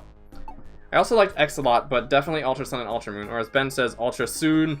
Ultra Soon is what happened in early November, right before the game came out. Okay, don't die, don't die. We're gonna save you. We're gonna save you. Okay, you saved yourself. Awesome. But yeah. What was I gonna say? I was gonna say more things. I think Jolteon just killed me. Yep. I'm dead, everybody. This is the end of the Wee Monkey 2 channel. Nope, okay. I got killed by Purple Guy in Among Us. Oh! I mean, if you're gonna get killed by any guy, like the Purple Guy, really. Like, the Purple Guy is like, purple's my favorite color, so like, I would want to be killed by the Purple Guy. What else can we say? So yeah, that's my favorite Pokemon game. I was in a conversation before that. What was I saying? Let me see. Oh yeah, nicknames. Oh, he doesn't understand. I know, I understand. The Purple Guy is also a guy in FNAF. I know that. Look at the buddy, defeats Awakening Elekid's. I know, right? He's so amazing. We'll name this guy Epic after this mission. We'll recreate your buddy in this game. That's gonna make me lose my thing already. That's unfortunate. Okay, good. How could you do that to Dwee? I don't know. Jolteon gets really mad. Jolteon doesn't have very fond control of her emotions. It just happens sometimes. I don't like exploding, you know. But yeah. People say Ultra ruined the characters, and I'm like, nah, it made them better. What do you mean? I can understand why somebody might not. Jolteon just killed one of our allies again. I can understand why somebody might not like Ultra Sun or Ultra Moon based on what they did for the story. I haven't played it in a while, so I can't judge for myself. But yeah, I think it's important to form your own opinion on that type of stuff. Yay, I'm back. Still going on, huh? Yep, 4 hours. It's been a really quick 4 hours though, like super quick 4 hours. Hey, also, yeah, Corbinate, how's it going? I had the perfect name for a Zoroark, Loki. I actually, this is a little sneak peek for you guys, but I actually do have a name for my Zoroark now. I can't say it because it might be a spoiler to the story I'm writing, but let's just say I do have a nickname that for my Zoroark that isn't Zoroark. I think Lucamine had it worse in Ultra Sun and Ultra Moon. I liked her better in Sun and Moon. It's interesting. Like I don't like, how do I explain this? Like, it's interesting how they kind of tried to change Lucamine's character a little bit. She kind of had like a different motive, if I remember correctly. But yeah, like I'd have to compare the two again, really. I do think some characters got a lot more development in Ultra Sun and Ultra Moon than they did in Sun and Moon, but I do think some characters in Sun and Moon are better off in Sun and Moon. I don't know, that's just me. That's the main complaint I hear, and I'm like, nah, the anime did her worse. The anime was weird. Like, in the anime, Lucamine isn't even a villain. She's just kind of an antagonist. She's just kind of like somebody who runs the Ether Foundation. Yeah, my only problem with Sun and Ultra Moon is I didn't really like the story changes, especially with Lily, Gladion, and Lucamine. Yeah, I can understand that. But yeah, I'd have to look at them again. Anime Lucamine is the worst Lucamine. Look, here's the thing. I love the Sun and Moon anime, and I don't remember feeling particularly, like, down towards Lucamine in the anime. But I do admit she's a lot less interesting in the anime because she doesn't have that, like, dynamic of, like, being crazy, you know? The real villain is capitalism. Oh, that is quite the villain, indeed. Anime Lucamine is hilarious and I love it. Oh, Jolteon just blew me up again.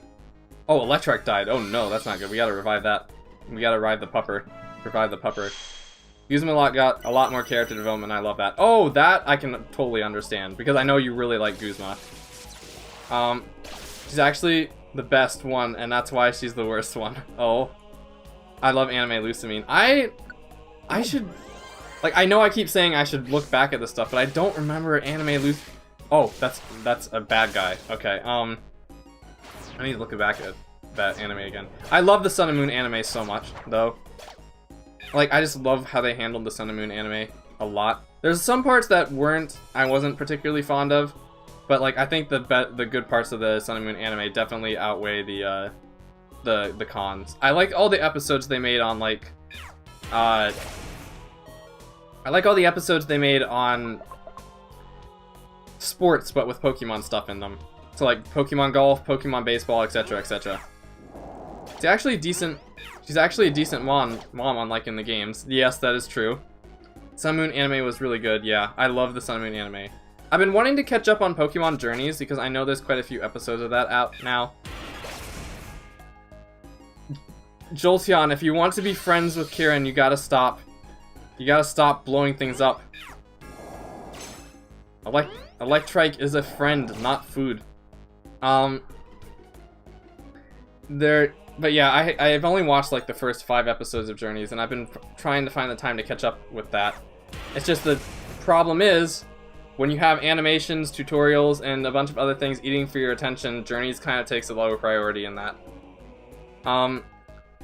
At least he tries to be. Overall, love the Sun and Moon anime as well. Yeah, I really like it. I'm dead again.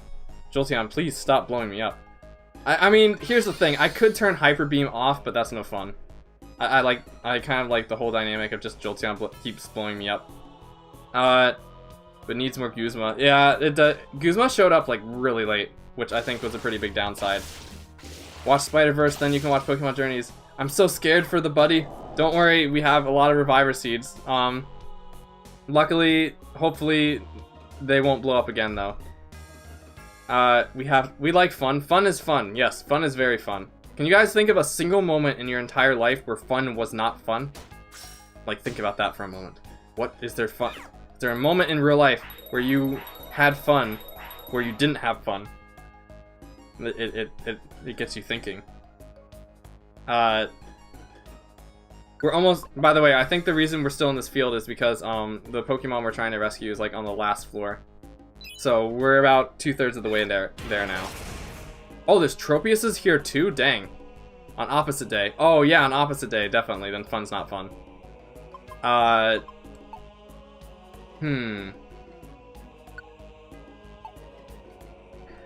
Okay. My mind's kind of blanked out for a moment. I'm trying to find more things to talk about. Are there any other Pokemon stories I could share on this amazing 25th anniversary day where everybody is super excited? Talking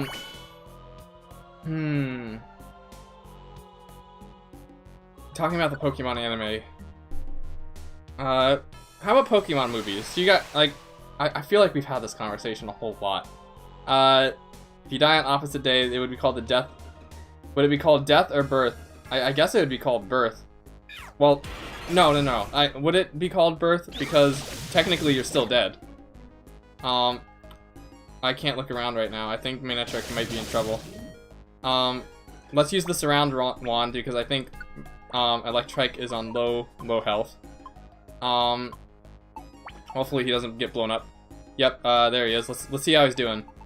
You don't want to faint in a place like this. Okay, we'll make sure that does not happen. And we're gonna get you away from Jolteon so that doesn't happen. The live stream's in an hour. Undead. Yeah, that might be a good way of saying it. Yes, the stream will be over, within an hour, then. Because we're gonna end for the Post Malone concert. Let's give him this Oran Berry. He's gonna live through. He's gonna be okay. He's gonna be okay. Everything is gonna be okay. I haven't watched the movies so long, but I've been meaning to. Again, I'm sure I've said this before, and I think I even said it in this stream, but, the third Pokemon movie is my favorite Pokemon movie, by a lot. I really like the Shaman movie, and I really like the, what other movies? I like the Volcanion movie quite a bit. But yeah. I think I've talked a lot about Pokemon movies in previous streams, though. So unless you guys have something new to add about Pokemon movies, I'll think of another conversation. No! Okay, no, bad. No. Okay, we're not gonna let that happen. Bye-bye. I am hoping, Jolteon, calm down! That was a Manectric that fainted. Oh no.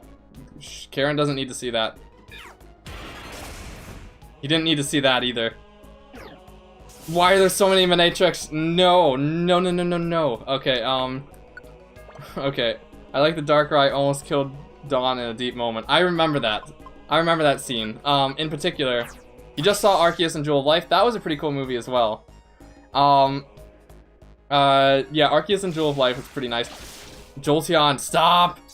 Stop! Stop. Stop. Am I going to have to put you to sleep? Is this like a floor like entirely of Manectrics? Like what the heck is going on? Okay, my brother at his work, he works at Best Buy. He got me three Blu-ray sets of the first 3 Pokemon movies. Jolteon sit, Jolteon sleep. I mean, I have a plan, but I'm not sure if I want to do that to my buddy. I could use the Stay Away Wand on Jolteon, but I don't think I want to do that. Let's eat this.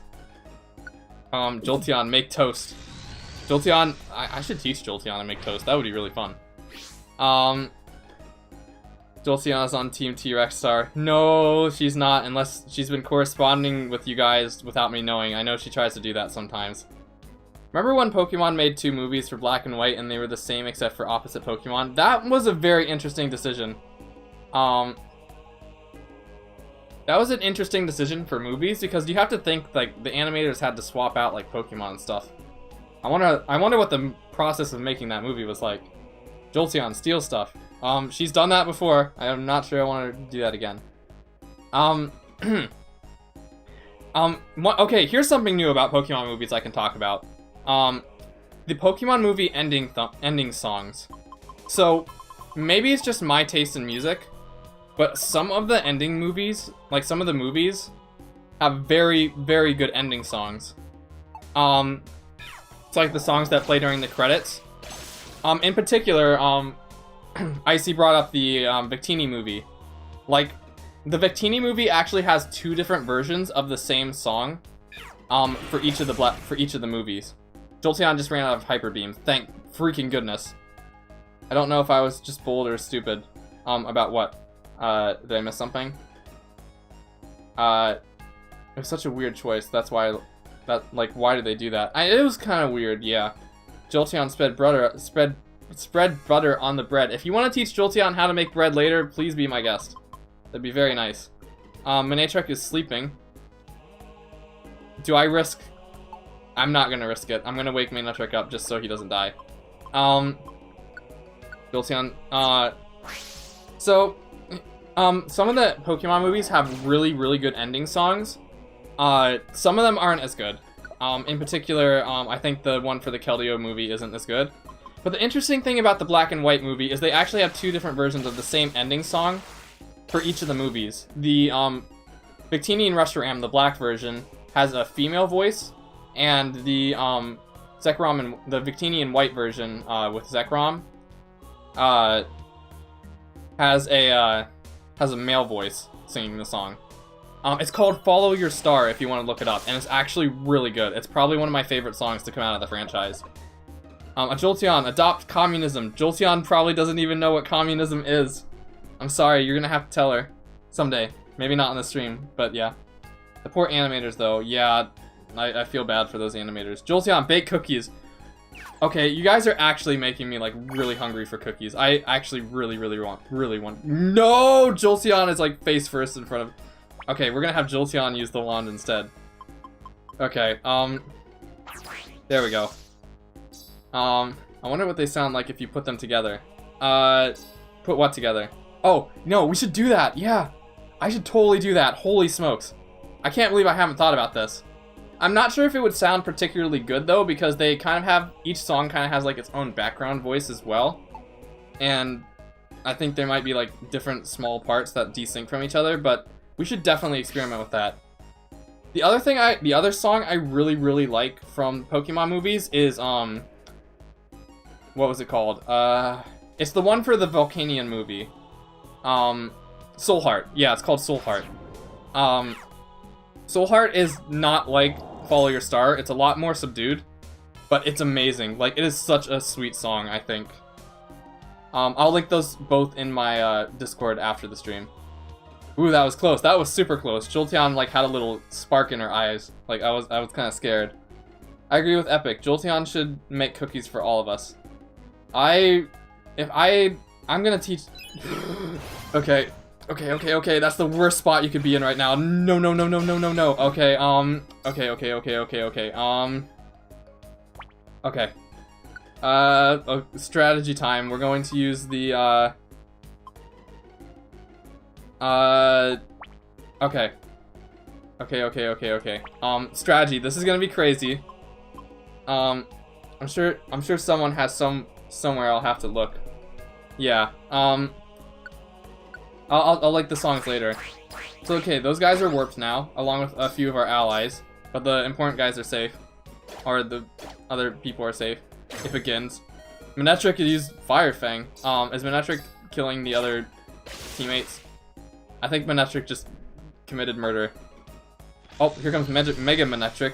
I think our allies are dead. I'm sorry. I'm sorry, I didn't want it to end. Oh, Manectric died. It begins. Wait, which one was Volcanion? Soul Heart is the one for Volcanion. Is that the one with the Diancie? No, that's the one with Volcanion. I don't remember this end song for the one with, Diancie. I need to... Like, I should look that up again. Manectric, what are you doing? What's your favorite song, Wii? Favorite song? Okay, I just got bit by Manectric. That's a tricky question, because, like, I have different favorite songs. Like, I know so many songs, so it's kind of hard to pick a favorite. It's okay to defeat Manectric if they develop a kinship. I will try and have that happen then. But here's another... Oh, that's a Tropius, okay. My favorite song, it kind of depends on the genre. In particular, I really like I like a lot of video game music. But when it comes to one song, I don't know. If we're talking about, like, otherwise spare them, I'm trying my best to spare them, Kieran. Trying really hard to spare them. What was I saying? In terms of songs on the radio, I really like Counting Stars by One Republic, mainly because that song has a lot of like nostalgic value for me, because it came out, or it was I was listening to it a lot around the time I started animating, so that was fun. Or wait, is it Magirna? Magirna, yeah, Magirna, not Diancie. The song is about Magirna, yeah. I also really like the one from the Zoroark movie, but I don't remember what it was called. I remember it made me like kind of like the same thing I mentioned earlier with Inside Out, how I felt really sad about Inside Out because how I really related to Inside Out because it was around the time I first went to college. I kind of have a similar story with the ending of the Zoroark movie. It almost brings me to tears. It probably still would bring me to tears, honestly. Correction, what is the song you've been listening to recently? I tend to have, like, more calm music for, like, studying and stuff. Or are we talking about songs on the radio, or... Hold on, I need to catch up with the chat. Persona Music is very good, yes. Mima, I really love that movie. Mima. There was a time where I, like, watched the Zoroark movie every day. It was a fun time. Song I've been listening to recently. I don't really listen to the radio, so I can't really say any songs like on the radio. But in terms of video game music, there's a I've been listening to a song from Star Fox Adventures that's kind of the theme for the Ocean Force Point Temple. Mainly because I think it's very calming and subdued, and it helps with studying when the song's like that. Because I realize like when songs are like all upbeat and passionate, when I try to study, I start to have I start to come up with like cool ideas for like my series and stuff, and that gets me like, you know, not studying. So yeah. The Mask of Zorro. The Zorro movie is great, even though I haven't seen it in forever. I haven't seen it in a really long time either. That movie just turned 10 years old, by the way. It came out February 5th, 2011 in America. And funny enough, the day that movie came out in America, I used to call that Pokemon Day, because I was really excited for it at that time. But yeah, I've been addicted to the Passenger of I'm not gonna try and say that, and the Banshees. So apparently the two different versions of Follow Your Star are called Ideal and Truth. Oh yeah, Ideal version and Truth version. Yeah, that makes sense. Because Reshiram is Truth and Zekrom is Ideals. So where was I going with this? Yeah, I've been listening to this song from Star Fox Adventures called Ocean Force Point Temple. And I like listening to that with like another video in the background with like a river or a waterfall going off, and it creates like a very calming effect. You're making me feel old. Don't worry, Icy. I've just kind of accepted that I'm old now. There's a Skyward Sword remake coming out. I'm old now. Baby is safe. You are correct. I guess we get to go nickname Baby now. Let's go to our friend area and we're gonna nickname the baby. Star Fox is the best music. Star Fox has a lot of very good music. I am not old. Thank you for the encouragement, Bread Pirate. Yes, I'm 22, I'm still young. I'm only a quarter of the way through my life now. It's fine. You are middle-aged. Oh, okay. I guess that's more accurate.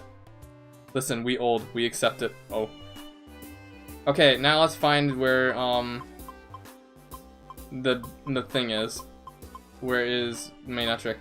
Or Electrike? I keep getting the two confused, I'm sorry. Let's go. Where is it? I think it's here somewhere, right? I did accept it into my team, right? Like, I didn't say no, right? I really hope I didn't say no. I wasn't really paying attention. I'm 2 years older than you. Oh, no, don't worry, you're not old either. We're all young. Or maybe we're both old. We'll just accept some kind of thing. Oh. I loved your reaction when you read you are middle-aged. Oh, yes, that's my reaction to hearing about my age. Oh, there we go. We actually already have a Manectric, but, I had a Manectric named Megan. Okay. But that's not who we're going to do today. This is the boy that I assume was with us on the team. First, let's see if we can actually evolve it. You accepted Electrike, indeed. Good. Can I call you Boomer, Icy? No, I'm not so sure. I think Icy is still too young to be a Boomer. Or be considered a Boomer. Let's see if we can evolve our... Yeah, we can. Awesome. Right here. Luckily, we have enough stats for this. Electrike and Manetric. Yes, let's do this. Still evolve. No, you're not a boomer. Nope, Icy is definitely not a boomer. You're Gen Z. I don't really know the whole generation things. Like, I was born in 1998, so what would that make me? Gen Z? Would that also make me Gen Z? Now let's go nickname the dog the doggo. Even though I was born in the 90s. Yeah. Where's Doggo? Right here. I think Thundercrag. Yeah, so here's our Manetric. Boomer. Oh. Okay, Boomer. Oh no. Did I just tell you not to call Icy a boomer? You're also Gen Z. That means you're actually a year younger than me. A year younger than me? Like, I don't know when your birthday is, Icy, but like, I was born in September, so, I'm not sure if that would make me like a year older or like a year, like, I don't know what our exact like day difference would be. I'll just name this Epic. Wrong one. That's the level 8. Oh, thank you. Thank you for catching that. Wesley, I'm actually really impressed that you caught that. I would have never caught that. Holy smokes. Yeah, let's change nickname. T-Rex Uno reverse card. Oh. There we go. Nope, that's not what I wanted to do. Let's see. Go back here. Where's the C? I was born in January. Oh, okay. Got it. There we go. Epic the Manetric in this game now. So now we have one for each of the brothers. We have Lyanna and we have Epic. He lives in Wii's game, indeed. Nani. There we go. I think, like, we still got 30 minutes left before the Post Malone stream. But, I'm not sure if I want to go in another dungeon, because that might take a while. What could we do? I mean, we could go look at some more artwork. We could also listen to the soundtrack. Can I, like, exit out of the game and see the soundtrack? I want to see this real quick. Can I save and leave? Save and go to main menu. Yeah, let's do that. I want to see if there's, like, a sound box. Change names, delete save, continue. Is there seriously... Hold on, there's no way in heck. Friend rescue. Where's the jukebox? Isn't there supposed to be a jukebox here? That's kind of upsetting. That actually kind of makes me a little bit salty. Render's almost done. Oh my, it's perfect timing. I can't believe this. It's called Lyanna. Yes, I know, I keep mistaking that. I'm sorry, Wesley. How could this happen? How could this, I'm literally crying. I used to call it, like, Lana for the longest time. Yes, I know. Lyanna, yes. I just recently actually looked at the name and corrected myself. Lyanna, yes. I will try not to make that mistake again. I mean, I messed up your brother's name. Can you really blame me? I'm gonna make a corn dog. My goodness, Ben, I wish I could have a corn dog. I want a corn dog. I don't even know what I'm having for dinner, actually. I have no idea what I'm having for dinner. I have some leftover pizza from last night. Maybe I'll have that. Oh, mood. Not gonna lie, Kevin was a bit more of a blunder than Lon. I can't. I'm so bad with names. Like, my goodness. That is so disrespectful for me. No corn dog for Wii. I'm sad. I could go for, like, a pretzel or two, maybe. I guess we could go to another dungeon, just to see if there's anything else. Especially since we know there's no jukebox now. Task failed successfully. Were you actually... You weren't actually saying that just to get me to be hungry, right? I still have my goldfish next to me.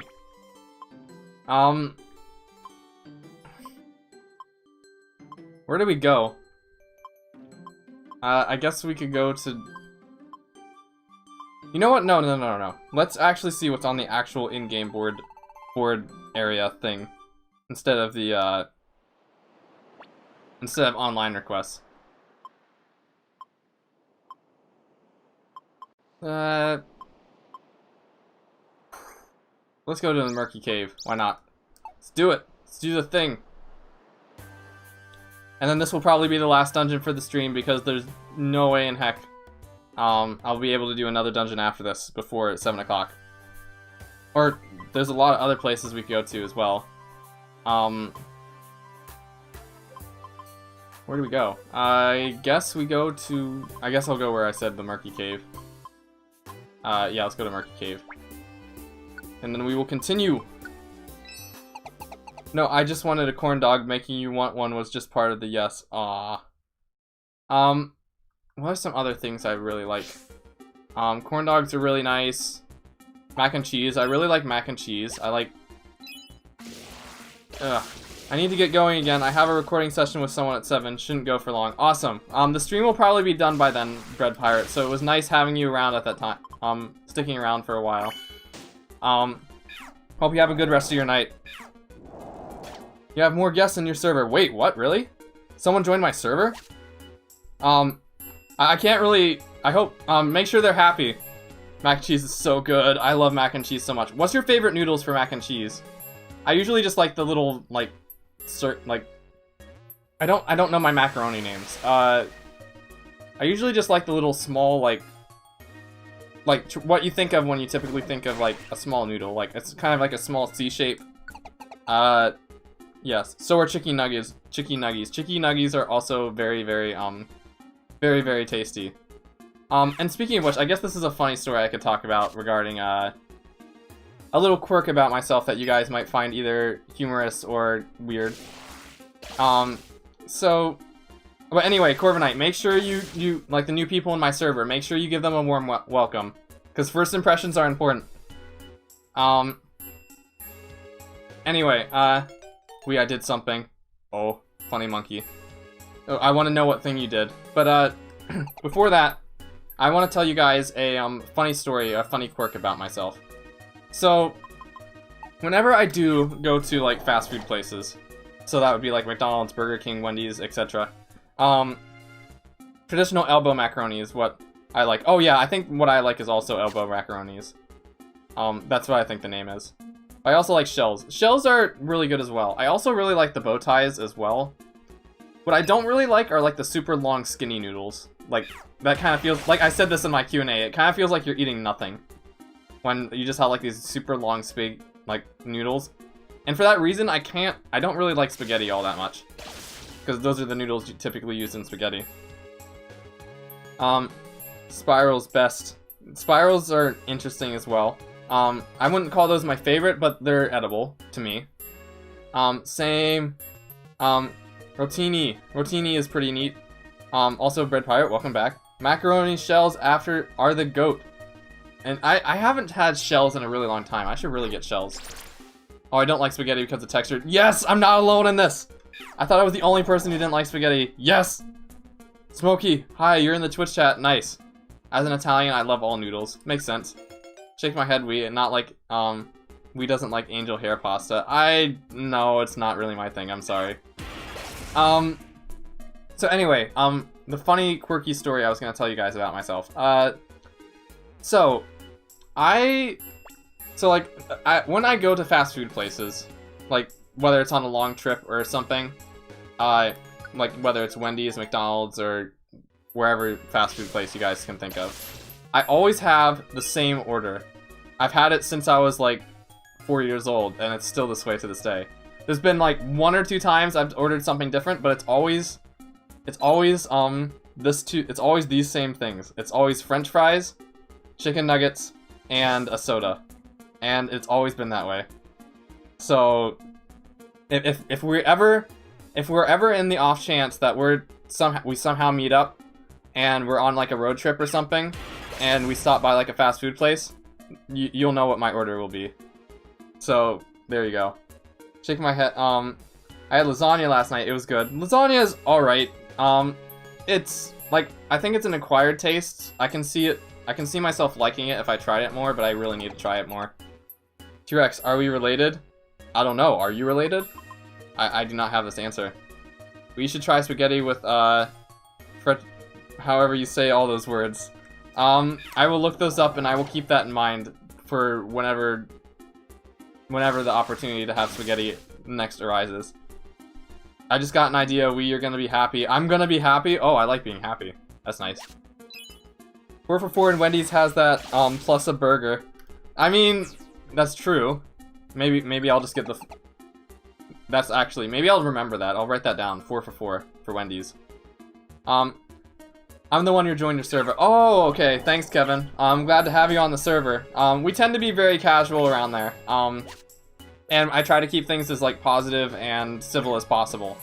So, hopefully you'll stick around. We could have some nice conversations together. I'm almost dead. It's cheese, like, that's probably the thing that's hardest for people to get used to, but my favorite part. I understand.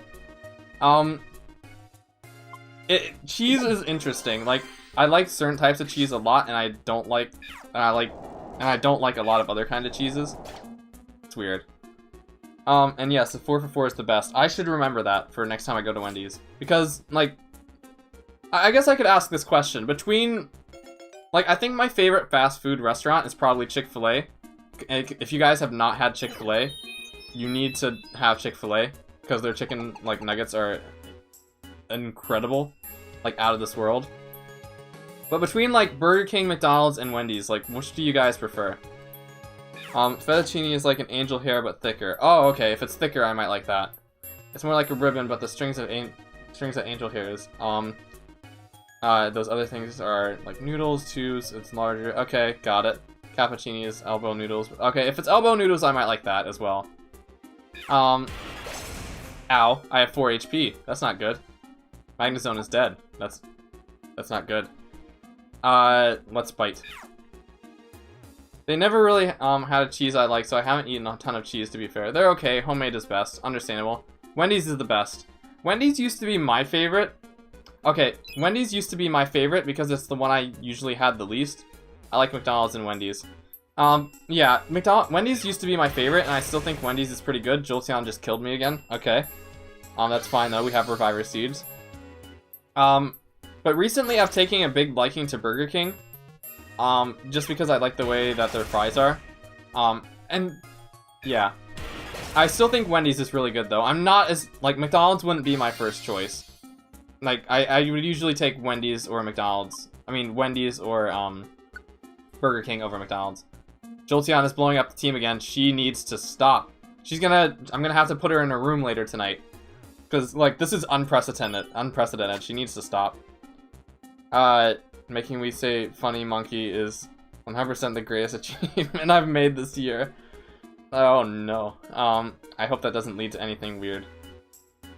That's good. Same T-Rex, but I like it in and out. I still need to try in and out whenever I go to California someday. That might be something I do. Favorite fast food is Noodle & Co. I just love pasta. I'd grab Wendy's over anything, like, no contest. Understandable. Kieran seems pretty, entertained as well. I just remembered there's actually a Fire Emblem character in Path of Radiance named Kieran, so what if you're the same person? Paladin or Cavalier with red armor. Named Kieran. Dust Spice, mix over cooking, chipotle, onion powder and salt, yes. In-N-Out's so good, I really want In-N-Out. I want it. Can you guys, like, email me? Can you, like, email me or, like, ship me a In-N-Out burger? Or whatever you think. Like, is there actually any way you could do that where you could just, like, order something at In-N-Out and just, like, email it me? Well, wrong. Kieran would 100% wear blue. Then that's unfortunate. It would be really interesting to see Kieran. There actually is a blue. Well, no. He wears green. Never mind. I don't think there's a blue armor knight in. Well, there's a blue armor knight. The first one you get is a blue armor knight. But there is a In-N-Out came. Even Wesley has In-N-Out. Gosh dang it.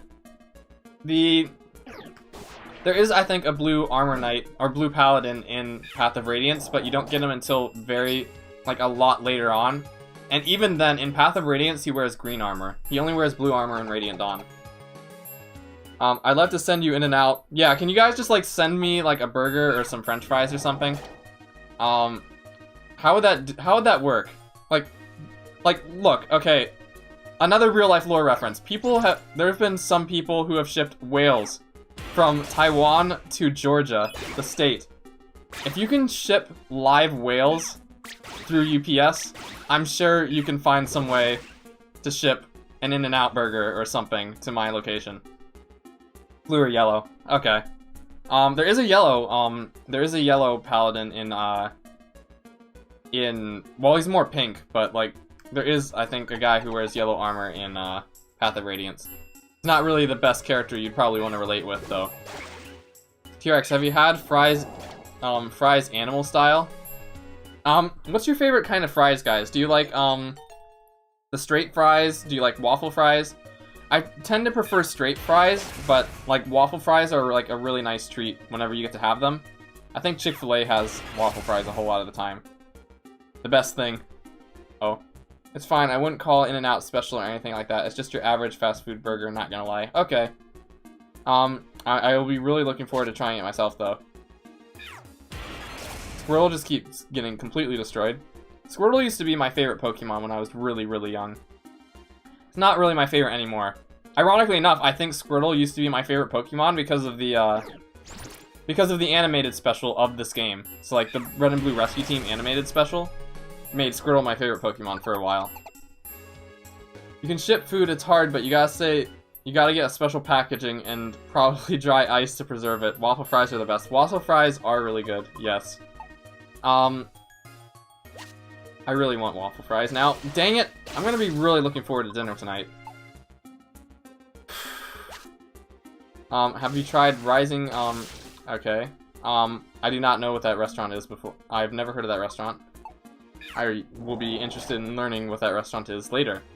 There's so many restaurants you guys keep bringing up that I have no idea exist. Like, seriously. Okay, I'm gonna list restaurants. I want to know if you guys know about these. Have you guys ever heard of a restaurant called Five Guys Burgers and Fries? Five Guys? Have you ever heard of Five Guys? French fries are meh. It's great, but they're made for. Otherwise, I can pass. I like politics. I do not want to involve or talk about. Oh, you do not. I like politics, but do not want to involve or talk about it. I myself am civilized and from a civilized, family-friendly server, so I'm sure we can talk to each other without any problem. Perfect. If that's the case, you're gonna really like my server, Kevin. So glad to hear that. Yeah. I've heard of it, but I've heard of it, but I don't know if I've had it. We have Five Guys in Colorado. Dang it. I need to find some exclusive place, that you guys might not know about.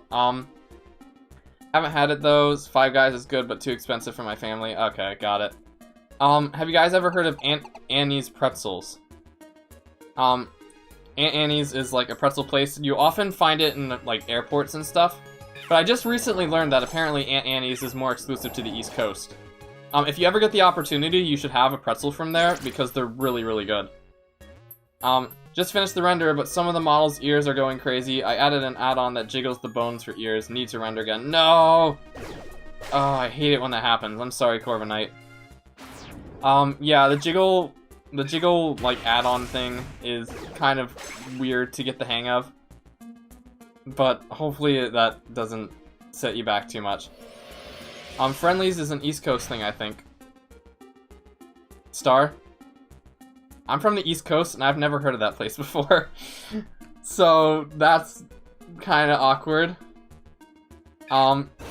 Bro, sorry for the long and complicated message, bro. No, please don't worry about it. I would rather you guys send long and complicated messages than not send messages at all. I like talking with you guys. Like, thinking about this whole casual conversation we're having right now. I'm getting hungry, both in the game and in real life. Wetzel's is better. Oh. Yes, actually, you have! In a mall, we got one. Wetzel's is better. I've never heard of Wetzel's either. So now I have to try that. If you think Wetzel's is better, dang, that has to be a very good pretzels place. Dang Dang it, you guys on the west have all the cool stuff.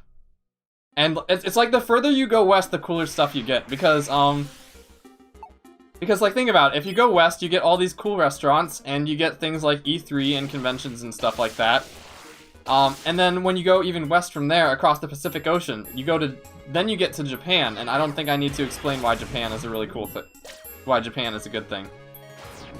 No way, really? If you find one, get the cotton candy soda. If you find one, get the cotton candy soda and the kids' ice cream. Okay. I guess I'll do that. Wendy's Pretzels is the best, bruh. I'm gonna get you some at Disney when you can visit Cali. I really want to visit California. When can COVID-19 finally be over? I want to visit places again. Dang it. And I graduate next year, so that would be the perfect time to actually start visiting places. Please, please, please let, like, COVID be over by the time I graduate. Just curious, have you ever heard of some place called Cheesecake Factory? No, I have not. Well, I think I've heard of it in passing, but I don't really know what it is. That said, I think I may have found one place that you guys might not know of. Have you guys ever heard of Waffle House? Do you guys know what Waffle House is? Waffle House is a place that's often in, the southeast. I'm not sure if you guys have it. So many deaths. Okay, Jolteon, you need to calm. COVID leave so I can drag Wii over to SoCal. I will be there someday. And I've been to Disney World before. I was gonna mention that earlier. I've been to Disney World. I haven't been to Disneyland. The sooner everyone just buckles down and masks up, the sooner it can be over. I'm trying really hard to do that as well. So, hopefully it'll be over soon. Crossing my fingers. Cheesecake Factory. That is a heart, so that must be very good. I have. Yeah, people joke about being okay. I've heard the legends of Waffle House. Okay, heard. I know of Waffle House too. Okay, nope. You never heard of Waffle House? Yep, Waffle House is a place that's kind of famous in, like, the southeast. There isn't, like, any near me, but there are Waffle Houses in some places. I have here. Oh. Rings a bell, but I don't really remember. Yeah, I think it's a southeast thing. The stream is about to start. No! But we still got 15 minutes. We got 15 minutes to beat this dungeon. So I think we're still in a good spot. Stop. Oh. Which means it ends the stream. No. Waffle House subs. Like. Oh, yeah. What else can we say? Those are some restaurants I'm talking about. Any other restaurants? I've heard, like, people say they're good. Are they like Denny's and IHOP? I haven't been to Waffle House too much. It's kind of a small place. Usually some of the buildings are, like, really small. But I imagine it would be, like, a lot like Denny's and IHOP. I've never been to Denny's, though. I've been to IHOP a few times. I've technically visited Los Angeles, and I have, for sure, visited Hawaii. I was at the Pokemon... Were you actually? Whoa! No! Okay, Wesley, you didn't see that. Wesley, you did not see that. Okay, no. Okay, you were at the Pokemon... I've been wanting to visit the Pokemon World Championships for, like, a really long time. It's just the problem is... Like I've said before, I'm the only gamer in my family. So, the problem is like, I don't want to travel long distances alone. And... none of, like, my family, I feel like... Well, I don't know, because my dad went to Denver for my sister, so maybe he'll go. I just don't really... if I went to a Pokemon World Championships and I brought my family with me, I don't think they would have as fun of a time. So, I don't know. I've been really wanting to go to the World Championships someday, though. Real Danny hours. Oh, cool. Anyone want... No, T-Rex, bad. Bad. No, bad. I was at Pokemon World. I want to go to Pokemon World so bad. Let's keep going. No. We're not leaving a hungry Pokemon on this floor. What the heck is wrong with me? It'll delay the stream too, so it'll be perfect. On Pokemon TV, they have the Pokemon Championships. That's nice. I used to watch Pokemon, like, TV all the time, like during the Sun and Moon anime. That's usually where I watched it. Let's save this Pidgeotto, because he looks really hungry, like me. I wish I could eat an apple. We have a thing called Real Denny's Hours, and it's when we usually, it's when we go to Denny's at, like, past midnight. Usually it's after anime conventions. That sounds like a pretty fun time, actually. Again, I've never been to Denny's, and I don't think I've even seen a Denny's before. So is Denny's also, like, a West Coast thing? I know of Denny's, but I don't think I've ever been there. Okay, new conversation. I was just thinking about this. Liana wishes to speak. Then have Liana speak in the Tubber box room on the Discord after the stream, and I will catch up with her and issue a formal apology. Denny's is East Coast too. Dang, I guess I just don't get I guess I just don't get out a whole lot. I need to go places. It's the best, lol. Maybe it is. Nope, there's another Espeon. We're backing away, friends. Nope. Nope. Okay, I hope this Espeon does not have Magic Bounce. I don't think it will. Where's my items? Okay. Stay away. There we go. It's fully understandable. I was 20 years old when I traveled, and I did travel alone at a long way from Norway, so that's a long travel of 23. That is actually super impressive. Kevin, in particular, I've been wanting to talk to you a little bit about Norway, because Norway is a country, like, I find it fascinating that you live in Norway, because, Norway is a country that I have a lot of interest in visiting someday. I really like Scandinavian countries. So like, Iceland, Sweden, Norway, all those countries really interest me. In particular, like, the fjords around Norway, look really nice. So, we should have a conversation about Norway sometime. That would be fun. What else can I say? Oh yeah, no! Okay, no Hyper Beam, no Hyper Beam, okay. So, when it comes to pizza chains, do you guys have, like, a lot of the pizza I tend to order tends to be local. There's a lot of local pizza places around my, around where I live. So a lot of my pizza tends to not be, like a brand. It mostly tends to be, like, local. Do you guys have, like, a local, like, out of the pizza chains that exist, so, like, Pizza Hut, Domino's, stuff like that, do you guys have, like, a preferred pizza place? Out of curiosity? I think out of, like, between Pizza Hut and Domino's, like, I like both of them a lot, but I'd probably say I'd like Domino's maybe just a little bit more. That's the end of the dungeon, but I want to keep going, so we can talk longer. Also, the stream ends in 8 minutes. I didn't realize that. Maybe I should have left the dungeon. Have you guys heard of the story where this guy and his family, would pass the Denny's all the time, and one day the sign changed and it said, like, Denny's, like, Lenny's or something, and when he asked about this, there's still a story going on here. Hold on. Okay, Espeon, no death. There's 2 Espeons in here. That's not good. Extend the stream. I could extend the stream if you want me to, but I'm kind of getting hungry a little bit now, and we've been going for almost 5 hours. We'll see, though. Little Caesars. Little Caesars, I've never had it, but based on my dad, my dad has kind of referred to Little Caesars as, kind of cheap, like, not good pizza. So, like, from his experience eating it in the past. So, I've never tried it, but I do want to try it someday, so I can form my own opinion on it. Family looked at him like he was crazy, like he was that for a week, and he tried to pretend it was normal after the changed back. When he asked about it again, his family was confused. That sounds interesting. Of course, we monkey too. I technically live in the first fjord of Norway, so I will definitely talk to you about it one day when you have the time. Awesome! I'll be looking forward to it. Let we rest. I'm good. I mean, I could keep going, but yeah, Little Caesars is garbage. That's strong. I didn't mean to leave the dungeon. No. Rip.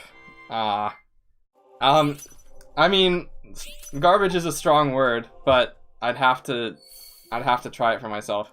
Pizza Factory is the best. Never heard of Pizza Factory. Boy, Little Caesars is great. T-Rex, I'm actually gonna have to try Little Caesars now, knowing that you like it. I actually want to form my own opinion on Little Caesars. Now. In terms of, like, chains. Yeah, and chains, I'd say Domino's, but yeah. Well, it's almost time for the end of the stream. I might do another Mystery Dungeon stream at some point in the future when I want to do Pokemon stuff. But, because I still want to get to Master Rank, but we'll see. It's very popular here. Chipotle is very popular here in Colorado. Okay. I think I've heard of that place once. Stream is about to end, it is.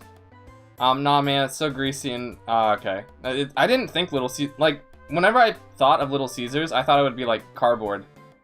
The breadsticks are good, though. Then I'll need to remember that. Green chili is kind of the unofficial state food.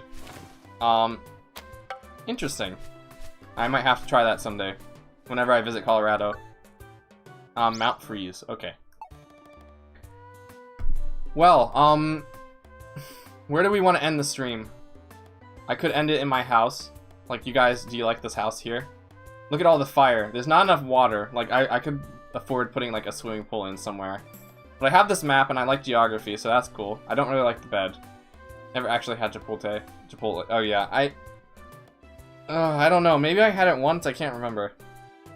Super thin, too. I like the thick crust. That, I can understand. I think Pizza Hut's good with that, I believe. Let's go with where I ended the stream. Let's go back to the Ice Flow Beach. Just because I really like looking at this. It calms me down a lot. It's a very warm house. Indeed. It is a warm house, but like, if it's the summer months, I don't really want all those fires around me. Like, maybe putting like an ice cube or like a fountain in there would be good. It's alright. I see that I like the bowls. Yeah. Well, the stream went really fast for it being like 5 hours. You can come to Cali. I know the best pizza place in Big Bear. Oh, if you have local pizza places, I would love to visit those places. Like, a lot. I would really like doing that. I need to go and rest now. Going to make a new Pokemon stream tomorrow to celebrate the 25th anniversary. With more ways. Wee Monkey 2, stay awesome and cute. And if you are ending this now, I'll be here for the ending. Yep, the stream ends now. Thanks for sticking around, Kevin. It was very nice to have you here. Like they make the best deep dish. I don't have deep dish pizza that often, so that would be very nice to have. Can we make the last 2 minutes of... Can we take these last 2 minutes to be happy that Pokemon's been going strong for 25 minutes? Yes, indeed. I think I said this on Twitter earlier, but Pokemon's kind of been around for as long as I remember, and it's shaped my life in more ways than I can... Like, I don't want to get all, like... What's the word?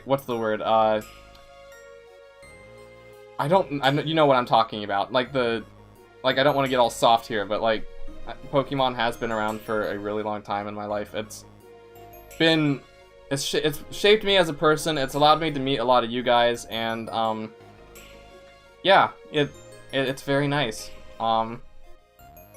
It's also allowed me to express my creativity. It's what got me into animation. So I probably wouldn't be the person I was today if Pokemon didn't exist. So yeah, thanks for the stream. Bye Corviknight. No Purple Aurora. Okay, that's good. Bye Ben, bye Smokey, 25 years of my suffering. Oh my. I only got good in black and white, then better in X and Y. Oh yeah. That's fair. Pokemon is legit life-saving. Don't want to get morbid, but I don't know if I would still be here without it. I understand, completely. And I won't go too deep into that, but, yeah, that's why I think Pokemon is part of the reason it's so important. Without Pokemon, none of us would have met. That is true. Bye, Kieran. Bye, Wee. Bye-bye. Anyway, I'll leave you guys on this picture, and, if you're gonna go to the Post Malone concert, have fun there. And if not, then I will see you on the Discord later. Have a nice night, and bye-bye. I'm going to get some dinner, and I hope you guys get something to eat as well.